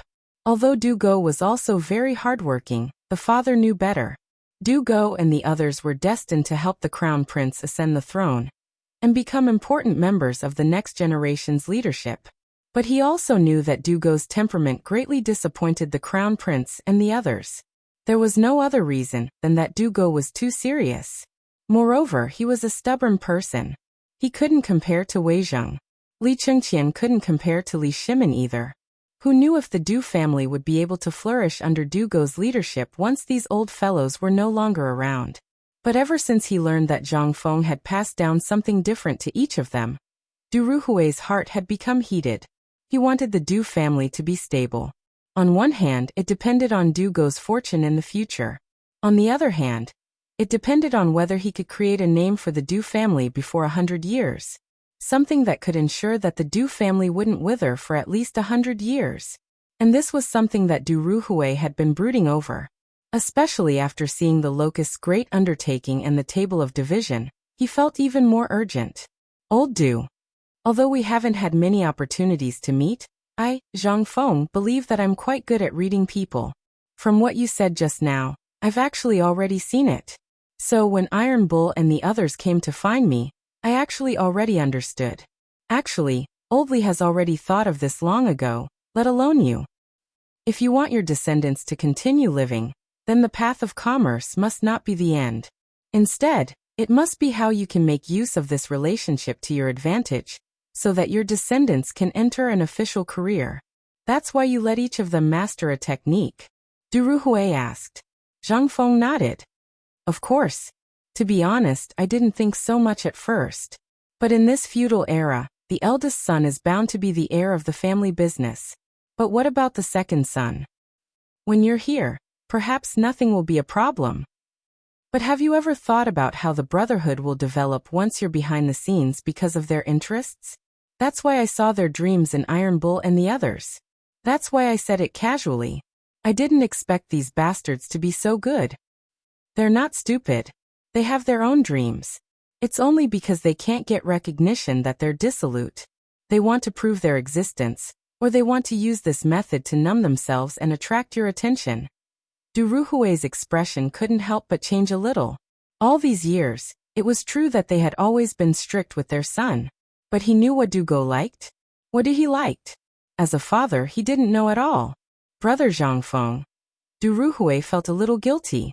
He sighed heavily and said, "Thank you. Isn't this what brothers should do? Actually, these are all things in the future. At the very least, they have to wait until they graduate from the academy before they can really take charge of some things, or enter the imperial court and so on. The current situation is actually very obvious. With a big family and a big business, there are bound to be some problems.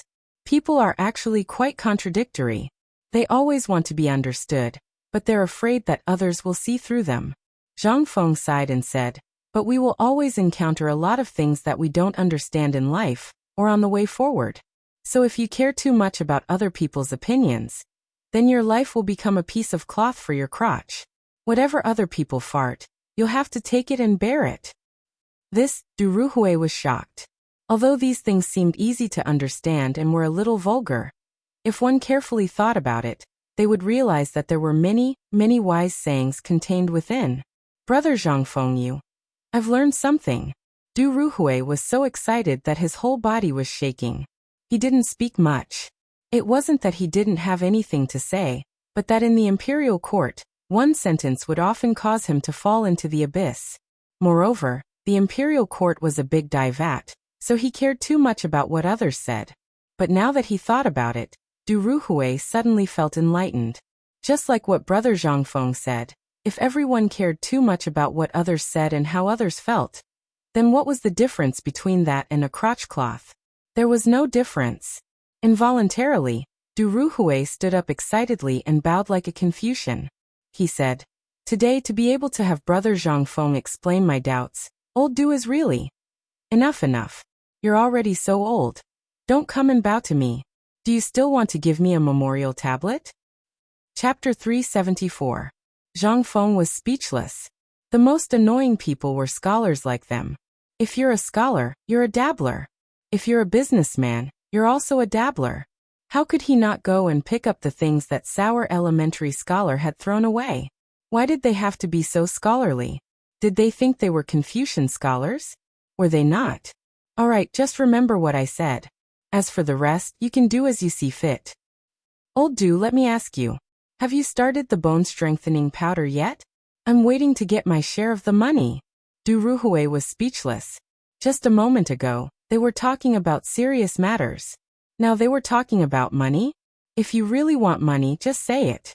I believe that as long as the emperor hears about it, he will give it to you no matter how much you want, right? Do you have to be so obsessed with money? It's all right. We're trying it out in Longyu, and the results are good for now. So Tang Yo and the others have gone to help. And you know those guys, they're all debauches in Chang'an City. If they go and spread the news, they'll be better off than us old guys. Zhang Feng nodded. Not bad, that's a good idea. But wouldn't it be better if we let this happen in Chang'an? Why should we let it happen in Longyu? Sigh. Du Ruhui sighed. You don't know. The benefits involved in this matter are too terrifying. Moreover, Longyu is the base camp of us old fellows. Last time, the locust eggs incident had already established some connections. It's not as powerful as it is in Chang'an. Therefore, we have no choice but to put it in Longyu. Du Ruhui told Zhang Feng about what had happened after the Fish Emperor had discussed the matter with Zhang Feng. Zhang Feng could not help but hear some clues from it. They did not want to use Chang, but had to go to Longyu, a place surrounded by wolves.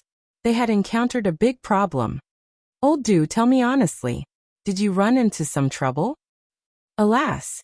Du Ruhui couldn't help but let out a long sigh when he saw that Zhang Feng was finally on the right track. Brother, my heart is bitter. I was too embarrassed to talk about this at first, but since you asked, it's not good for us to not talk about it. So sigh? Zhang Feng pursed his lips. Then don't say it. Did you have to show an expression as if Lao Tzu had something on his mind the moment you walked in? This caused Lao Tzu to ponder for a long time. Old Du, we're brothers, so Mynheer knows my temperament. If there's anything you need, just tell me. If I can help, I'll definitely help. But let me say this first. If you offend the emperor or commit any murder or arson, I'll immediately send you to the authorities. Du Ruhui waved his hand. Do I look like someone who would commit murder or arson? It's just that ever since you've established a relationship with Zhang Sun Wuji and some people in the imperial court, such things have to be reported. So Lao Li and the others thought about sending some bone-strengthening powder. But now we're in big trouble. Basically, everyone in Chang'an is here. Old Chen's house is full of copper coins. You say this. If they only wanted to make money, that would be a good thing. But they just had to King bring their people in. They can't do anything and leave nothing behind. I can't afford to offend them. I want to chase them away, but I can't do it openly. So, because of this matter, we old brothers have been worrying so much that our hair has turned white. Zhang Feng was speechless. That's it. Yes. No, brother Zhang Feng, we've already done that. Do you still think it's not serious enough? Zhang Feng shrugged and asked in disbelief. I thought it was something serious. It turns out that it's just a trivial matter. Don't you feel embarrassed? We've been friends for almost a year. In this year, whenever you guys drink here, you'd better keep your ears open. Otherwise, you wouldn't have done such a stupid thing. Fine. Zhang Feng slapped his head. If it were someone else, he could really say something. But it was Old Chen who did it. And this matter, Zhang Feng thought for a second. Only Old Chen could do it. This silly guy. How dare you accept any kind of money? Zhang Feng was speechless. Scold Old Chen? He didn't dare. Old Chen's son slapped him to the back. If he scolded Old Chen behind his back, wouldn't he send Lao Tzu away with a slap? Fine, fine. Tell Old Chen not to accept any kind of money. Be careful that he doesn't give away all the money he earns. We won't get any benefits at all. Sigh. Got it. Du Ruhui nodded like he was pecking rice. Of course, the matter he was asking about was not business. It was the civil and military officials in the imperial court. It was as if these people had fallen into the eyes of money. He was worried that these fellows would go crazy thinking about money and do something illegal. Moreover, they wouldn't do anything in the imperial court. This was also the reason why Du Ruhui had come this time. There were people who did everything else, and they did a good job. But he, the Minister of Personnel, and Feng Xianling, assisted the emperor in handling the imperial court. At this time, because of the locust incident, everything was left to him. However, the order in the imperial court was giving him a headache. He didn't even participate in the emperor's discussion on the management of the locust plague. It was not that he didn't want to, but the imperial court was still operating. At this time, Du Ruhui and Zhang Feng were silent. Du Ruhui was waiting for Zhang Feng to give him an idea. But Zhang Feng was different. He was troubled by something. Chapter 375. Zhang Feng was very conflicted. Once this matter was out, that smart emperor would definitely think of this at the first moment. Definitely, this thing was a great weapon for him to brag about when he went to the imperial court. Moreover, he wanted to use this thing to build a good relationship with Feng Mao, Du Duan and Wei Zheng. Was it appropriate to say it at this time? However, looking at old Du's worried face, Zhang Feng could not help but feel helpless. Forget it, old Du. Don't worry about this trivial matter. Lao Tzu prepared this thing to build a good relationship with Feng Xianling, Du Ruhui, and Wei Zheng when he goes to the imperial court. Forget it, you got lucky. Zhang Feng muttered to himself gloomily. However, Du Ruhui almost blurted out when he heard this. He pointed at his own nose, and was about to shout out, "Don't wait, I am Du Ruhui." However, he swallowed the words that were about to come out of his mouth. Although he was excited, Du Ruhui also knew the importance of this matter. "Brother Zhang Feng, then I, old Du, will thank you here.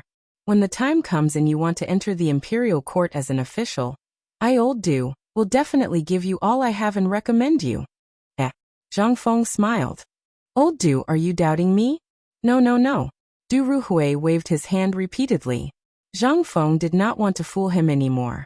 Moreover, he still had serious business to do. "Alright, this matter is very easy to handle. You just have to remember that no matter who it is, they will have to be controlled by you when they go to your territory. As the saying goes, a country has its laws and a family has its rules. As a merchant company, naturally, there are rules to speak of. If everyone is like this, then I advise you not to do this business. The few of us are doing fine. Why are you looking for trouble?" Zhang Feng shrugged. "Since it's already happened, let's not talk about it anymore. How about you tell Laoli exactly what happened? Actually, the method is very simple. It's just a sign-in list. What's more, it's a work registration form." Du Ruhui, who was listening carefully, was dumbfounded. "What the hell? Sign-in sheet? Sign-in at work? What is this?" "Listen to me first." Zhang Feng waved his hand and poured Du Ruhui a bowl of wine. He took out a plate of fried yellow locusts from the counter and said, "Actually, you can also understand this as going to work. Do you understand? You're the one who works for me. Do you come in the morning and leave after work at night? Only this counts as a day? Yes, that makes sense." Du Ruhui nodded thoughtfully. "But this sign-in, what does it mean?" Zhang Feng had so many shocking sentences that they were numb to it. So they were not surprised. However, this new term still surprised Du Ruhui. More than that, he was shocked. How could he not be shocked? At this time, because of the locusts, the court was basically crazy. They were all immersed in it, so much so that many court affairs could not be carried out. If this went on, everyone would want to get rich. How bad would that be? Although the emperor knew about it and did it on purpose, it was not the right time to clean up the mess after the plague of locusts was over. There were many things that had to be done. The trade with Jinla, the Tubo and Tuyuhan, and the plan against the Turks in the future. Which one of these things did not need people to do? If there was a slight mistake, it would definitely cause an irreparable disaster. Du Ruhui could not help but be excited. "Brother Zhang Feng, what do you think this sign-in sheet is? Is it a kind of rule?" "No. You can say that it is a kind of rule. But this thing only restricts whether that person is on duty, whether he comes or not, and whether he has done anything. As for the rest, it's up to you. I don't know how you're going to run your Chamber of Commerce, but as for how you're going to run it, you have to figure it out yourself. Yes. But you just have to remember one thing. Hang this watch in the most conspicuous place. I don't need you to say anything about who is sleeping soundly on duty, or who doesn't come, or who slacks off. For this benefit, I think there are still many people who want to fight to the death for this big business of locusts. When the time comes, you only need to write down the details of each of them working for you in a book and hang it there. People want their faces, and trees want their bark. When the time comes, you just need to hand out this soft knife, and there will naturally be countless people who will stab it for you. And it doesn't matter which high official that person is working for. After all, the benefits of the locusts are there, and the meat is only so big, isn't it? That's it.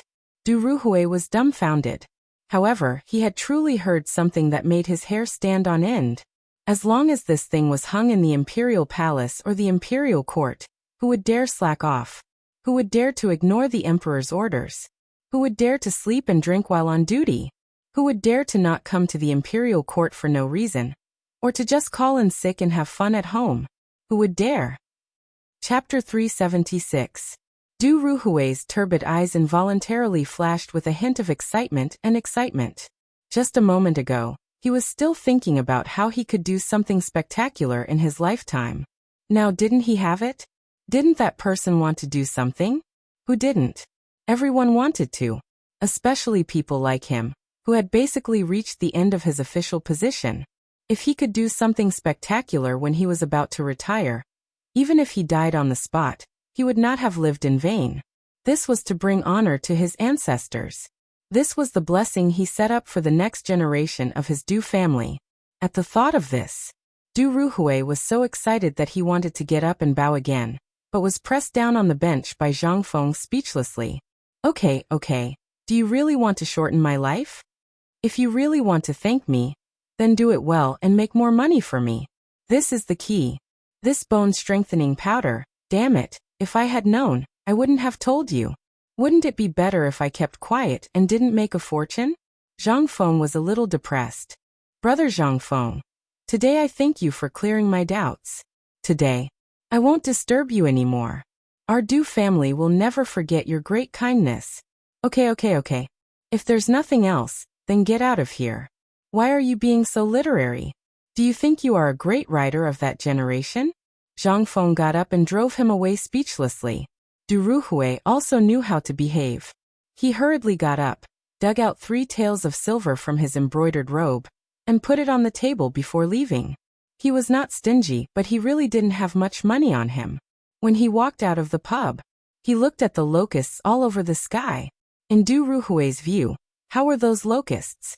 They were just copper coins flying all over the sky. Du Ruhui turned around and glanced at Zhang Feng's little tavern. Only then did he salute Zhang Feng as a peer before hurriedly leaving. Obviously, he forgot to ask Zhang Feng for the multiplication table. At this time, how could he still remember? Even if he remembered, so what? This thing won't run away, they can just come back when the time comes. However, Brother Zhang Feng's method must be implemented as soon as possible. This will play a big role in the emperor's plan. Furthermore, in the future, all the officials would have to use a new set of rules and regulations. To the Minister of Personnel, this was a very important matter. He had a premonition that if he really did that, the situation in the imperial court would be completely different. Who would dare to slack off? Who would dare to delay? Those who are eyeing this position will do everything they can to take you down. Although it was shameful to do so, so what? However, the thing that Brother Zhang Feng was talking about, could it really be applied? Du Ruhui couldn't help but feel confused again. If this matter was done well, then it would definitely be remembered for eternity. But what if? What if this thing didn't have any miraculous effects, and instead made people feel disgusted? Du Ruhui couldn't help but slowly stop in his tracks. Looking at the locusts all over the sky, he couldn't help but think of the faces of everyone in the imperial court. Even the emperor, the princes, the lords, and the local officials. Du Ruhui couldn't help but understand. A thin layer of cold sweat appeared on his forehead, and it couldn't help but drip down. If he followed Zhang Feng's plan and followed it, he would definitely be condemned by the officials in less than a day. This was a business model. He forgot one thing. That was, until the end, they told Zhang Feng that they were businessmen. This thing was suitable for business, but not for the management system of the imperial court. Now that the imperial court had its own set of perfect system, if this thing was introduced at this time, although it could be said to have some effect, it would be the opposite of what the retired emperor and the emperor had set. Although the system of the previous dynasty was followed, to a large extent, there were slight changes. But the current system was the opposite of what the previous system had set. Once he dared to mention it, he would definitely be accused of treason. He dared to change the system set by the emperor and the retired emperor. What was this? If this wasn't treason, then what was? Duruhui took a deep breath. He might as well not leave. Sitting under the black locust tree at the entrance of Huitong Square, he stared blankly at the crown of the tree, which still hadn't been eaten up by the locusts. He recalled the original system of the imperial court, the criminal law, and all of them. Then, he compared them with a vague thing in his heart one by one.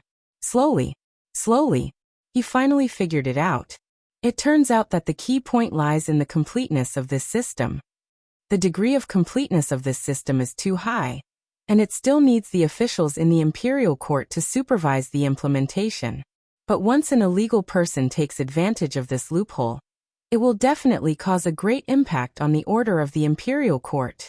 But what if we add a little reward for good and punish evil to the original system of officials? And this thing of signing in at the imperial court,